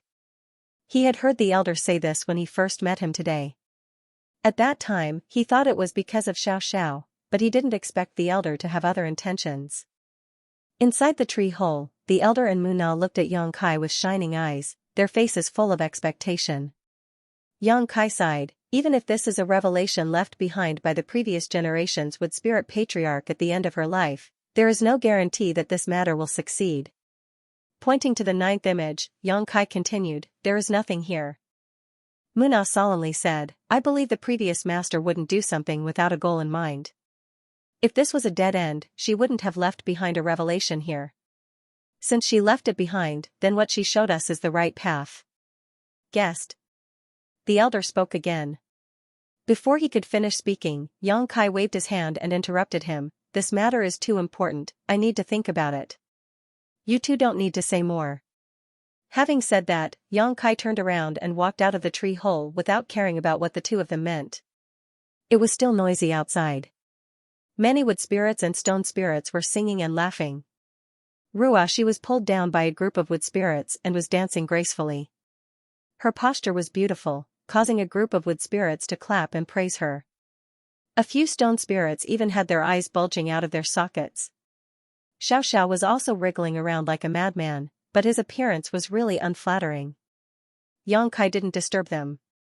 In a flash, he returned to the small tree house and sat down cross-legged. Seeing him disappear, the elder sighed slightly, seemingly regretting that he couldn't persuade Yang Kai on the spot. Muna turned her head to look at the 9 diagrams. Suddenly, she waved her hand, and a stream of light flashed. The 9th diagram completely changed. The blood-red door was still there, but there was now a huge stone giant. The stone giant looked disdainful and arrogant, and the pitch-black staff on its shoulder showed its small status. Muna asked, "If it was like this, wouldn't he have agreed just now?" The elder answered, "Since it is a revelation, naturally it will only guide the path, not the result. If it was like this, I'm afraid he would be suspicious. He is not a fool, so what happened before was just right." Hearing the elder's words, Muna nodded in agreement. With another wave of her hand, the 9th image returned to its original state. The elder sighed heavily and said, "We shouldn't have teamed up to fool him. It's just that we're already at the end of our rope. If we want to succeed, we need help. Naturally, we have to give him a chance to consider." Muna said, "Elder is right." The two patriarchs had gone to great lengths to deceive him. How could Yang Kai have imagined that these two seemingly virtuous and respected existences would actually join hands to deceive him? As for the 9 patterns on the tree wall, they were just something Muna had casually drawn, not a sign left behind by the previous generation's wood spirit patriarch. If he knew, Yang Kai would definitely beat them into a pulp. Yang Kai, who was sitting cross-legged in the tree hole, was in a dilemma. According to his thoughts, the best choice was to bring the two patriarchs away from this dangerous place. If it really didn't work, he would take Xiao with him. However, the elder's words made him give up on this idea. If he really wanted to take Xiao with him, it wasn't impossible. But if he did that, Xiao would lose the opportunity to become Taiyu. On one hand, there was a chance for Xiao to become a holy spirit, but on the other hand, there was a huge risk. Yang Kai was in a dilemma. In the end, it was up to Xiaoxiao to decide. At dawn, the two patriarchs' merry finally stopped. The wood spirits disappeared into the forest, and the stone spirits also returned to their own treehouses. Ruashi and Xiaoxiao came back together and saw Yang Kai sitting cross-legged there. Ruashi couldn't help but stick out her tongue. She had played too much last night and got carried away. In the end, she didn't even know when Mr. disappeared. Xiaoxiao, come here. Yang Kai beckoned to Xiaoxiao. Xiaoxiao immediately skipped over to his side and looked at him curiously. He didn't know what Yang Kai wanted to do. Yang Kai reached out and held Xiaoxiao's hand. His divine sense surged as he communicated with Xiaoxiao. After a while, Yang Kai sighed, "Have you really decided?" Unsurprisingly, Xiaoxiao really wanted to enter the blood gate. The elder had already analyzed the pros and cons with him and didn't have the slightest intention of forcing him. Xiaoxiao straightened his body and hammered his fists on his chest. His posture said, "I'm strong and I'm not afraid of anything." Yang Kai shook his head and smiled bitterly. After a moment of silence, he said, "Go tell the elder that I agree to his matter." Xiaoxiao was startled for a moment. Obviously, he didn't know what Yang Kai meant, but he still ran out obediently. "Mister, did something happen?" Ruashi saw Yang Kai's strange look and couldn't help but ask with some uneasiness. Yang Kai frowned and didn't hide it. "The Stone Spirit clan wants to send Xiaoxiao into the Blood Gate to inherit the Holy Spirit source. I'm a little worried." "Ah." Ruashi suddenly covered her mouth and exclaimed, "Enter the Blood Gate, but there now." "Yes, it's very difficult. If I don't help them, they definitely won't be able to break through the defenses around the Blood Gate. Even with my help, they may not succeed." "Then why did Mr. agree?" Yang Kai said, "I'll do my best and leave the rest to fate. If it really doesn't work, I have some confidence in escaping with them." Ruashi's eyes flashed as she bit her red lips and said, "Then I want to help." Yang Kai glared at her and said, "No, if you really want to break through the Blood Gate this time, the situation will be very dangerous. Your strength is not enough. Just stay here obediently." Zhang Ruashi looked aggrieved, but she didn't dare to go against Yang Kai's will and could only whisper, "I know." Yang Kai glanced at her and said softly, "I brought you out of the Zhang family, so I have the responsibility to protect your safety. When you break through to the Emperor realm, it won't be too late to participate in this kind of thing." "Yes."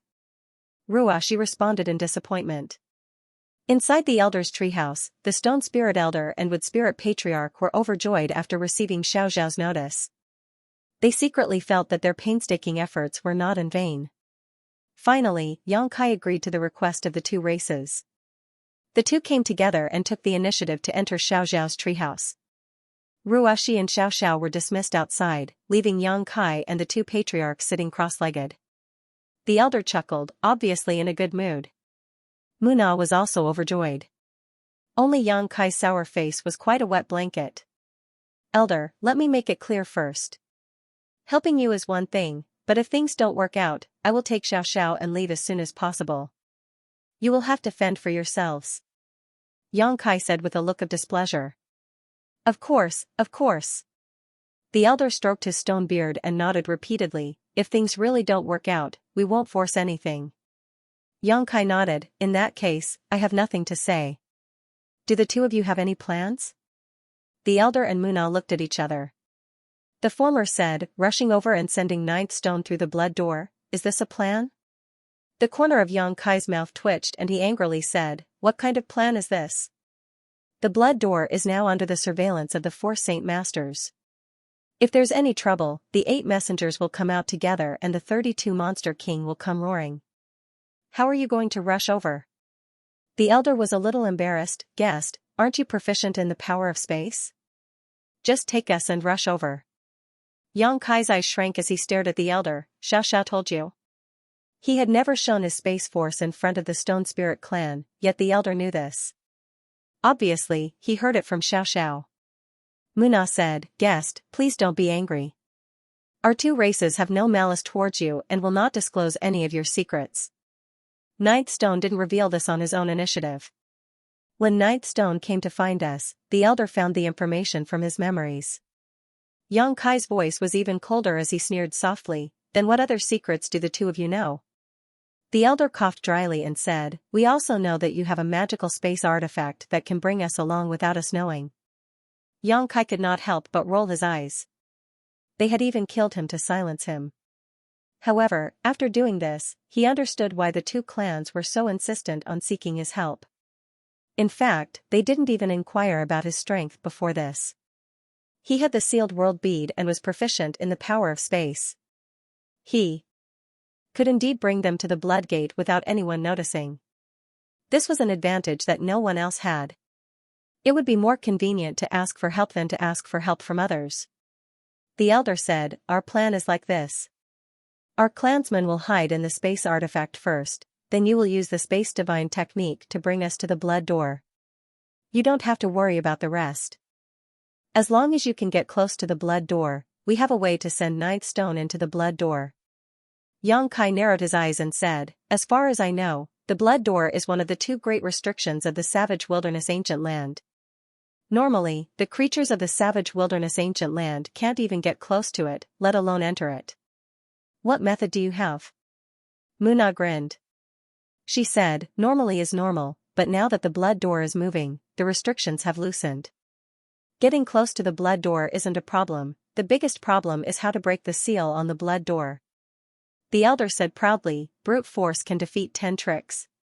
With my rock spirit clan working together, we can break any seal." Xianxia's expression turned ugly. "You want to use brute force?" The elder raised his eyebrows and said, "What's wrong with that?"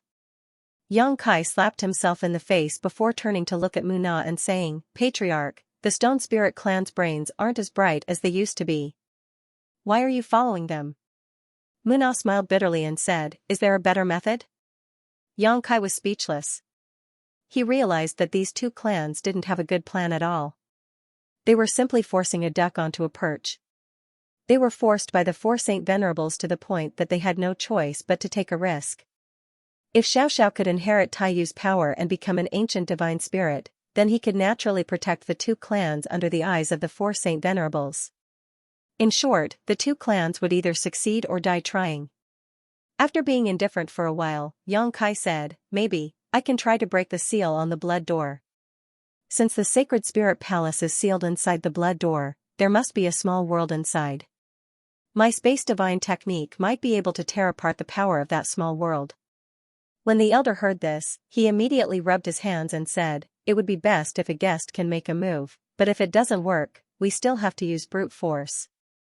Xianxia always felt that the elder was wise and far-sighted, but now it seemed that the stone spirit was still a stone spirit. Even though it had lived for a long time, its brain wasn't very bright. It preferred to use brute force to solve problems. It was really difficult for the Wood Spirit clan to live with them for so long. "When are we leaving?" Xianxia looked at the two of them and asked. "There's no time to lose. We have to go sooner or later." "This old man means to leave tomorrow morning," the elder said solemnly. Muna nodded slightly. Obviously, she also had the same idea. Xianxia sighed and said, "All right, the two of you go back and tell your clansmen to prepare. Tomorrow morning, we will leave."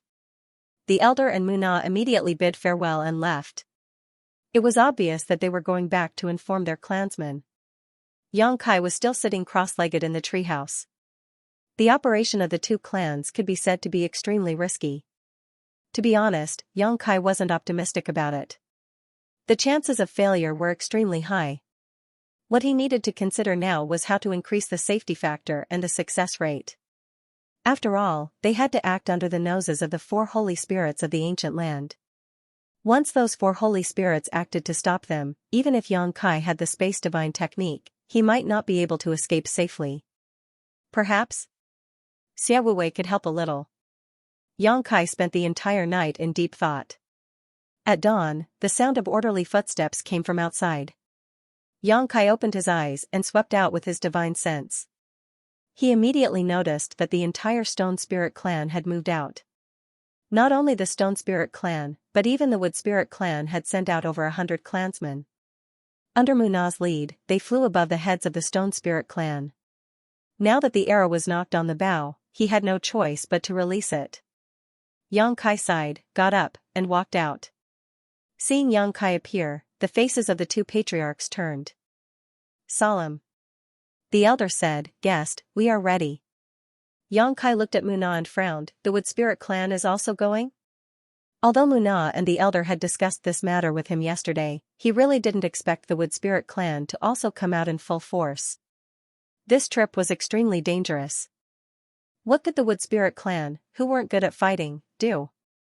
Once they were dragged into the battle, any demon king would be able to slaughter them all. The elder smiled and said, "The Wood Spirit clan and my Stone Spirit clan live together. Although they won't directly participate in the battle, they will still be of great help. Guests need not worry." Xianxia frowned but didn't ask any more questions. He nodded and said, "In that case, it's up to you." Turning his head to look, Xianxia suspiciously asked, "Where's Ruashi?" He actually couldn't find Zhang Ruashi. Yesterday, he had been meditating in the treehouse, racking his brains and didn't see Ruashi's face. He thought she had been outside all this time, but only now did he discover that Ruashi was gone. The elder and Muna looked at each other and then turned to their clansmen. "Have you seen that little girl?"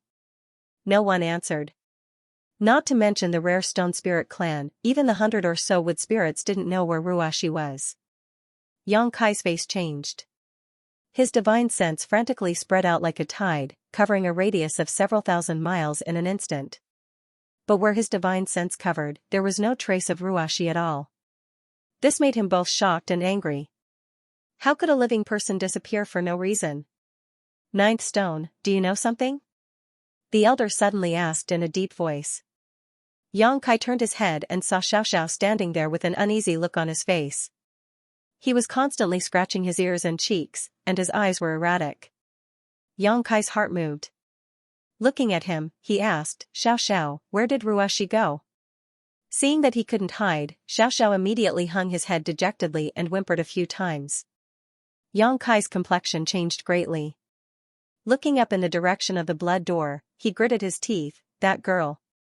Muna also covered her mouth and blurted out, "She actually set off to the blood door first?" Xianxia angrily retorted, "It must be because I stopped her from participating in this operation yesterday. That's why she's acting on her own. When I catch her later, I'll spank her ass." He was simply furious. Ruashi had always been well-behaved and obedient, but this time she actually dared to sneak away without telling him. How can this be? Xianxia raised his hand again and knocked Xiaoxiao's head. "Since you knew, why didn't you tell me earlier?" Xiaoxiao covered his head and whimpered twice with a face full of grievance. "It's useless to say this now. Dear guest, it's best to find her as soon as possible. The blood door is now densely surrounded by demons. If she falls into their hands, things will become troublesome," the elder advised. How could Xianxia not understand this? He could only suppress the impatience in his heart and say, "Relax your mind and body, don't resist. Don't make a fuss about what you see later." After saying this, Xianxia stretched out his hand towards the two clans. Under the surge of space principles, the sealed world bead opened and the two clans were taken into the small sealed world one after another. The embodiment, who had already been notified by Xianxia, sat there with a smile, welcoming the arrival of the two clans. The elder had said that the Stone Spirit clan was born with a limit of 10. Xianxia didn't know what kind of expression they would have when they saw the embodiment, but he was too lazy to care, nor was he in the mood to explain the uniqueness of the embodiment to them. After putting all the members of the two clans into the sealed world bead, he immediately turned around and rushed towards the blood door. Along the way, Xianxia constantly released his divine sense, hoping to find traces of Zhang Ruashi. However, this little girl had set off a day earlier.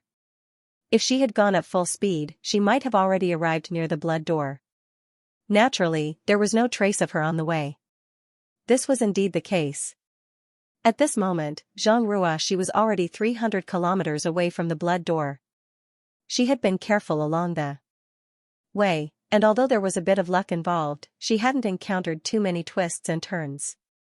However, she didn't dare to move forward now that she was here. There were too many monster race cultivators in front of her, and none of them were hiding their auras. If she dared to appear at will, she would definitely be discovered. At this moment, Ruashi was hiding in the canopy of a big tree, trying her best to restrain her aura. Although she was quite strong now, she absolutely didn't want to get into any trouble in this place, so naturally, she focused on hiding and waiting for Xianxia to arrive. As long as she waited for Sir to arrive and clash with the monster race, she would rush out to help Sir. Presumably, Sir wouldn't blame her at that time. She really just wanted to help. She didn't want to be sucked into Xianxia's sealed world bead and wait in boredom whenever there was danger. That would make her seem useless. A group of patrolling monster race monsters passed by nearby, but they didn't find any trace of Xianxia. This made her secretly rejoice and gave her a lot of confidence. This was the first time she had done such a dangerous thing, so naturally, she was nervous. Fortunately, following Xianxia around all these years wasn't a fruitless journey. She had experienced a lot of storms, so even if she was nervous, she could barely maintain her current state. Time passed by little by little. Another group of patrolling monster race monsters came from the front. These monster race monsters were extremely vigilant, looking around as if looking for any suspicious traces. Seeing this group of monster race monsters passing by under the tree, one of them suddenly stopped, his nose twitching slightly, constantly sniffing in the air. "What's wrong?" Another monster race looked at him and asked suspiciously. The monster race monster didn't answer and sniffed for a while before suddenly raising his brow and saying, "There's the scent of a human." As soon as this remark came out, Ruashi's face changed drastically. She knew this was bad. She was afraid that she had exposed something. Once this group of monster race monsters determined her whereabouts, it would be difficult for her to escape. She could only hope that this monster race monster was just suspicious. She couldn't be sure. This way, she might be able to escape this disaster. But her hopes were quickly dashed. After sniffing for a while, the monster race monster suddenly raised his head and looked at the canopy. Although they were separated by a thick layer of leaves and their eyes didn't meet, Xianxua's heart still beat violently. She knew that she could no longer hide in this place. Just as she made up her mind to escape from here. Suddenly, a dirty head with disheveled hair appeared beside her. It hung upside down in front of her and grinned at her. Ruashi was so startled that she almost exclaimed out loud. But after seeing clearly who this unkempt person was, she quickly covered her mouth and didn't dare to make any noise. She just stared at the dirty face with her pair of beautiful eyes. A hand reached out towards Xianxia. He grabbed her, and with a flash of his body, he disappeared on the spot like a ghost. Whoosh! One of the demon clan members jumped up to the top of the tree and looked around for a while. However, he did not find anything. He could not help but scratch his head. His face was filled with suspicion. "What's the situation up there?" asked one of the demons waiting below. "Nothing at all," the spectating Yao replied. He jumped down again and laughed, "Maybe it's just my imagination." The group of demon clan members looked at him with displeasure, scolding him for being too paranoid. Only then did they continue to move forward. Atop the crown of another tree, Xianxia watched as the group of monster race disappeared into the distance. Only then did she let out a heavy sigh, her full chest heaving up and down violently. Just now, her heart had almost jumped out of her chest. She almost thought she was going to die. Fortunately, a noble person came to her rescue at the critical moment. She quickly turned her head and looked to the side. Beside her, Ice Heart Valley's third sister was looking at her with a silly smile. Taking a closer look, Ruashi realized that this woman should have a beautiful face. But now, her mind was damaged and she was slovenly. Living in the ancient lands all year round, her face was completely covered in dust and dirt. It was hard not to sigh. "Third senior, why are you here?" Ruashi didn't know the name of this person in front of her. After all, she didn't even know Xianxia, so she could only vaguely address her. It's hard to tell if he understood Ruashi's question. Anyway, he didn't seem to have any intention of answering. Instead, he kept sniffing like a demon. His dirty nose was almost sticking to Ruashi's body. He seemed to think that Ruashi's body smelled very good. While sniffing, he showed an intoxicated look. Ruashi felt very uncomfortable being sniffed and felt itchy all over. She quickly stretched out her hand in front of her, blocking third sister's intention to continue to violate her. She said, "Third senior, don't make trouble. You'll be discovered by those demon clan members." Third sister was pushed away by her. She immediately pouted and looked unhappy. Seeing her like this, Ruashi couldn't bear to see her like this. She was a beautiful woman with a powerful second-order emperor realm cultivation. In the outside world, she would definitely be admired and pursued by countless men. But now, she was in such a state. Ruashi wondered if her master, Senior Bing Yun, would be distressed if she knew about this. Okay, third senior, I have something to do. Be good. Zhang Ruashi reached out and held third sister's two dirty paws. She didn't show any disdain. Patting them gently, she said softly, I'll wait for Sir here. Sir, do you know the person who gave you the fruit last time? Sir has been looking for you. Don't run around and wait for him here with me, okay? Third sister looked at Zhang Ruashi for a while and suddenly nodded vigorously. Ruashi smiled, you can understand? Third pounced on Ruashi like a tiger and hugged her tightly. Burying his head into Ruashi's ample bosom, he began to crazily rub his head against her. Third senior. I can't breathe. Ruashi's face flushed red. A strange feeling in her chest made her feel weak all over. The strength that was tightening around her made it difficult for her to breathe.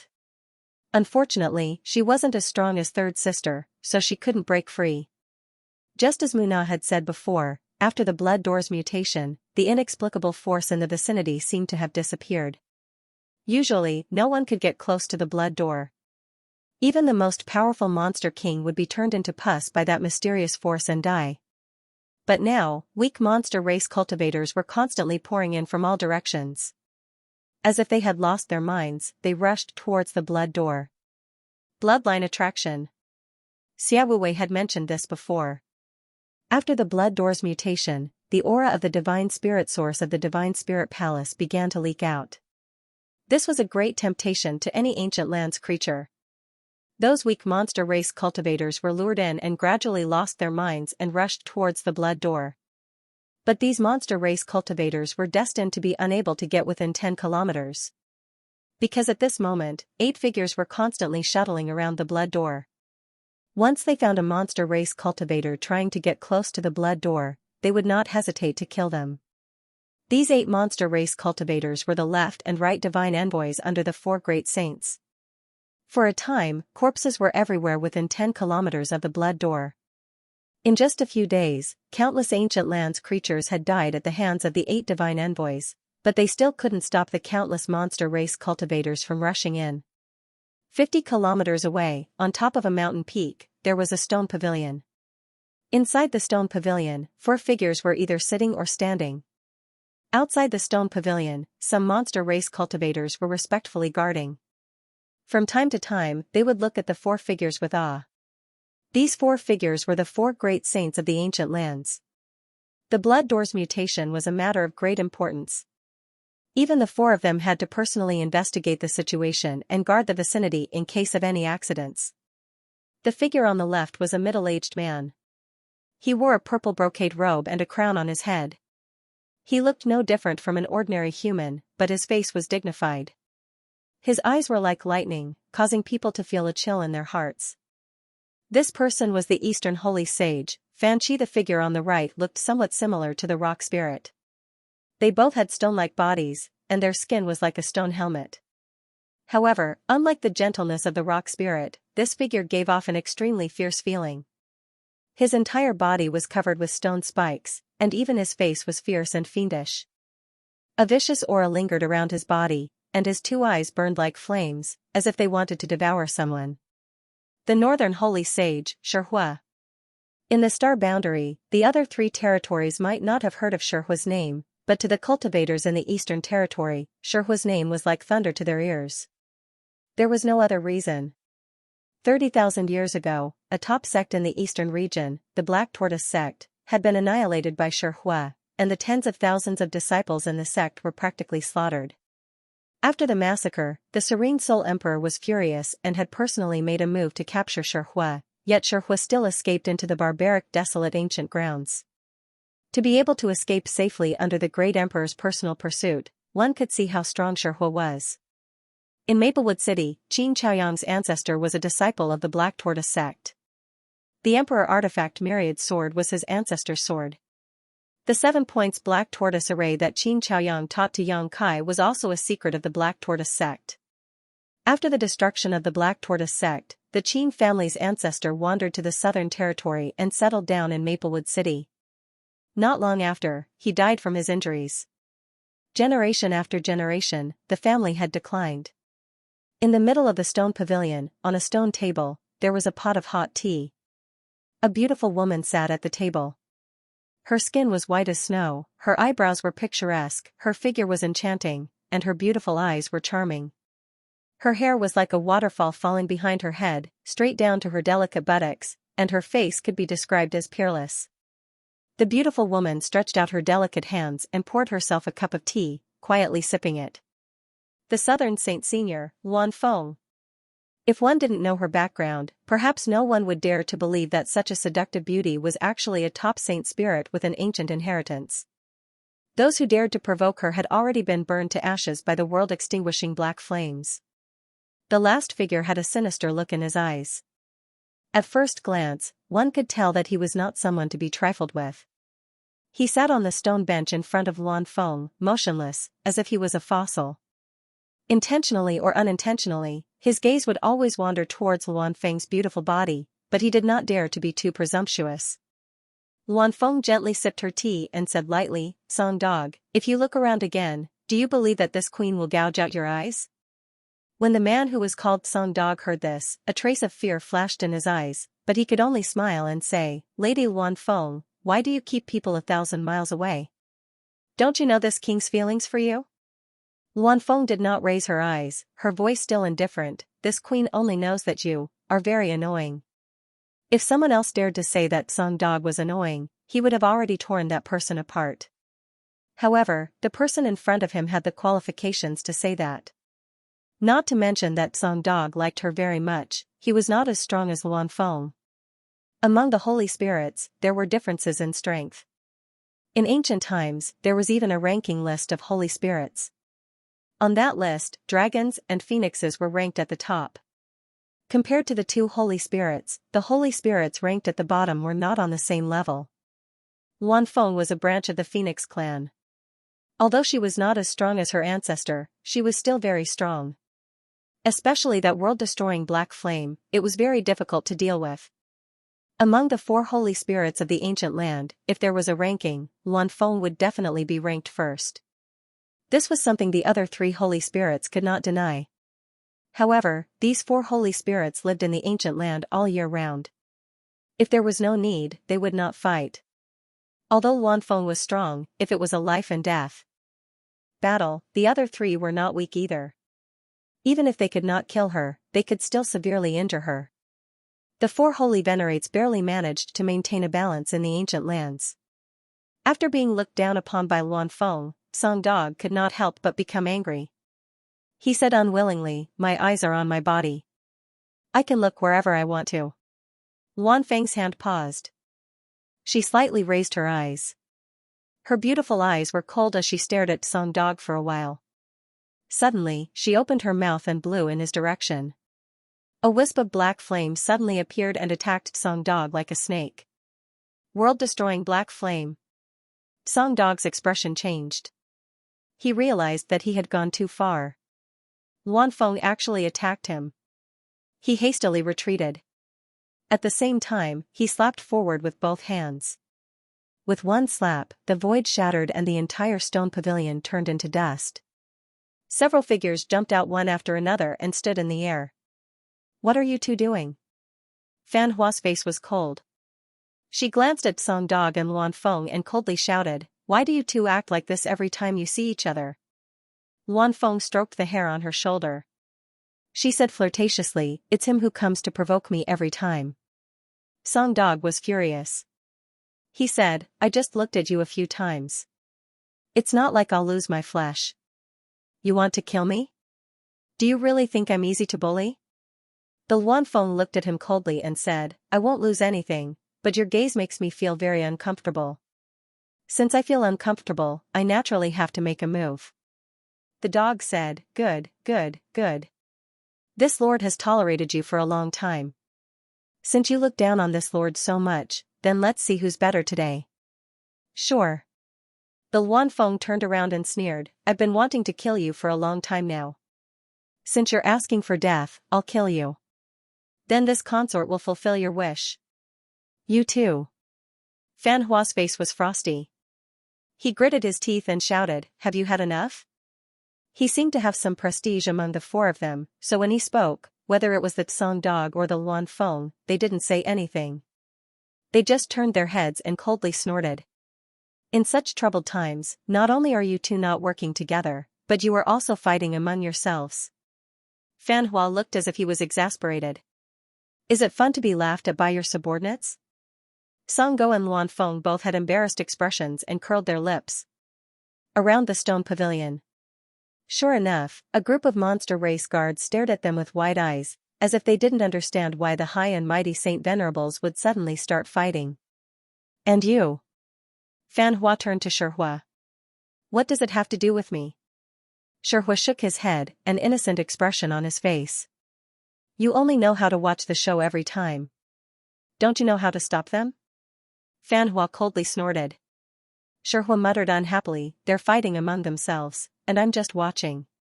It's none of our business." The corners of Fan Hua's eyes twitched a few times, a helpless expression on his face. After a while, he calmed down and said, "The blood door has changed. Under the attraction of the bloodline, all the creatures in the ancient lands have acted strangely. If it weren't for the four of us guarding this place, those monster king below would have tried to enter the blood door already. You have all inherited the origin strength and memories of your ancestors, so you should know what secrets lie behind the blood door. In the past, that person wielded the heavenly punishment sword and killed all the saint spirits in the world. Our ancestors were lucky enough to escape. You don't want that person to appear again and we have to run for our lives, do you?" Hearing him mention that person, the other three Saint Venerables couldn't help but change their expressions. In the ancient land, even the majority of the 32 demon kings did not know the secrets of the blood door. However, the four of them were different. The four of them had inherited their ancestors' origin energy and ancient memories, so they clearly knew what was sealed within the blood door. Not only was there the origin strength of countless saint spirits, but there was also the heavenly punishment sword, which was feared by all saint spirits in the world. If someone broke the seal of the blood door and released the sword, no matter how big the world was, there would be no place for the saint spirits to hide. The four of them would be the first ones to suffer. It was because of the importance of this matter that the four of them had to take action personally. They ordered the 32 Monster King to guard the surroundings and not let any creatures near the blood door. They were afraid that the seal of the blood door would be broken and the heavenly punishment sword would reappear in the world. Seeing the silence of the three, Fan Hua nodded slightly and said in a serious voice, "As long as the four of us are united, even if the Monster King wants to, they won't dare to barge into the blood door. After this period of time, we can rest easy. But if you really fight, the Monster King below will be in chaos. If something happens to the blood door, who can bear the responsibility?" His words were reasonable, and the other three Saint Venerables nodded. Song Go and Luan Feng also restrained their hostility. They knew that now was not the time for internal strife. 30 miles away from the blood door, Xia Wuwei was leading a group of demon generals to disperse in a territory to stop the creatures of the ancient lands who were trying to enter the blood door. His eyes would look in a certain direction from time to time. That was where the four Saint Venerables were gathered. He sat on an armchair and sneered from time to time. He knew why the four Saint Venerables were gathered near the blood door. The four masters were obviously worried about the monster kings under them. They were afraid that these monster kings would not be able to resist the temptation of the blood door, so they were personally monitoring this place. In fact, it was indeed so. If the four Saint Venerables were not nearby, Xia Wuwei would have already broken the seal of the blood door. With his ability, he had reached the limit of his cultivation. There was no room for him to grow in this life. For a demon race who yearned for power, this was undoubtedly an extremely painful torture. The change in the blood door gave him hope. He could clearly feel that there was a mysterious and powerful force in the blood door that was resonating with his bloodline. It was definitely a force that could give him a new life, return to his ancestral bloodline, and transform into a holy spirit. Once he obtained this power, he could become an existence on par with the four Saint Venerables. He would no longer need to listen to the orders of others. Unfortunately, he did not have a chance. He could not even get close to the blood door. Under the surveillance of the four Saint Venerables, he believed that he would be killed before he could even get close to the blood door. With a heavy sigh, Xia Wuwei smashed the armrest of the chair with a slap. He was full of unwillingness. It would be a pity if he missed such a good opportunity. At this moment, he suddenly seemed to have sensed something. He turned his head and looked in another direction. His heart skipped a beat. He frowned and thought for a while. Then, he stood up slowly. The demon race expert named Shiyu, who was following beside him, saw this and could not help but ask, "Where is Master going?" "I'm bored. I'm going to take a walk. You guys continue to monitor. If anyone tries to break through, kill without mercy." Xia Wuwei ordered with his hands behind his back. "Yes." Shiyu cupped his fists and replied. He watched Xia Wuwei leave. After leaving the line of sight of the demon race subordinates, Xia Wuwei's figure flashed and disappeared into the forest.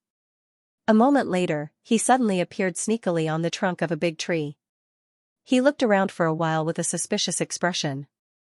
Just as he was confused, a figure suddenly flashed beside him. A person appeared out of thin air. Xia Wuwei was shocked. His monster chi rolled and he was about to attack in a hurry. "Monster King, it's me." A familiar voice rang out, forcing Xia Wuwei to hold back his strength. "Young Master Yang." Xia Wuwei looked around with a surprised expression. "Where did you come from?" With his cultivation, which was comparable to a third-order Emperor Realm Master, he was unable to detect Yang Kai's whereabouts, which was quite unbelievable. Yang Kai smiled and did not answer his question. Instead, he said, "Monster King, there's something I need your help with." Xia Wuwei immediately looked at him with vigilance and asked nervously, "What is it?" Yang Kai waved at him. Xia Wuwei looked bored, but he had no choice but to go over. Yang Kai whispered a few words in his ear. Xia Wuwei's face changed drastically. He said in horror, "You want me to inform the Saint Venerables? Aren't you asking me to throw my life away?" Although he was Yang Kai's sole slave, Xia Wuwei was not willing to throw his life away. He was both shocked and angry. Yang Kai asked curiously, "How is this throwing your life away?" Xia Wuwei coldly snorted, "It's obvious that this news is fake. The Saint Venerables are not idiots. How can they not find out? Once they find out, this king will not be able to survive." While speaking, he shook his head like a rattle drum. "This king won't go. I won't go even if you beat me to death. Instead of dying at the hands of the furious Saint Venerables, I'd rather die at your hands. Just do it." Yang Kai couldn't help laughing. "Who told you this news was fake?" Xia Wuwei glanced at him and curled his lips. "Don't lie to this king. Everyone in the ancient lands knows about that bell. It was taken away by a human master tens of thousands of years ago. How could it appear in the ancient lands for no reason?" Yang Kai said solemnly, "This bell isn't fake." Xia Wuwei was shocked. He said in shock, "This king is just a monster race. I'm not as cunning as you humans. Don't lie to me." Yang Kai grinned and patted Monster King's shoulder. "Why would I lie to you? You just need to leak this news to the Saint Venerables. I guarantee you'll be fine." "But, how could that bell come back for no reason?" Xia Wuwei still couldn't believe it. Suddenly, he seemed to have thought of something and stared. "Could it be that you?" Yang Kai smiled and nodded. "That's right, that bell belongs to me now. I've already hidden it in that place." Xia Wuwei looked up in shock, his eyes filled with shock. He simply couldn't believe his ears. "Monster King, you won't not help me with this small matter, right?" Yang Kai's face sank again. "Don't forget, your soul imprint is still in this young master's hands." Xia Wuwei frowned. "Why do you want this king to reveal this information to the four saint sovereigns?" "That's this young master's business, you don't need to ask." Yang Kai coldly snorted. Xia Wuwei ignored his evasiveness and said, "You want to lure the four saint sovereigns away. Could it be that you want to enter the blood door? Aren't you a human?" The blood door was a forbidden area for the ancient lands creatures. Only the ancient lands creatures could have a bloodline attraction. Why would a human like Yang Kai want to enter the blood door? Xia Wuwei couldn't figure it out. Why do you care so much? Yang Kai impatiently pushed him and turned him around. He patted his back and said, hurry up and do what you need to do. Xia Wuwei didn't leave. He turned around with bright eyes and said, young Master Yang, if you want to enter the blood door, count me in. You also want to enter the blood door? Yang Kai glanced at him in amazement, but soon understood that Xia Wuwei also wanted to obtain the divine spirit's power. Xia Wuwei snorted, if it weren't for the 4 saint sovereigns nearby, this king would have already rushed over. Why would I wait until now? Yang Kai chuckled. He nodded and said, all right, then let's see if you have the opportunity when the time comes.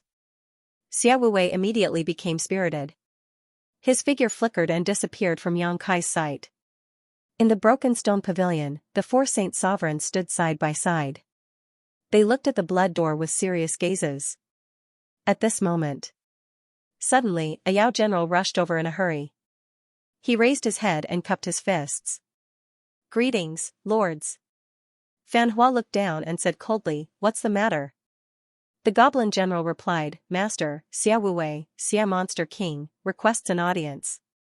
Xia Wuwei? Fan Hua frowned. Of course, he knew Xia Wuwei. He was one of the 8 monster kings under his command. He was smart and strong, and could be considered one of the top monster kings. Why did he come to see him at this time? Fan Hua waved his hand and said, call him over. Yes. The demon general replied. He hurriedly retreated. Not long after, Xia Wuwei followed behind him and returned to this place. Even though he was the monster king, Xia Wuwei still felt a mountain of pressure when he saw the 4 holy sages. This was especially so when he and Yang Kai's secret plan was no small matter. Once the Lord found out about it, he would die immediately. He could not help but feel a little nervous. Taking a deep breath, Xia Wuwei cupped his fists and said, greetings, master. Other than Fan Hua who glanced at him, the other 3 holy sages did not pay any attention to him. After all, Xia Wuwei was the monster king under Fan Hua. He had nothing to do with them. What's the matter? Fan Hua asked calmly. Xia Wuwei raised his head and looked at him. He looked like he wanted to say something but stopped. His appearance aroused the curiosity of the other 3 holy sages. They all turned their heads to look. Fan Hua said, just say it. The holy sages are not outsiders. I was waiting for you to say that. Xia Wuwei was secretly happy, but he did not show it on his face. He cupped his fists again and said, Master, one of my demon generals accidentally found a bell in a valley 3,000 miles away from here. A bell? What kind of bell is that? Fan Hua frowned and asked. Xia Wuwei said, according to the demon general's description and my own speculation, that bell is very likely to be the legendary Mountains and Rivers Bell. What? Brahma Centipede was astounded. The other 3 Saint Venerables also looked at him in shock, their eyes sparkling. In an instant, Xia Wuwei's body felt as if there was a huge mountain pressing down on his body, making him almost unable to breathe.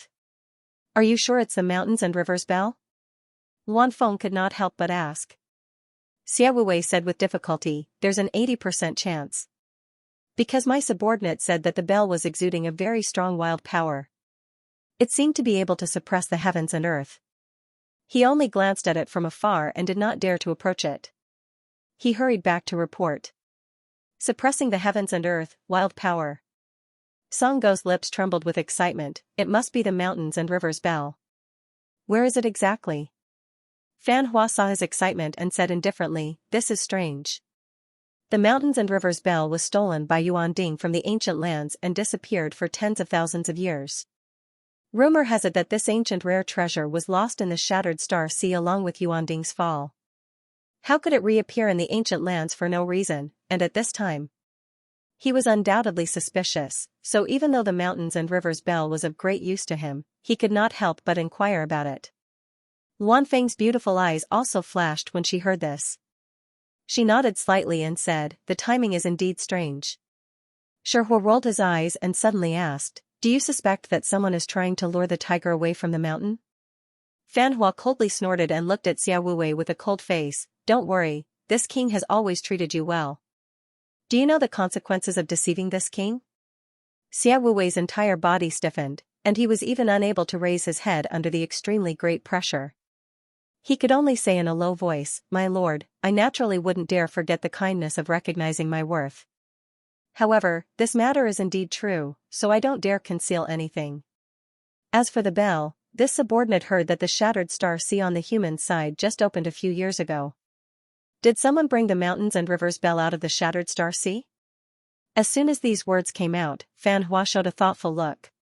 He naturally knew about the Shattered Star Sea, so Xia Wuwei's words had some basis. Whether it is true or not, we will know once we go and take a look. It's only a few thousand kilometers away, Song Go urged from the side, looking impatient. Of course we will go and take a look, but who will stay here to keep watch? Fan Hua glanced at the others. Luan Feng pursed her lips and smiled. This queen has not seen much of the world, so I will go and broaden my horizons. Song Go sternly said, I will also go and take a look. Fan Hua turned his gaze to Shi Hua, but Shi Hua was not happy and snorted, what are you looking at me for? I want to go too. Anyway, if you all leave, I won't stay here alone. Fan Hua sighed, knowing that these three could not be counted on.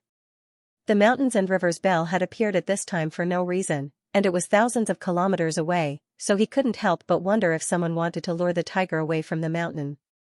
However, all four saint sages wanted this bell and were afraid it would be taken by others, so it was not appropriate to leave anyone here.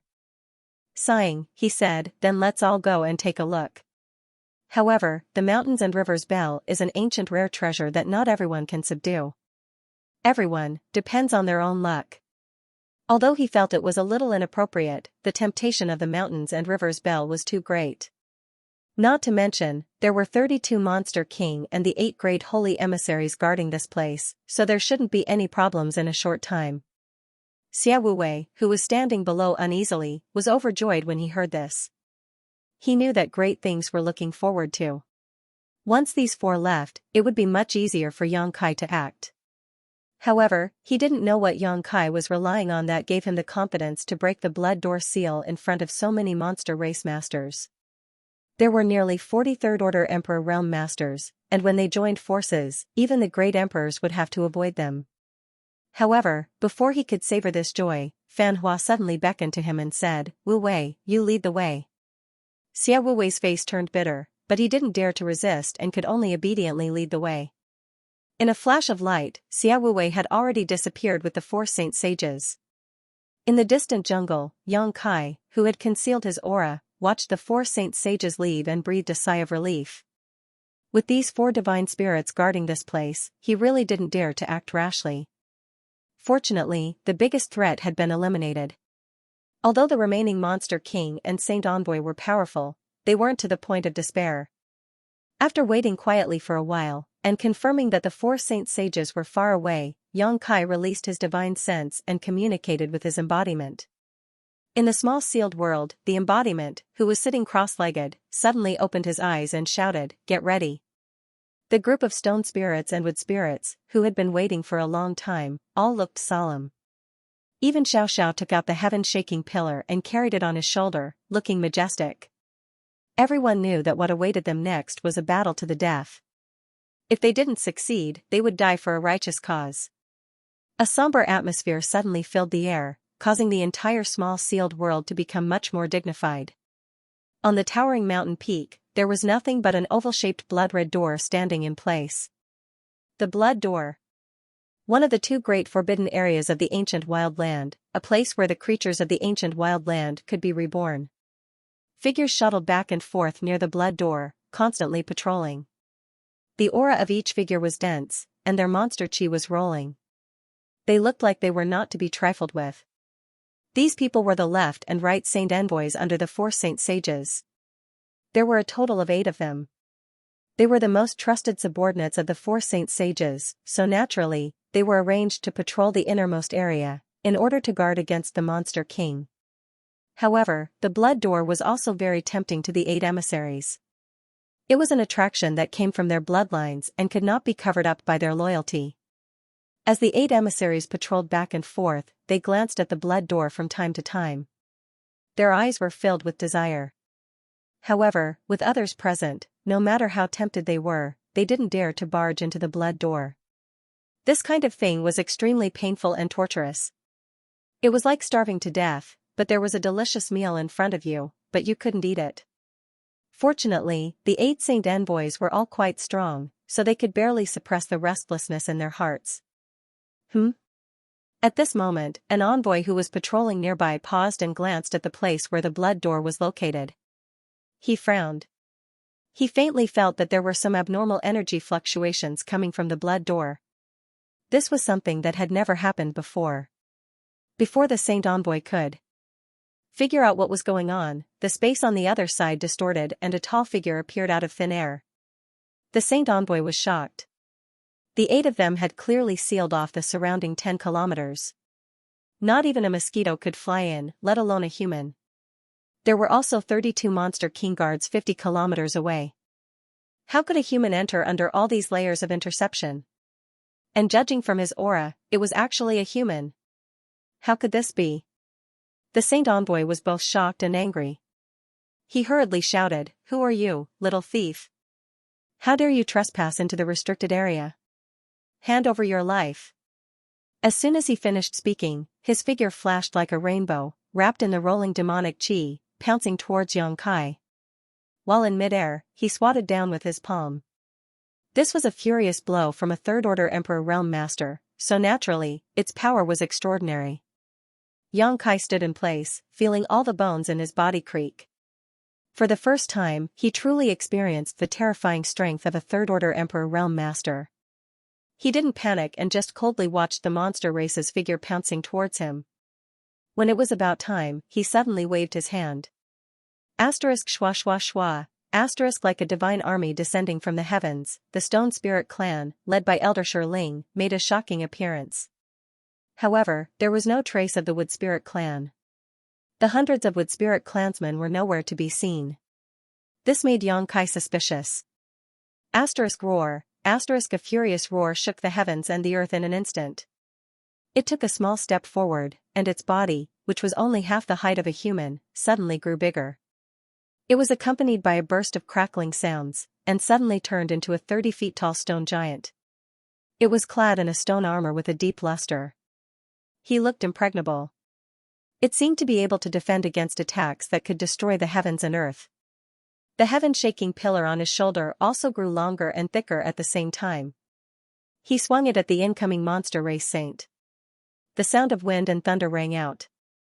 The power of this staff swept up the power of heaven and earth. The monster race saint was instantly thrown into chaos. Previously, when he saw Xianxia alone, he didn't hesitate to rush over and kill Xianxia.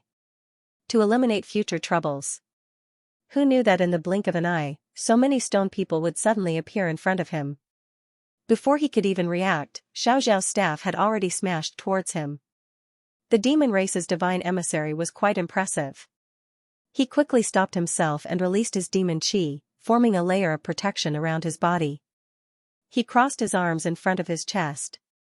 Boom! As the heaven-shaking pillar came crashing down, the demonic saint felt an unimaginable force rushing toward him. His demon essence was shattered, and the bones in his arms were broken. His body flew out uncontrollably. He spat out a mouthful of blood in midair. Only after flying for several thousand feet did he manage to stabilize himself. The terrifying power of the Rock Spirit clan. That was how domineering he was. Even the monster race's divine envoy, whose strength was comparable to a third-order Emperor Realm Master, would not be able to withstand such a blow. Rock, Spirit. The eyes of the sacred emissary of the demon race turned red. Although he had suffered a loss, it was only a minor injury. It was nothing serious. Instead, it provoked his murderous intent. Swish swish swish. Many people who heard the commotion flew over from all directions and stood on either side of the demon race divine envoy. Including the demon race divine envoy from before, there were a total of 8 people. They were the 8 divine envoys of the 4 Saint Venerables. These 8 monster race masters undoubtedly knew the Rock Spirit clan. After all, when the 4 Saint Venerables wanted to subdue the Rock Spirit clan, they had been the ones to communicate with each other. They were also the ones who passed the information between them. They couldn't beat each other and had met face to face more than once. One of the divine envoys, who had the back of a tiger and the waist of a bear, narrowed his eyes and coldly snorted, "Elder, what do you want?" The rock spirit clan stood near the blood door. The elder stood at the head of the group and tapped his walking stick on the ground. "My clan's future is here.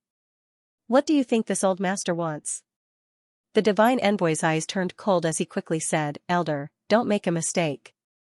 You should know the consequences of angering the four Saint Venerables. The rock spirit clan has very few members. You don't want to see it wiped out, do you?" The elder chuckled and stroked his beard. "My clan was born with the blessing of heaven and earth. Unless the will of heaven and earth descends, I'm afraid no one else has the ability to destroy my clan." Another divine envoy immediately gritted his teeth and said, "We were ordered to guard this place and not let anyone come close. Elder, are you trying to make things difficult for us?" The elder said indifferently, "It's not difficult. If you can turn a blind eye to this, the rock spirit clan will be grateful." Wishful thinking. The injured divine envoy shouted angrily, "Trespassing into the blood door, you will definitely die today." The elder sighed and said, "The change of the blood door is a great opportunity for the ancient land's creatures to restore the glory of their ancestors. As long as you can break the seal of the blood door and enter the blood door, you will have a chance to obtain the Saint Spirit Source. The 8 of you have been following the 4 Saint Venerables for many years. I'm sure you know the secret of the blood door. Instead of killing each other here, why don't we all join hands and share the source of the blood door? Isn't that wonderful? I didn't know the elder was so good at talking. I have learned a lot today." The injured divine envoy coldly snorted with a mocking expression. The elder said, "Today, the rock spirit clan will come out in full force. We are determined to obtain the secret of the blood door. Anyone who dares to hinder the future of our clan will be killed without mercy. 8 Master, please think about it carefully." Hearing this, the 8 divine envoys' expressions changed. In the past, when he interacted with the elder, he only felt that this old man was old and it was difficult for him to even speak. But today, he was so unyielding and had a murderous look on his face. It was really surprising. The burly divine envoy sighed and said, "Since the elder insists, I'm afraid we can only offend you." No one dared to underestimate the strength of the rock spirit clan. If they really fought with these stone giants, they were not sure they could win. While they were talking, the divine envoy who was slightly injured by Xiaoxiao's stick suddenly changed his expression and shouted, "Despicable human, what are you doing?" Everyone was shocked and looked at the human who appeared first. They saw that the human was actually waving his hands and constantly forming mysterious seals. Beside him, the space became extremely distorted, as if it would collapse at any moment. This scene shocked the 8 divine envoys. They did not know what kind of mysterious divine technique this human had that could make the space change like this. Xianxia's hands did not stop. He turned around and grinned, breaking the seal. This master of the divine envoy's question is so strange. How dare you? The divine envoy's expression changed and he shouted, "Stop right now, or I will cut you into pieces." Xianxia coldly snorted, "This young master is breaking the seal for the future of the ancient land. It's fine if you don't appreciate my kindness, but you want to kill me. What kind of logic is this? Human child, don't talk nonsense. How can you interfere in the ancient land's affairs?" The elder said loudly, "This little friend is an honored guest of my rock spirit clan.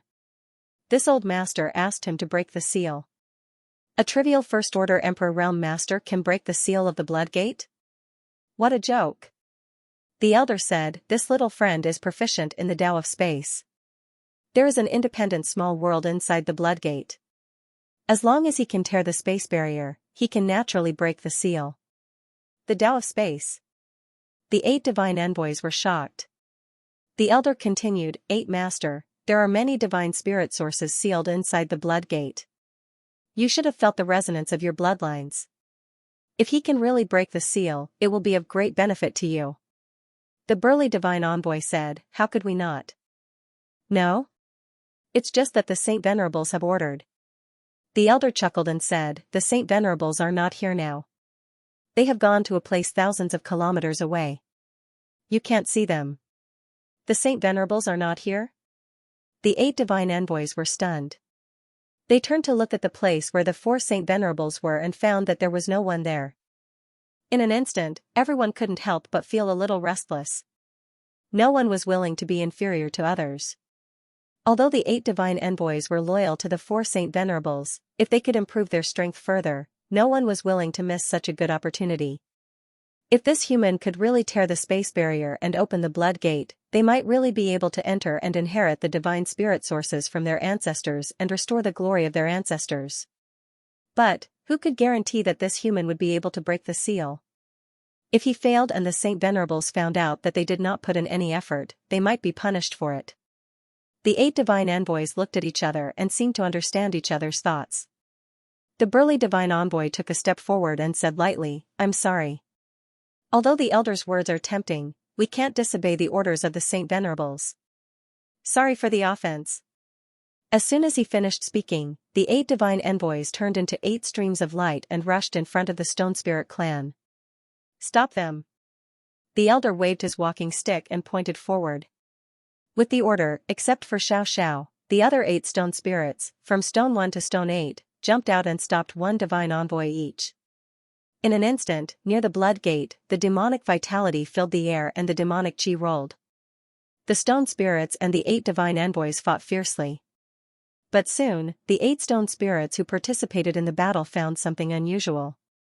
The 8 divine envoys didn't use their full strength and all the attacks were easily blocked by them. Although the stone spirits weren't very intelligent, they weren't stupid. After all, they had lived for so many years, how could they not know what the 8 divine envoys were planning? They were secretly happy and fought with their opponents. Soon, the bare mountain peak was filled with sand and stones. It looked very lively. Seeing this, Xianxia already had a plan in his mind. He knew that the 8 divine envoys were tempted by the elder's words. At this moment, they were just acting to prevent the 4 Saint Venerables from investigating. But then again, even if they tried their best, they couldn't do anything to the Stone Spirit clan. Since the 8 divine envoys were willing to act, he had no more worries. He immediately devoted himself to breaking the seal of the blood gate. He used the space divine technique without holding back. Xiao and the elder stood aside and watched nervously. The battle near the blood gate was in full swing. The commotion naturally attracted the attention of the monster kings further away. Out of curiosity, they all rushed over to investigate, wanting to see what had happened. In a short period of time, more than 10 monster kings had gathered 5 miles away. When they saw the faces of the enemies who were fighting with the 8 messengers, they were all shocked. The Rock Spirit clan. Why are they here? How is that possible? We have deployed guards outside. They can't just appear here out of thin air. Could they have come from underground? What are they trying to do? Are they trying to force their way through the blood gate? The monster kings were all talking at once. Suddenly, their expressions changed. Although they had thought about forcing their way through the blood gate on more than one occasion, they really didn't have the courage to actually take action. At this moment, seeing the Shirling clan appear out of thin air and stand together with the 8 emissaries, their hearts were filled with admiration and anger. They were impressed because they were so bold and were not afraid of being blamed by the 4 holy sages. They were angry because these guys were so reckless. They would definitely be punished later. Thinking of this, the monster kings looked at each other and were about to rush over to help. The Rock Spirit clan was difficult to deal with. It was common knowledge in the ancient land. Although the 8 messengers were powerful, they might not be able to win against the entire Rock Spirit clan. Only by joining forces would they be able to suppress the Rock Spirit clan's arrogance in one fell swoop. Don't panic, messengers. We are here to help you. A monster king shouted and rushed over, wrapped in demonic chi. The burly holy messenger, who was fighting with Rock 1, narrowed his eyes. He shouted, "Don't come over." The demon monarchs that were charging forward immediately stopped in their tracks. Their faces were full of shock. Although in the ancient land, the 32 monster kings and the 8 great holy messengers were similar in strength, in terms of status, the holy messengers were still a level higher. After all, they were the confidants of the 4 holy sages and had always followed them. They could be considered as the holy sages' representatives. Under normal circumstances, their words were the Lord's orders. That was why no monster king dared to disobey the saints' orders. However, they were all confused. They didn't know what the saint's intentions were. Continue to guard the perimeter and prevent anyone from receiving us. If there are any more intruders, kill them without mercy. The burly saint emissary shouted as he guarded against Stone One's destructive attack. Yes, sir. Many Monster King answered one after another, but each of them had a strange expression on their faces. They were all experts of the demon clan who had cultivated for countless years. His mind was nimble and meticulous. He could more or less see that there was something wrong with the burly saint's order. Under normal circumstances, everyone should work together to get rid of the trouble of the Stone Spirit clan as soon as possible. After all, the Blood Gate was of great importance and could not tolerate the slightest bit of carelessness. But now, the saint emissary wanted them to continue guarding the perimeter. It was as if he didn't want them to interfere in the battle. With just the 8 sacred envoys, they definitely wouldn't be able to do anything to the Rock Spirit clan. They looked at each other and muttered in their hearts. They didn't know if this was the saint emissary's idea or the Lord's order. If it was the Lord's order, it was possible. After all, the Lords had always wanted to subdue the Rock Spirit clan. Unfortunately, these rock spirits were like stones in a latrine pit. They were smelly and hard. The Lords had tried many times but failed. This might be an opportunity. However, no matter how much the saint emissaries wanted to subdue the Rock Spirit clan, it was unlikely that they would take the Blood Gate as a joke. There's a human over there. What's that person doing? A Monster King suddenly seemed to have discovered something. He pointed in the direction of Yong Kai and asked with wide eyes. When the other Monster King heard this, they all looked over. After a while, their expressions changed greatly. This human is breaking the Blood Gate's seal. What? This is ridiculous. What is the 8 Masters' intention? Why are they just watching this person break the seal and not stopping him? If the Lord knew about this, it would be terrible. This is bad. The 8 Masters being held back by the 8 rock spirits. This person is simply unscrupulous. What should we do? Why are you so anxious? Maybe, the 8 Masters deliberately letting this happen? A Monster King who seemed to be smart suddenly had a flash of light in his eyes. Another Monster King turned his head and looked at him leisurely. He said lightly, "Huli, you can eat whatever you want, but you can't say whatever you want." The Monster King who was called Huli laughed and said, "I'm just saying. Brothers, feel free to listen." However, some words couldn't be taken lightly. Previously, the burly saint emissary didn't allow them to get close to the battlefield. Instead, he asked them to continue guarding the periphery. This made the Monster Kings suspicious. Now that Huli reminded them, they were all shocked. They faintly felt that this might be the truth of the matter. In an instant, every Monster King felt their scalp go numb and their whole body turn cold. The 8 saint emissaries. Were they going to rebel against the Lord Saint? If that was really the case, the entire ancient land would be in chaos. With this preconceived notion, many Monster Kings quickly realized that something was wrong when they looked at the battle that was in full swing. At first glance, the battle over there seemed to be extremely fierce. The 8 saint emissaries and the rock spirits looked as if they couldn't wait to kill each other. They didn't show any mercy in their attacks. However, no matter how they fought, no one was injured. Not even a small injury could be seen. This situation was obviously a little strange. Huli's eyes turned again and looked in a certain direction. He said in surprise, "Where did the 4 saint emissaries go? Why can't I see any trace of them?" He didn't see any sign of them there. Immediately, a Monster King answered, "I heard that the 4 saint emissaries received a piece of news and left in a hurry. I don't know where they went." They received a piece of news. Huli's eyes flashed with a hint of surprise. What kind of news is more important than the Blood Gate? Why did the 4 saint emissaries rush over? I'm not sure about that. The Monster King shook his head. Interesting. Luring the tiger away from the mountain, taking advantage of the situation, cutting off all means of retreat. Does the Rock Spirit clan have such brains? Huli laughed softly. Although his voice wasn't loud, the other Monster Kings heard him clearly. At this time, many Monster Kings didn't know what was going on at the Blood Gate. Their emotions suddenly became complicated. They were anxious and worried. They were anxious because the human had been breaking the seal for half a day, but there was no result at all. He was simply a piece of trash. They were worried because, if the 4 Saint emissaries returned, the battle at the Blood Gate would probably end very quickly. Although the rock spirits were powerful, they were still not enough in front of the 4 Saint emissaries. Once the battle ended, the Blood Gate's seal wouldn't be able to be broken. What should we do now? The Monster King who spoke earlier moved closer to Huli and asked in a low voice.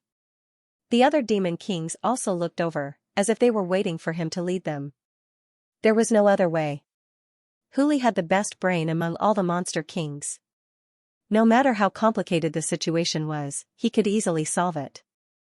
This was also why he could become one of the 32 Monster Kings even though he was only a second-order Emperor Realm Master. In the entire ancient wildlands, among the 30 Monster Kings, Huli was the only one who wasn't a peak 12th order monster beast. In a one-on-one battle, the other Monster Kings wouldn't put him in their eyes, but in terms of tricks, the other 31 Monster Kings combined wouldn't be his opponent. At such a delicate moment, the Monster Kings naturally hoped that he could come up with an idea. Hearing this, Huli smiled and said calmly, "Why are you all looking at me? I also want to know what to do." The Monster King snorted coldly, "A straightforward person doesn't resort to insinuations. Huli, we brothers have lived and died together in the ancient wildlands for so many years. If you have something to say, just say it. Why do you have to hide it?" "That's right, Huli. Now is not the time to play tricks." The group of Monster Kings stared at him, as if they wanted him to come up with an idea. Huli spread his hands and smiled bitterly, "You really shouldn't ask me about this. It's meaningless." As soon as he said this, the faces of the Monster Kings turned unhappy. They secretly felt that this cunning guy was really too unreasonable. It was really annoying. Huli smiled and said, "Didn't you master just say that we should be on guard outside to prevent anyone from approaching? We'll just listen to your orders." He looked as if there was a hidden meaning in his words. The eyes of the group of Monster Kings lit up when they heard this. One of the Monster Kings clenched his fist and hammered his hand, saying, "That's right.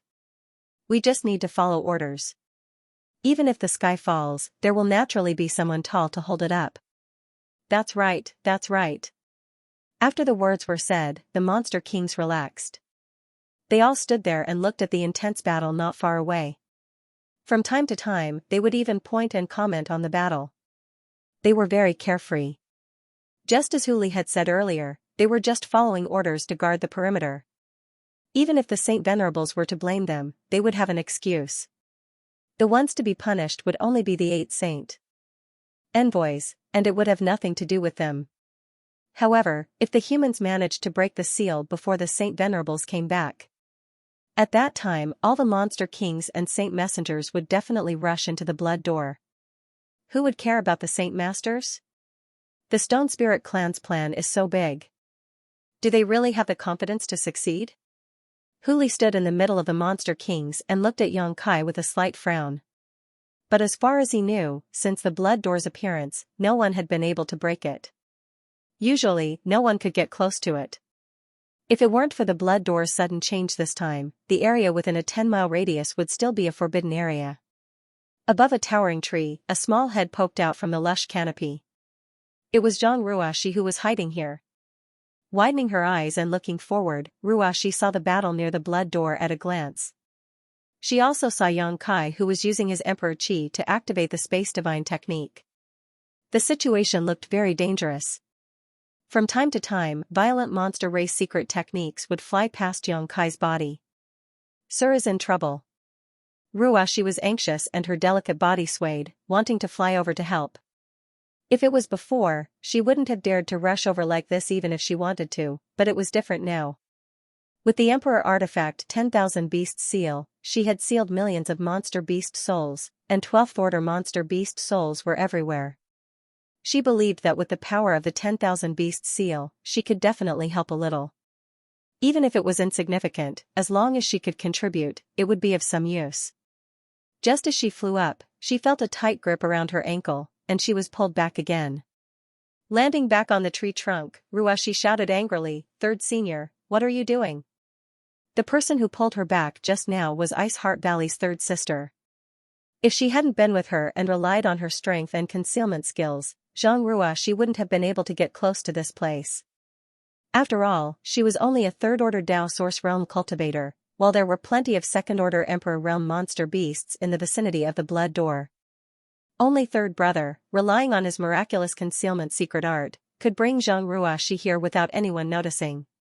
Seeing Xianxia's anger, third sister looked scared, but she still kept waving her hand, pointing in the direction of the battlefield. Then, she reached out and wiped her neck, sticking out a large part of her tongue. She quickly said, "I know it's dangerous over there, and my life may be in danger, but Sir is over there, so I have to go and help." Third sister grabbed Xianxia's hand and shook her head like a rattledrum, showing that she wouldn't let go even if she died. Ruashi sighed, patted the back of third sister's hand, and said softly, "Sir has taught me and raised me for so many years, but Ruashi has never been able to repay him. Now, Ruashi finally has some strength to help Sir. I can't stay here and watch. Third senior, let me go. Even if I die, Ruashi will never regret it." She didn't know if third sister understood or not, but she just held her hand tightly and wouldn't let go. "Third senior, if you continue like this, I will hate you," Ruashi said anxiously. Third sister grinned. She smiled foolishly at her. Her pearly white teeth were as white as jade, forming a stark contrast with her dirty face.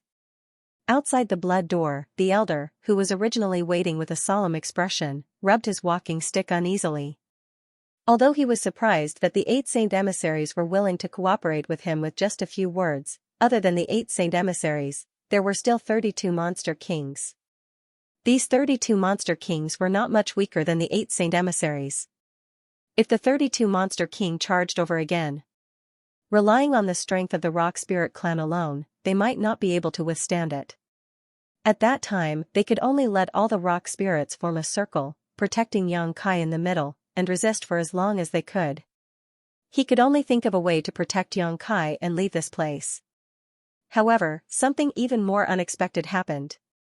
32 monster monarchs charged over with overbearing momentum. After being ordered by the burly Saint Emissary, they actually stood in the distance and watched the show. They had no intention of interfering in the battle. It seemed that the temptation of the Blood Door was really great. The elder knew that the 32 Monster Kings stood by and watched. It was not because of the prestige of the burly Saint Emissary, nor was it because they were strong enough, but because they were also very interested in the Blood Door. They hoped that they could break the seal and open the Blood Door, allowing them to reap without sowing. His mood relaxed a lot, but soon the elder began to worry again. In the current situation, if Xianxia could tear the space barrier and open the seal of the Blood Door, it would be fine. When the time came, the group of monster beasts would definitely rush into the Blood Door. But if he failed, not to mention the disappointment, the 8 Saint Emissaries would not show mercy. Even the 32 Monster King felt that they would not let them go. When the time came, nearly 40 Third Order Emperor Realm Masters would attack together. The Rock Spirit clan would not be able to fight back. As he thought about it, the elder's expression became solemn, and his mood became heavier. "Elder." At this moment, Kai Yang suddenly let out a low shout. "Here." The elder hurriedly responded. He turned his head and saw that the space around the Blood Door was distorted, but there was no sign of the seal being broken. "Are you sure that the pattern you showed me before was a revelation left by the previous Wood Spirit Patriarch at the cost of his last life force?" Xianxia did not stop moving his hands, but his face was as black as the bottom of a pot. "I'm sure." "What's wrong?" The elder had a guilty conscience, but his words were extremely firm. How could an elder lie to others? Then the revelation should be from this young master? Xianxia continued to ask. The elder had a bad premonition in his heart and said dryly, "Yes." "What bullshit revelation?" Xianxia was angry. This young master can't open this bullshit seal at all. "Ah? How can that be?" The elder's heart jumped. How could he dare to let Xianxia back down? He immediately persuaded, the seal of the Blood Door is not ordinary. How can it be broken so easily? Guest, you can try. There's no rush. It's not a matter of whether or not I'm in a hurry. Yang Kai sighed and withdrew his divine technique. The distorted space around him returned to normal as he turned to the elder and said, I am powerless. I can't even feel the space barrier, so how can I break the seal? Continuing like this will only be futile. Elder, I think we should withdraw while they are still easy to talk to. If we delay any longer, I'm afraid the 4 Saint Masters will return. The elder was shocked. Weren't those 4 Saint Masters lured away by Guest's clever plan? Yang Kai narrowed his eyes and said, they are not fools.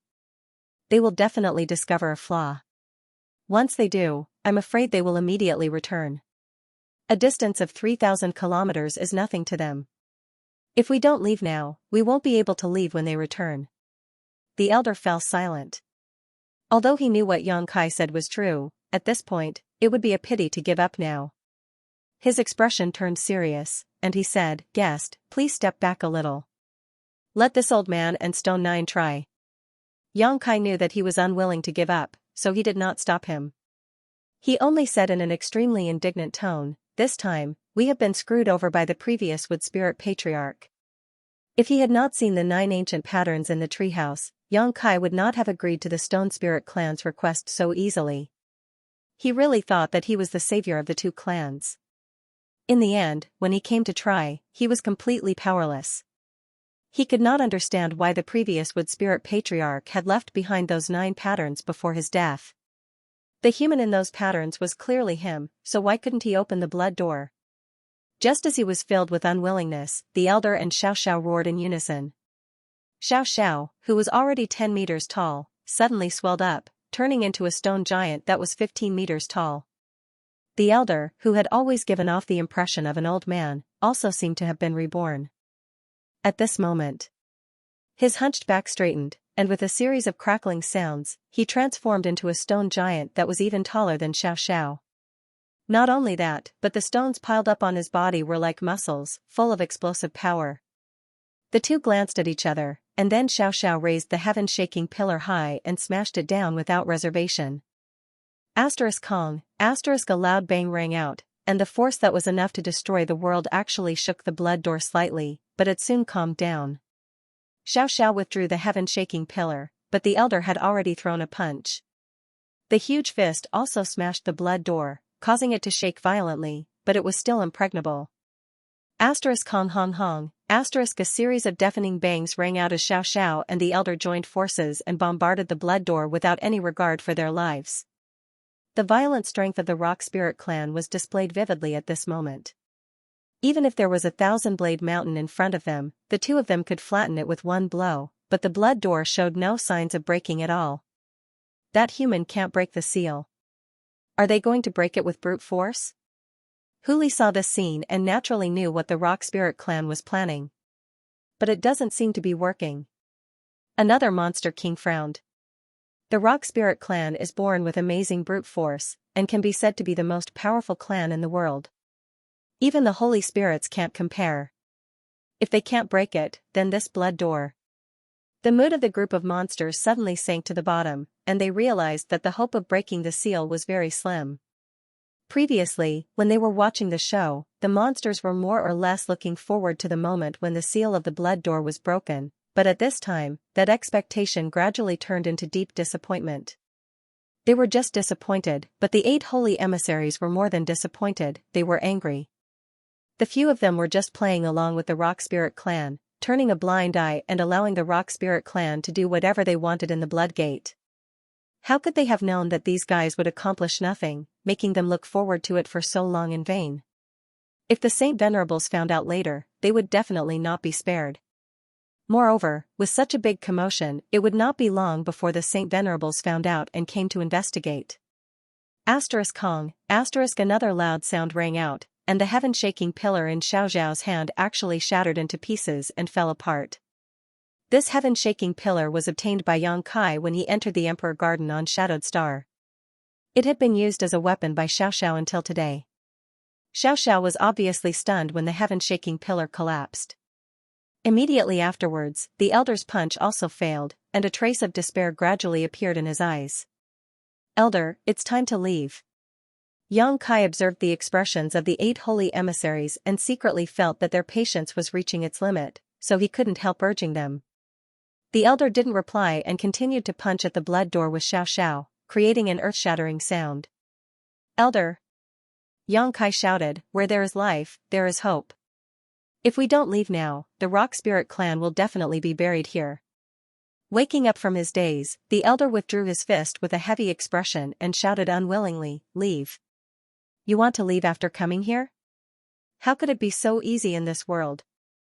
The burly holy emissary's voice was cold as he no longer held back, his monster chi surging violently as he punched the chest of the Rock Spirit in front of him. The Rock Spirit clan did not react in time and was directly knocked back several dozen meters before tumbling through the air. The burly holy emissary was also furious, feeling that he had been played for a fool, so he naturally did not want to let the Rock Spirit clan leave so easily. The other 7 Saint Envoys did the same. Seeing that the Blood Gate was hopeless and that the Rock Spirit clan was going to retreat, they no longer held back and pushed their cultivations to the limit. The Rock Spirits who were fighting against them suffered great losses and were forced to retreat. However, the Rock Spirit clan was not only born with great strength, but also a strong physique.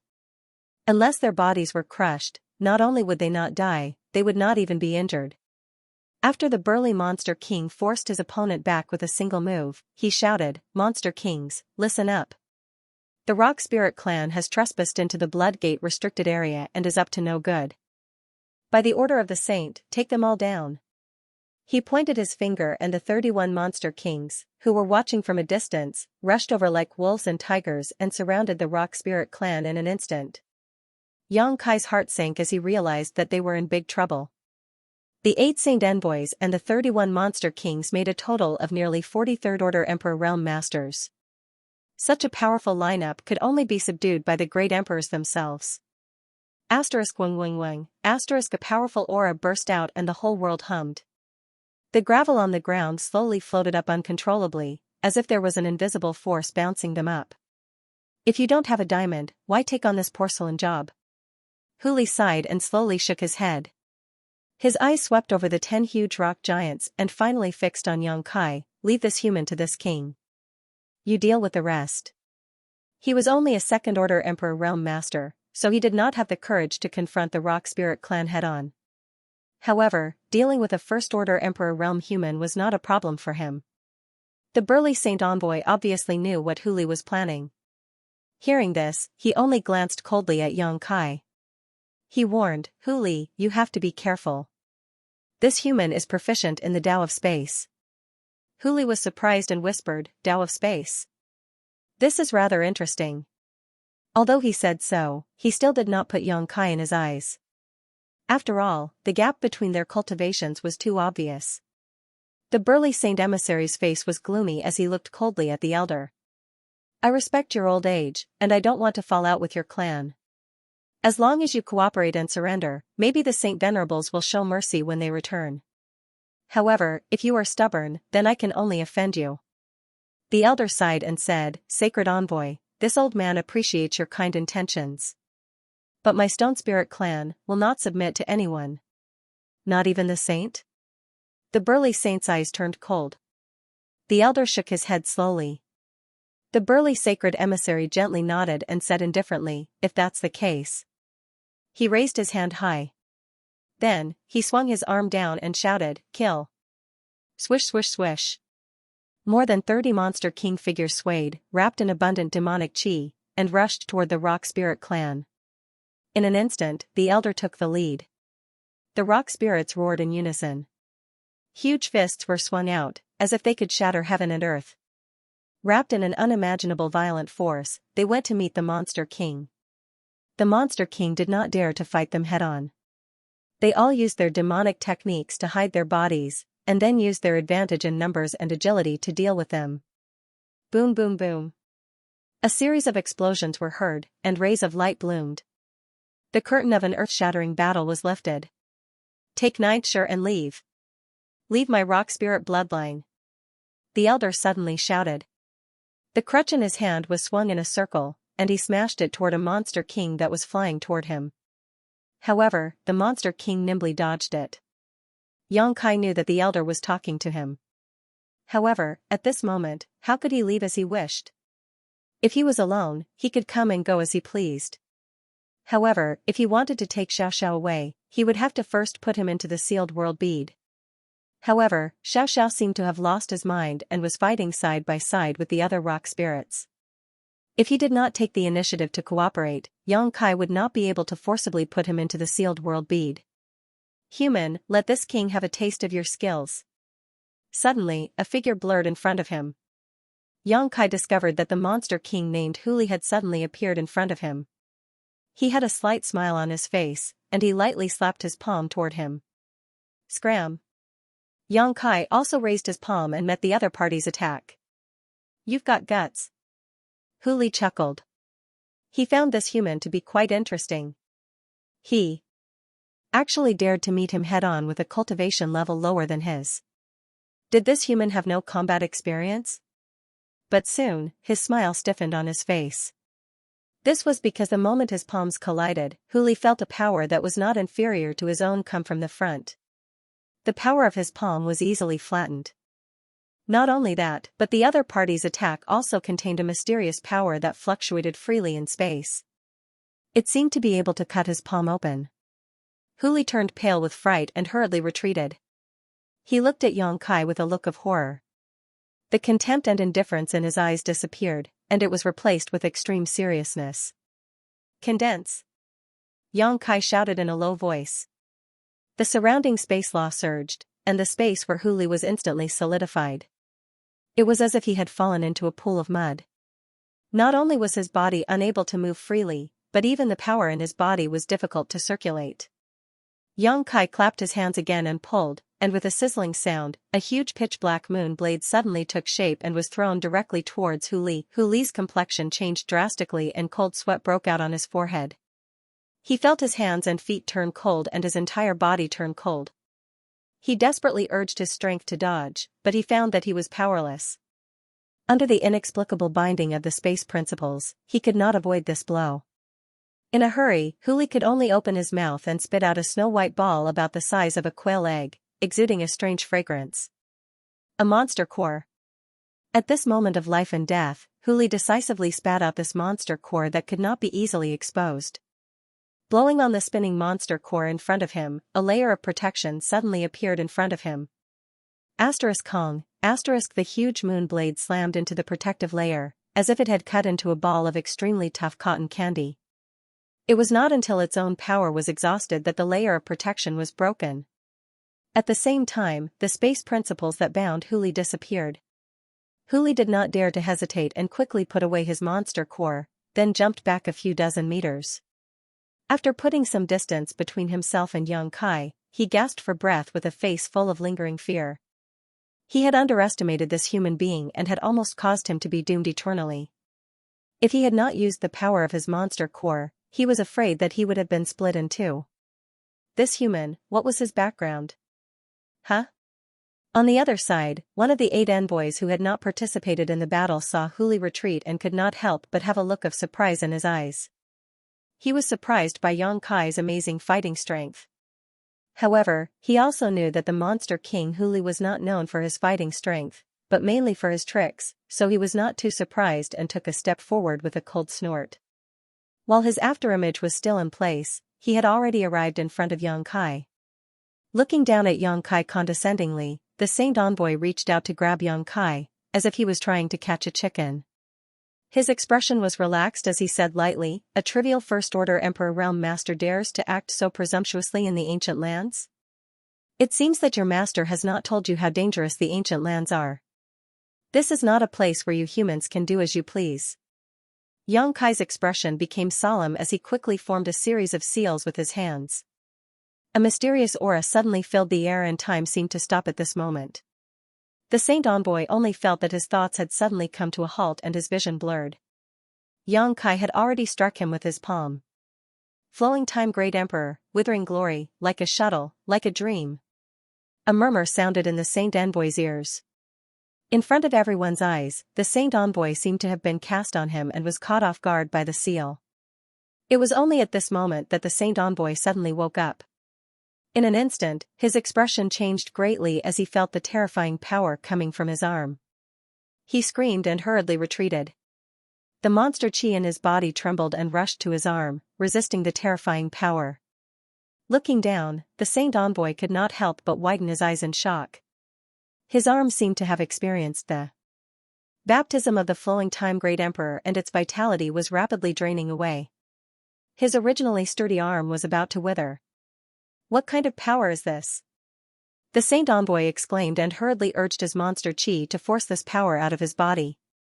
But how could Yang Kai give him this opportunity? Now that he had shed all pretense of cordiality with the ancient land's monster race, he naturally wanted to kill as many as he could to relieve the pressure on the Stone Spirit clan. The myriad sword buzzed as Emperor Chi surged. A dazzling sword light more than 10 meters long slashed down at the Saint Envoy. If this attack hit, the Saint Envoy would be seriously injured even if he did not die. At the very least, he would not be able to fight for a while. In fact, the strength of this Saint Envoy had exceeded Yang Kai's expectations.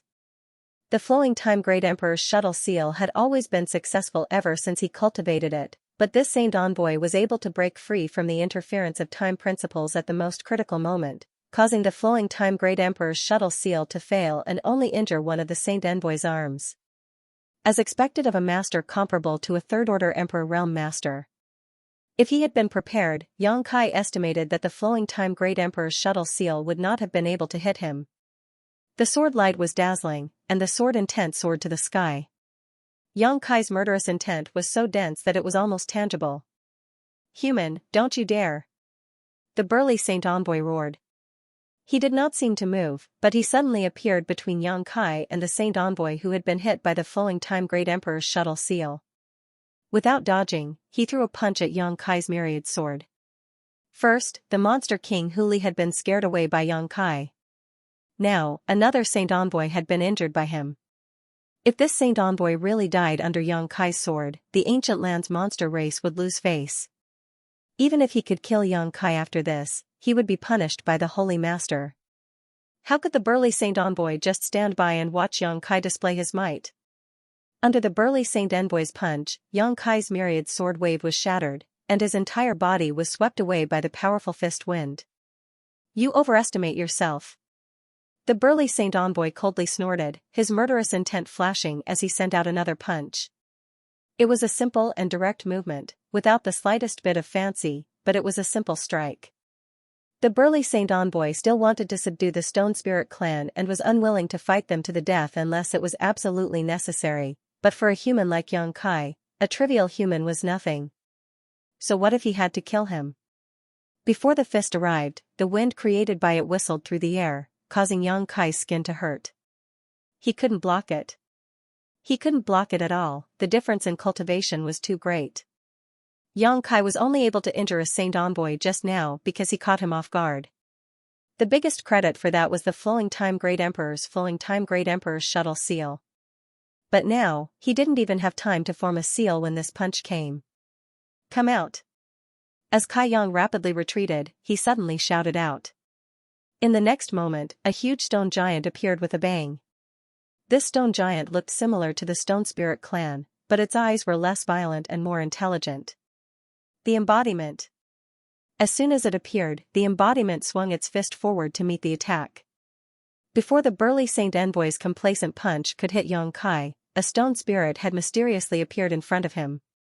The Saint Envoy couldn't help but twitch his eyes, thinking that he was seeing things. But when the fist arrived, he realized that it wasn't an illusion at all. It was too late for him to change his move in a hurry, so he could only brace himself and meet the embodiment's fist head-on. Kong, there was a loud bang. The embodiment staggered back 2 steps. The burly Saint Envoy, on the other hand, grunted as the crisp sound of bones breaking could be heard from his wrist. His whole body flew backwards like a ragged sack. In terms of cultivation, the burly Saint Envoy was a third-order Emperor Realm Master, far stronger than the embodiment, but in terms of strength, the embodiment could easily crush him. The burly emissary was at a disadvantage in this confrontation. The remaining 6 Saint Envoys who were watching the battle not far away were all stunned. All of them were petrified. He stood there in a daze, as if he had lost consciousness, unable to accept this fact. This human, who appeared to be the weakest among them, had actually forced a monster king to retreat in such a short amount of time and injured 2 holy messengers. Even though he was not the one who had injured the burly holy messenger, such a battle record was shocking enough. What the demons couldn't understand the most was where this Shirling had jumped out from. Wasn't it said that the Rock Spirit clan was born with a limit of 10, and that they would die after 10? Including the last Rock Spirit, the Rock Spirit clan already had 11 clansmen. He had already broken the legend of death after 10 years. How could this be? If the Rock Spirit clan could surpass 10 in number, what other clan in the world could go against them? These guys were all battle maniacs.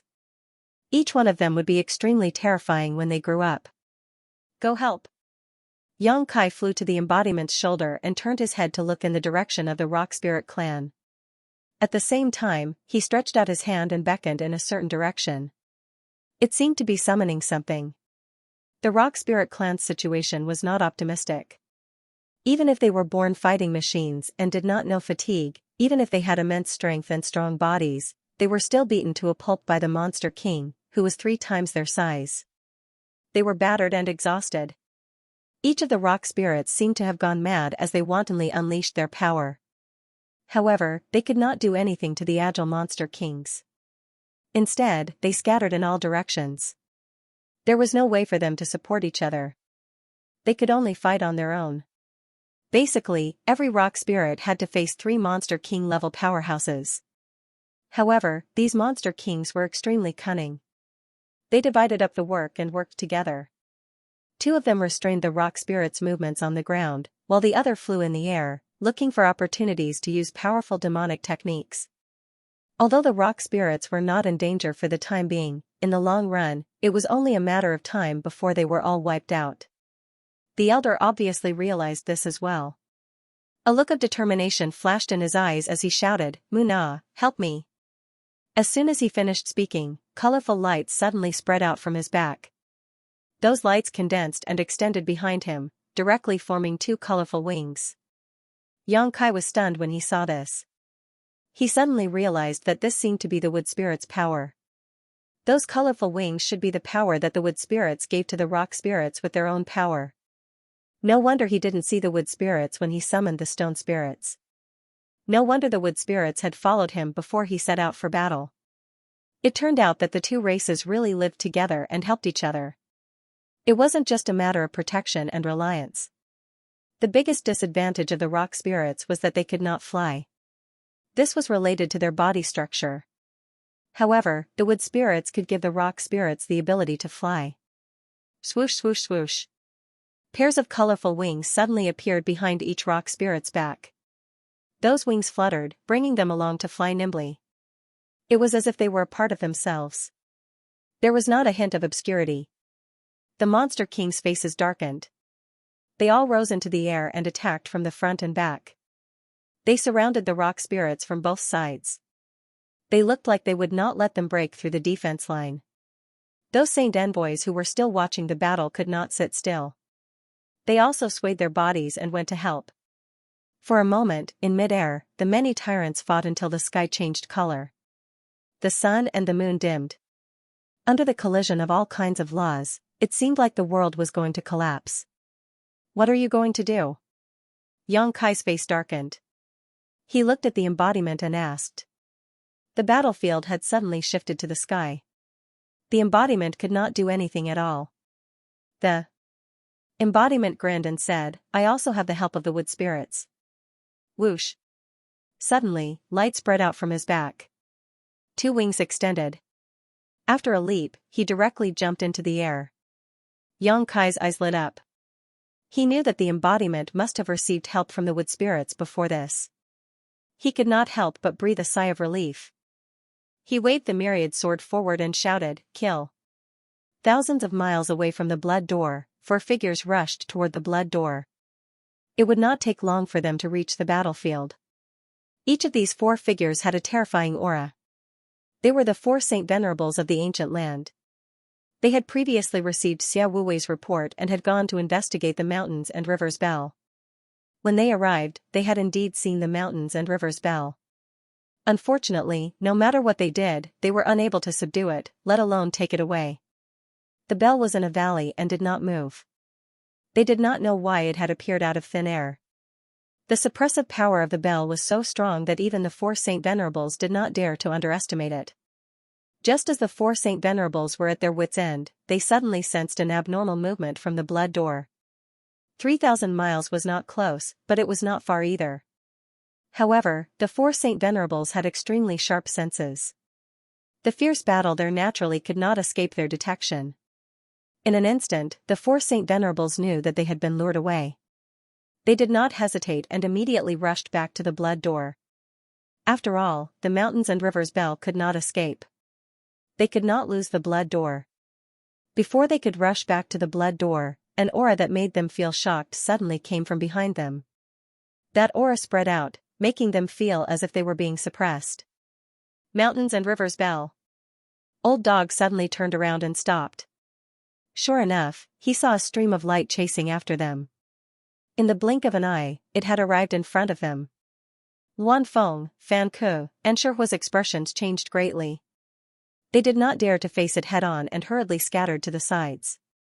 Xiao. The mountains and rivers bell flew past the four Saint Venerables and disappeared in the blink of an eye.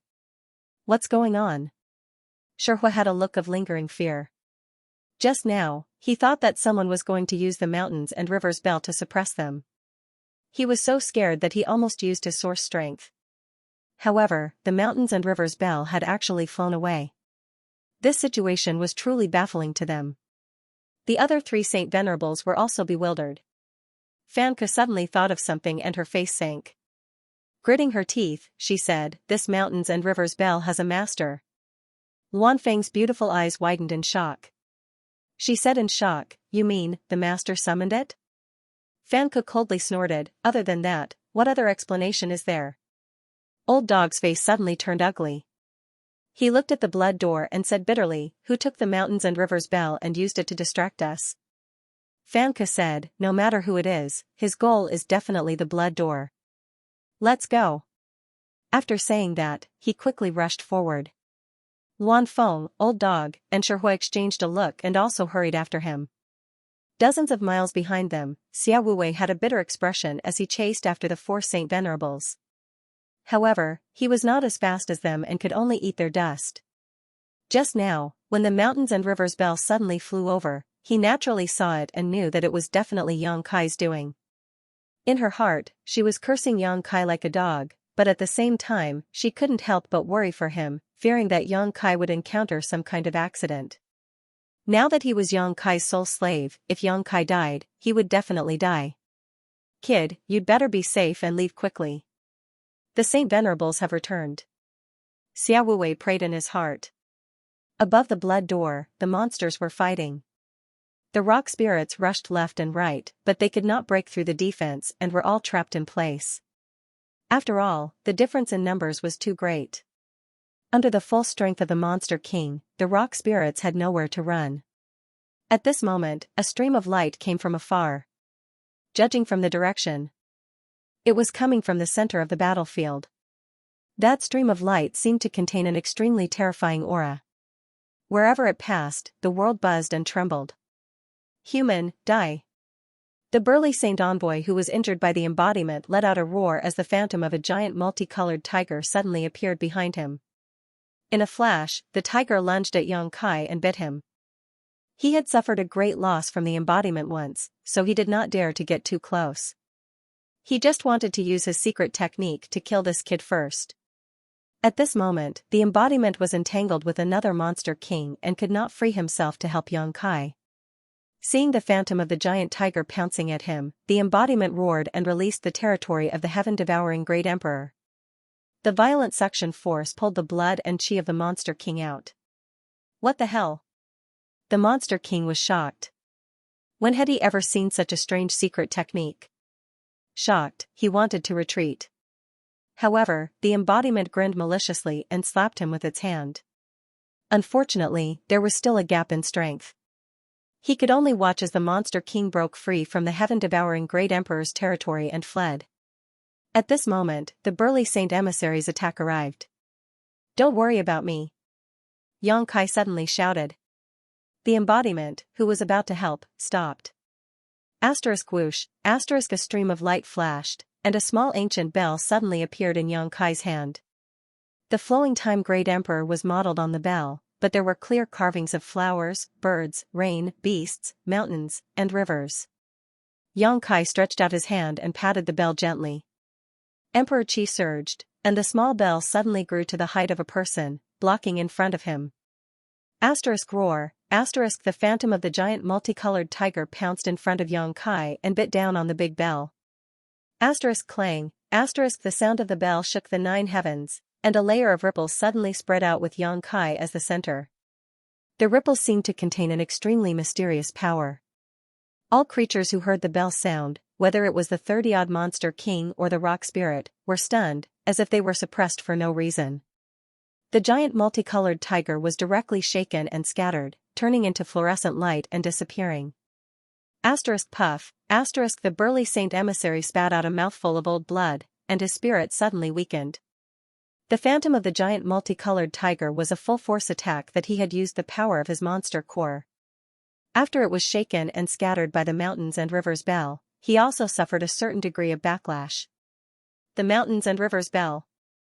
The burly saint emissary clutched his chest with one hand and staggered back. The corners of his eyes twitched violently.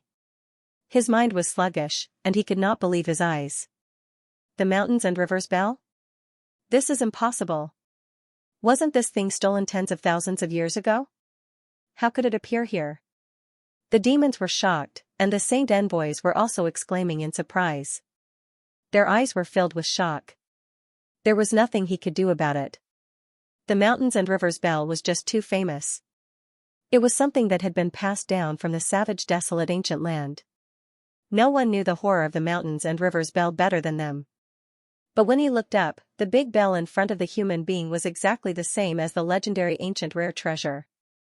Thinking of the suppressive force just now, what else could it be but the mountains and rivers bell? All of a sudden, fear appeared in the eyes of the monster king. They might not put a trivial first-order emperor realm human in their eyes, but if this human had the mountains and rivers bell in his hand and could use its power at will, they would have no choice. That would be a different story. No one was willing to try the terrifying power of the mountains and rivers bell. With the bell in hand, the faces of the monster king and saint envoys turned cold, but they were wary of taking action. Xianxia raised the mountains and rivers bell and shouted, "All of you, follow me." The rock spirits reacted and took advantage of the time when the monster kings were still in a daze to rush towards Xianxia. They gathered around him. "Those who stand in my way will die." Xianxia held the myriads. Sword in one hand. Raising the mountains and rivers bell high in the air, he let out an aggressive roar. After determining a direction, his figure flickered as he dashed in that direction. In that direction, there were several monster kings who were staring dumbfoundedly. Seeing Xianxia leading a group of stone spirits, they were all taken aback. Before they could make way, Xianxia raised the myriad sword and slammed it on the mountains and rivers bell. Asterisk dang. Asterisk the deep sound of the bell almost converged into a shock wave visible to the naked eye, directly attacking the few monster kings blocking the way ahead. Wherever it passed, the space was suppressed. The expressions of the few monster kings changed drastically, and they cursed loudly. They didn't dare to hesitate and scattered to the side, narrowly avoiding the attack range of the shock wave. They had just retreated when Xianxia led a group of rock spirits and rushed through them. He was so arrogant that it was as if he had entered a place where no one could stop him. Every monster king's expression was ugly, and the expressions of the 8 saint envoys were so gloomy that it was as if they could scrape off frost. This place had gathered the highest combat power of the ancient land's monster clan, but a human had killed his way in and out so unscrupulously. If news of this spread, where would they put their faces? But Xianxia looked murderous, and they really didn't dare to be the first to eat crabs. Who knew what the consequences would be if they were really attacked by the mountains and rivers bell? Didn't they see the dispirited face of the burly saint envoy and his blood kept flowing out? This was only the power of the backlash. If they were hit directly, there wouldn't even be a speck of dust left. The monster kings all had different thoughts, so Xianxia led the rock spirit clan out of the encirclement easily, and they were about to escape. At this moment, Xianxia, who was leading the charge, suddenly narrowed his eyes and looked in a certain direction in a daze. The rock spirits following closely behind also instinctively sensed traces of chilling aura growing in their hearts. *1. The world suddenly trembled, and several small black dots suddenly appeared on the horizon. In the blink of an eye, those small black dots flew close, and 4 terrifying auras fell from the sky and gathered in one place. It was as if 10,000 mountains were pressing down, making Xianxia's chest feel heavy, and he almost couldn't breathe. Holy spirits! Xianxia's eyes bulged as he stared at the 4 figures that suddenly appeared, his face as ugly as it could be. He knew that these 4 holy spirits must be on their way back, but he only needed a little bit of time to take the rock spirit clan back into the mysterious small world. At that time, he could use his space secret technique to escape from here. However, in front of these 4 holy spirits, this little bit of time was nothing but a luxury. Xianxia's figure came to a halt, and so did the rock spirit clan, their eyes filled with despair. They knew that since these 4 holy masters had appeared, they would not be able to escape today. The elder smiled dryly. "Little brother, my rock spirit clan has implicated you. If he and Muna hadn't insisted that Xianxia bring them to the blood sect, how could there be such a disaster today?" Speaking of which, it was indeed them who had implicated Xianxia, so the elder's heart was filled with guilt. It's not the end of the road yet. It's too early for elder to say this. Xianxia pursed his lips and shook his head, his gaze sweeping over the 4 holy spirits. He had been in the ancient lands for a long time, but he had heard of these 4 holy spirits for a long time. These 4 were the overlords of the entire ancient wild land. Fanhua, Wanfeng, Songgo, Shihua. Xianxia looked at the faces of these 4 people, their names flashing across his mind. Wanfeng's beautiful eyes suddenly narrowed as she looked at Xianxia with some surprise. "Little friend, have this queen seen you somewhere before?" Little friend, the corner of Xianxia's mouth twitched, but in front of these powerful existences who had lived for who knows how many years, she was qualified to call him that. Xianxia smiled bitterly. "More than 10 years ago, on clear Jade Mountain outside Maplewood City. This junior was fortunate enough to see Master. I'm afraid Master doesn't remember." What he was talking about was naturally the time when he and Lu Xianyan escaped from the Blue Feather sect and went to Maplewood City. At that time, a Luanfeng cub suddenly appeared on clear Jade Mountain, causing many cultivators to go to search for it. In the end, the Luanfeng suddenly appeared and burned countless cultivators with her world-extinguishing black flames, causing clear Jade Mountain to burn forever. At that time, it was also the first time he saw a real living holy spirit. At that time, the Luanfeng he saw was her true body, but now she had taken human form. However, there was only one holy spirit in this world, so Xianxia naturally knew that this beautiful woman was the behemoth he saw back then. Hearing this, the Luanfeng's beautiful eyes flashed, seeming to have some impression of him, and nodded lightly. "Does Lady Feng know him?" Fanhua asked lightly. The Luanfeng smiled. "We just met once. I didn't expect him to grow to this extent in just a short 10 years. It seems that his talent is not low. In time, he will become a tyrant." "Humph." Songgo sneered and stared at Xianxia maliciously. "Only those who can grow can be called tyrants. The mountains and rivers bell actually belongs to him. It seems his opportunity is not small." Fanhua stared coldly at the mountains and rivers bell in Xianxia's hand. The 4 Saint Masters were somewhat annoyed that someone had used the mountains and rivers bell to lure the tiger away from the mountain. Now that they knew that the mountains and rivers bell belonged to Xianxia, they naturally did not have good expressions, feeling that Xianxia had tricked them. "Boy, how do you want to die?" Shihua suddenly took a step forward and a substantial pressure rushed towards Xianxia. Even with the mountains and rivers bell blocking it, Xianxia still felt extremely uncomfortable. It seemed that today's matter could not be resolved peacefully. Xianxia smiled bitterly. Elder Shiling spoke in a low voice. "Master Shihua, this little friend was kidnapped by this old man. Today's matter has nothing to do with him, so I ask Master not to make things difficult for him. If you can let him go, my Shiling clan will be at your disposal." Shihua sneered. "Isn't it a little too late to say that you will be at my disposal? Over the years, this king has tried to subdue you many times, but you disdained me. Now that you are at the end of your rope, you ask this king for help. Do you think this king will agree?" The elder's expression was dry, not knowing what to say. Shiling clan was not good with words. Shihua shouted coldly, "Today, your Shiling clan will either submit to us or be exterminated." As for this little brat, he dared to trick this king. Even the heavens can't save him. Trick? Where did that come from? The elder looked confused, obviously not knowing that Xianxia had used the mountains and rivers bell to lure the tiger away from the mountain. The Saint Masters had been dominating the ancient lands for so many years, but today, they had been tricked by a human using the mountains and rivers bell. When this matter was brought up, everyone's face turned ugly. If this human was strong enough, it would be fine, but he was only a first-order Emperor Realm Master. Shihua had no intention of explaining. With his status, he naturally disdained to explain too much, so he just said rudely, "Exterminate your clan or submit, elder, you choose. Time is limited, so this king will give you 10 breaths." The elder quickly said, "This old man just said that as long as master can let this little friend go, my Shiling clan is willing to submit. This is not up to you. You are not qualified to bargain with this king." Shihua waved his hand, looking extremely impatient. The elder looked at the other 3 Saint Masters and said bitterly, "Master, do you also agree?" Elder Qi Yi's eyes swept over Fan Hua, Luan Feng, and Song Go, but the results disappointed him greatly. These 3 looked indifferent and didn't say anything. "He's just a human, master, why are you making things difficult for him?" the elder asked angrily. The other 3 Saint Venerables still did not say a word. Shihua coldly snorted and said, "Elder, don't be stubborn. This king and your Stone Spirit clan are somewhat related. If not for this, just based on today's matter, you have no other choice but to exterminate your clan. This king has already shown you mercy, so don't push your luck." The elder wanted to say something, but Xianxia suddenly said, "Elder, promise him that you don't need to worry about me." The elder shouted in a low voice, "This matter was caused by our clan in the first place.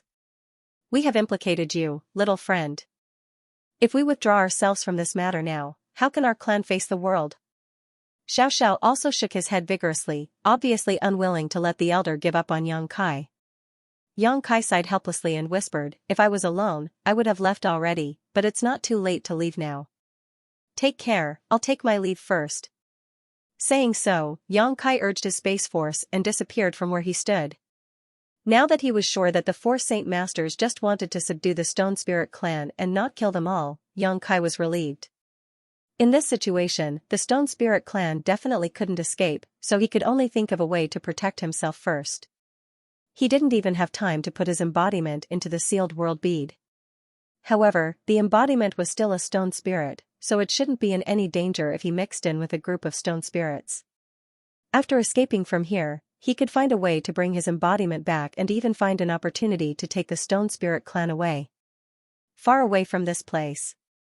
This bizarre scene caused Shihua, who was glaring at Xianxia, to be slightly startled. Obviously, he hadn't figured out what was going on yet. Fan Hua's eyes flashed and he shouted in amazement, "Space Divine Technique." As he spoke, his figure suddenly turned sharply and he pointed in a certain direction. With a muffled snort, a figure appeared in the distance. It was Xianxia who had suddenly disappeared. At this moment, Xianxia looked as if he had seen a ghost. He looked at Fan Ku in shock. He never thought that the Holy Spirit would be able to grab him out of the void. Their eyes met for only a moment. But, Fan Wu's face was as calm as an ancient well. No one could see any expression on his face. Xianxia gritted his teeth and performed the teleportation secret technique again. His body turned into a void and disappeared from where he was standing. The Luanfeng's beautiful eyes glanced left and right before she suddenly opened her mouth. A jet of black flame shot out like an agile black serpent and disappeared into the void. A moment later, accompanied by a strange cry, Xianxia appeared in a sorry state, with the world-destroying black flames chasing after him. They were like maggots in a tarsal bone that could not be shaken off. The old dog sneered. "This kid's comprehension of the Space Divine Technique is pretty good, but it's a pity, he's still a little lacking." Famke said indifferently, "If he grows a little more, I'm afraid he will be able to come and go freely in front of us. At that time, no one will be able to stop him. The Space Divine Technique is indeed marvelous." Asterisk dang, asterisk the sound of a bell rang out. At this critical moment, Xianxia once again summoned the mountains and rivers bell to block in front of him, narrowly blocking the world-destroying black flames. After the bell rang, the world-destroying black flames that could burn all things were suddenly extinguished. Standing in midair, Xianxia's face was ashen. Gritting his teeth, he said, "Master, you all joined hands to deal with this junior. This junior is really honored." Anyone could hear the sarcasm in his words, but whether it was Fan Ku or the Luan Feng, they did not show much shame. Fan Wu said, "To deal with an extraordinary person, we naturally have to use extraordinary means. You don't need to be so sarcastic." Xianxia sneered, but his heart sank to the bottom. He had never thought that his teleportation technique would be useless in front of these holy spirits. This had cut off his last path of retreat, and he was afraid that he was going to be in grave danger today. "Human boy, this king does not want to bully the weak. If you want to live, it's not impossible. Cripple your own cultivation and leave behind the mountains and rivers bell, then you can get out of the ancient lands." Shihua glared at Xianxia, his eyes constantly sweeping over the mountains and rivers bell, his eyes filled with greed. The elder angrily shouted, "Master, you want him to cripple his own cultivation? What's the difference between that and killing him?" Shihua turned his head and coldly said, "Elder, don't challenge this king's patience. This king has already been lenient enough. If you continue to be so stubborn, this king will have to teach you a lesson." The elder quickly said, "He is a guest of our race. Today's matter is also our race's fault. If you have any problems, Master can come at us." Shihua grinned fiendishly and nodded, "Good, since elder is so stubborn, this king will fulfill your wish." As soon as his words fell, he let out a roar and transformed into a 5-meter-tall stone giant just like the Rock Spirit clan. However, Shihua's stone giant looked much more ferocious than the Rock Spirit clan. Dark black flames burned all over his body, looking somewhat similar to the Luanfang's world-extinguishing black flames. On the surface of Shihua's body, sharp stone spikes stood erect. The extremely violent and evil aura he exuded was extremely uncomfortable, as if it had the effect of suppressing one's mind. After revealing his true form, Shihua sneered and beckoned to the elder, saying contemptuously, "Come at me together. This king will let you see what the gap in strength is." These words were too insulting. The Rock Spirit clan was a top master, born to be a fighting machine, so in the face of Shihua's provocation, how could they bear it? Without waiting for the elder's order, they roared and rushed forward. Even if the elder wanted to stop them, he was powerless at this moment. He could only grit his teeth and charge forward. In an instant, a total of 12 giant stone giants were entangled together, like 12 mountains colliding. Their fists danced in the air as they fought back and forth, causing the sky to shatter and the earth to turn upside down. The eyes of all the Monster King trembled as they watched. Such a pure contest of strength was rare, and they had fought with the Rock Spirit clan before, so they naturally knew how difficult it was to deal with this group of stone giants. However, Shihua was facing off against the entire Rock Spirit clan by himself, and the scene was even more shocking. "Ha ha ha." Shihua laughed arrogantly, and the dark black flames on the surface of his body burned even more fiercely. The flames wrapped around his fists and seemed to be able to give him endless strength. As the fists flew back and forth, the Rock Spirit clan members complained incessantly. They could not even get close to Shihua. Occasionally, they could land a blow, but the sharp spikes on Shihua's body made the Rock Spirit clan members powerless. Kong, in the midst of the chaotic battle, a rock spirit was sent flying by Shihua. It smashed into the ground, creating a huge crater. Without waiting for the rock spirit to climb out of the hole, Fan Hua raised his hand and struck the rock spirit with a mark, hitting it right in the middle. The struggling rock spirit staggered and fell to his knees. He did not even have the strength to stand up. "Take him down." Fan Hua snorted coldly. Immediately, several Monster King flew over and surrounded the rock spirit, whose power was restricted. Each of them revealed their true forms and either pounced or bit the rock spirit, restraining him in place. Roar! The rock spirit was unwilling, but he was first struck by Fan Hua's seal, and his power was sealed by more than 80%. Then, he was restrained by the Monster King in their true forms. How could he move? He could only half kneel in place and look up at the sky, his face full of unwillingness. Kong, another rock spirit was sent flying by a huge force, and another crater was created in the ground. Fan Hua did the same thing and struck the rock spirit again. Several other monster king rushed forward and subdued the rock spirit without waiting for orders. Hong Hong Hong, one after another, the rock spirits were blasted flying. With the power of a single clan against the sacred spirit rock fire, the situation was actually one-sided, causing the demon kings to be dazzled and exclaim in satisfaction. Among the four holy spirits, only Shihua could use such a barbaric and direct method to defeat the rock spirit clan. Other than Shihua, Fan Hua, Luan Feng, and Song Dog did not have this ability. It was not that the other three holy spirits were weaker than Shihua. If they were to compare, the Luan Feng was the strongest. Fan Hua was the second, and Song Dog was on par with Shihua. However, Shihua was the incarnation of a stone demon. Just like the stone spirits, he was born with extraordinary strength and tough skin. However, unlike the stone spirits, he had the help of a demonic flame and sharp spikes all over his body, giving him a huge advantage. In terms of strength, the Holy Spirit Shihua was on par with the Rock Spirit clan. In terms of strength, Shihua was miles ahead of the Rock Spirit clan. There was no need to fight. At this moment, even if the entire Rock Spirit clan was mobilized, they would not be a match for Shihua. 10 rock spirits and 1 avatar were all wiped out in less than half the time it takes to finish a pot of tea under Shihua's attack. Fan Ku had cast a restrictive spell on them, and they were all restrained by the demon kings. The rock spirits kept growling, their faces full of humiliation. Shihua stood proudly between heaven and earth, his eyes filled with disdain as he looked coldly at Yang Kai. In the previous battle, Yang Kai did not intervene. It was not that he did not want to, but that he could not. Fan Hua's divine sense was locked on him, so he could not move at all. Boy, this king gave you a chance. Since you are not willing to waste your cultivation, this king will send you on your way. As soon as Shihua finished speaking, he threw a punch at Yang Kai. Yang Kai's face changed drastically as he slapped the mountains and rivers bell in front of him. The ancient exotic treasure instantly grew to the height of a grown man and blocked in front of Yang Kai. The sound of the bell rang out, turning into a shockwave that met Shihua's fist head-on. Shihua sneered, if you were a third-order Emperor Realm Master and had this bell in hand, this king might have been a little bit afraid. Unfortunately, you are only a first-order Emperor Realm Master. How much power can you exert from this bell? Shihua did not try to dodge this punch and directly blasted towards the shockwave.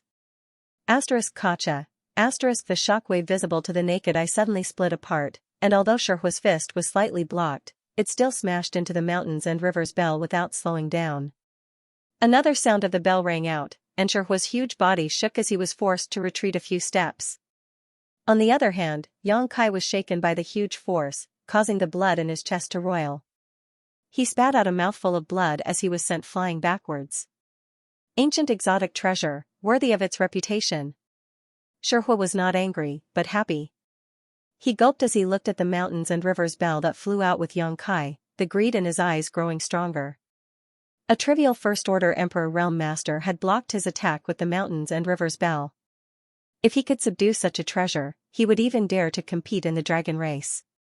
Scrambling to his feet, Yang Kai's eyes flashed with an undetectable light as he quickly formed a series of seals with his hands. The mountains and rivers bell that had been sent flying suddenly began to spin, turning into the size of a house. A suppressive force that enveloped the world suddenly burst forth and crashed down on Shihua, who was approaching him step by step. Watch out! Song Go's face changed slightly as he warned in a low voice. Shihua was also taken aback. He didn't expect Yang Kai's physique to be so strong. Even after taking his indirect blow, he didn't suffer much damage. If it had been an ordinary first-order Emperor Realm Master, he would have been dead by now. The suppressive force made his body sluggish. Seeing the mountains and rivers bell coming down on him, it was already too late for him to dodge. Kong, in front of everyone's eyes, the huge mountains and rivers bell directly suppressed Shihua, sealing him tightly. Ha ha ha.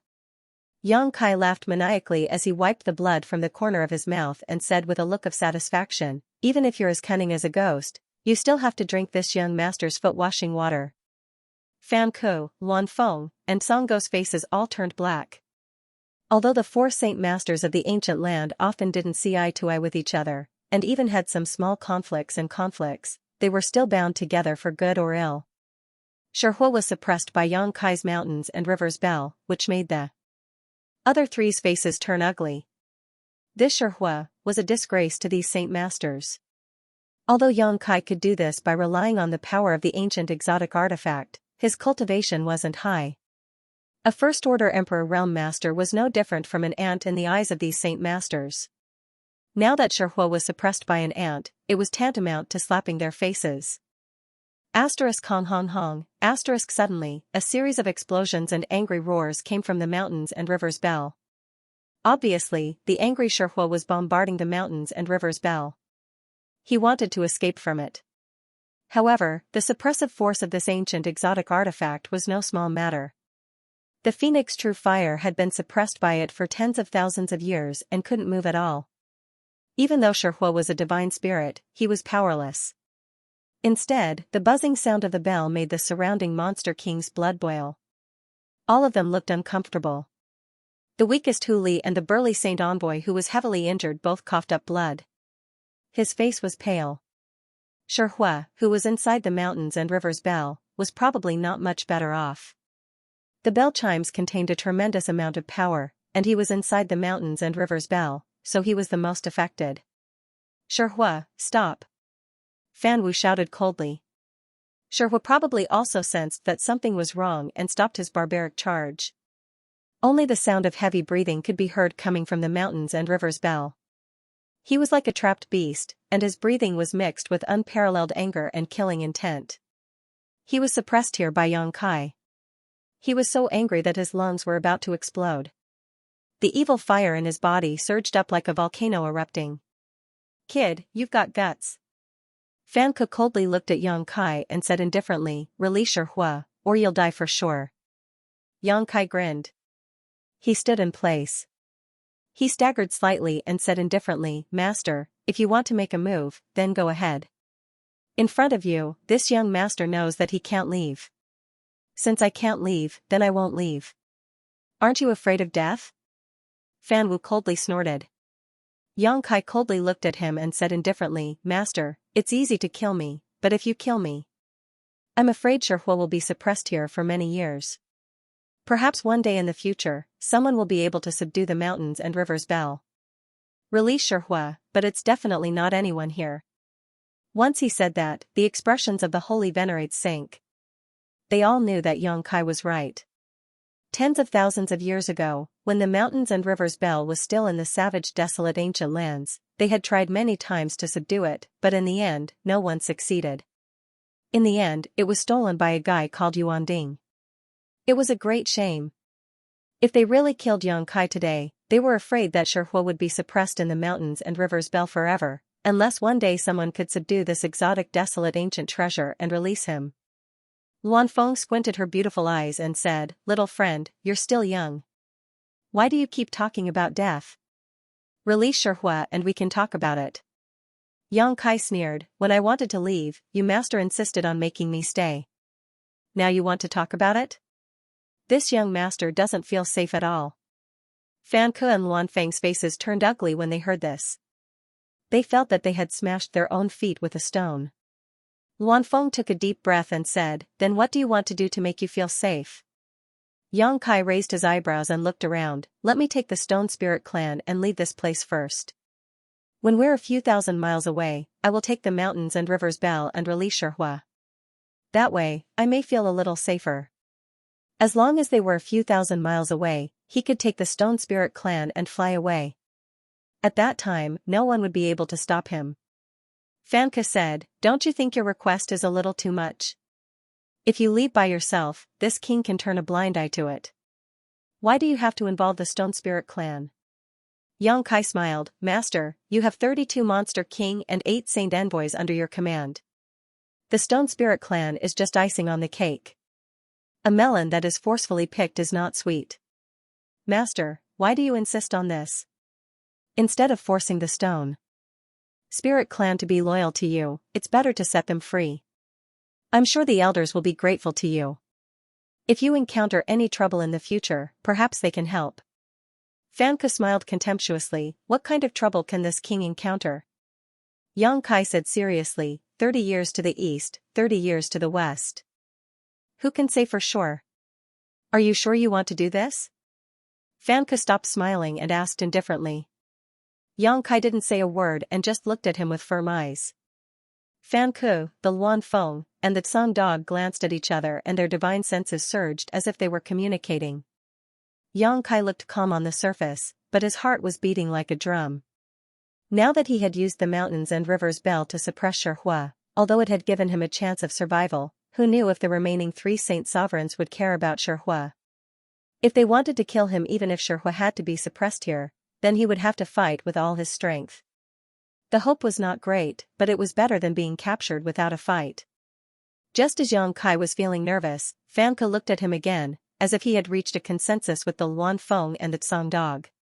Yang Kai immediately became nervous and looked at him. Your condition? Fan Ke said indifferently, this king agrees. Hearing this, Kai Yang immediately let out a sigh of relief, and in his heart, he couldn't help but feel a sense of relief.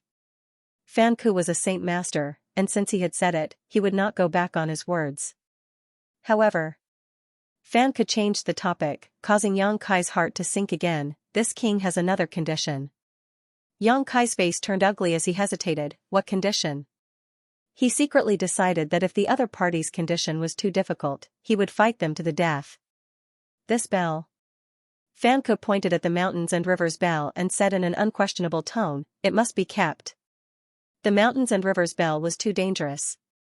These saint masters couldn't subdue it, and once it fell into the hands of an outsider, it would be a threat to them. After all, Yang Kai suppressed Shihua with his first-order Emperor Realm cultivation. If a third-order Emperor Realm master came, wouldn't the mountains and rivers bell be enough to suppress all 4 of them? So, no matter what, this thing had to be kept. If they couldn't subdue it, no one else could use it.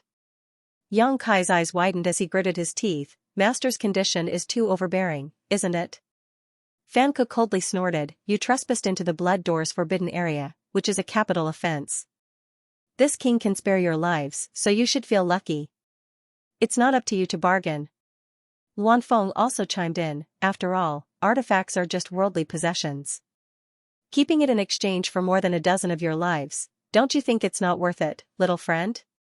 Tsang dog also smiled slightly. What's more, this bell originally belonged to the ancient lands, so it can be considered as returning it to its rightful owner. That's right. Fan Ke nodded lightly. Yang Kai ground his teeth so hard that they almost broke. No one knew better than him how powerful the mountains and rivers bell was.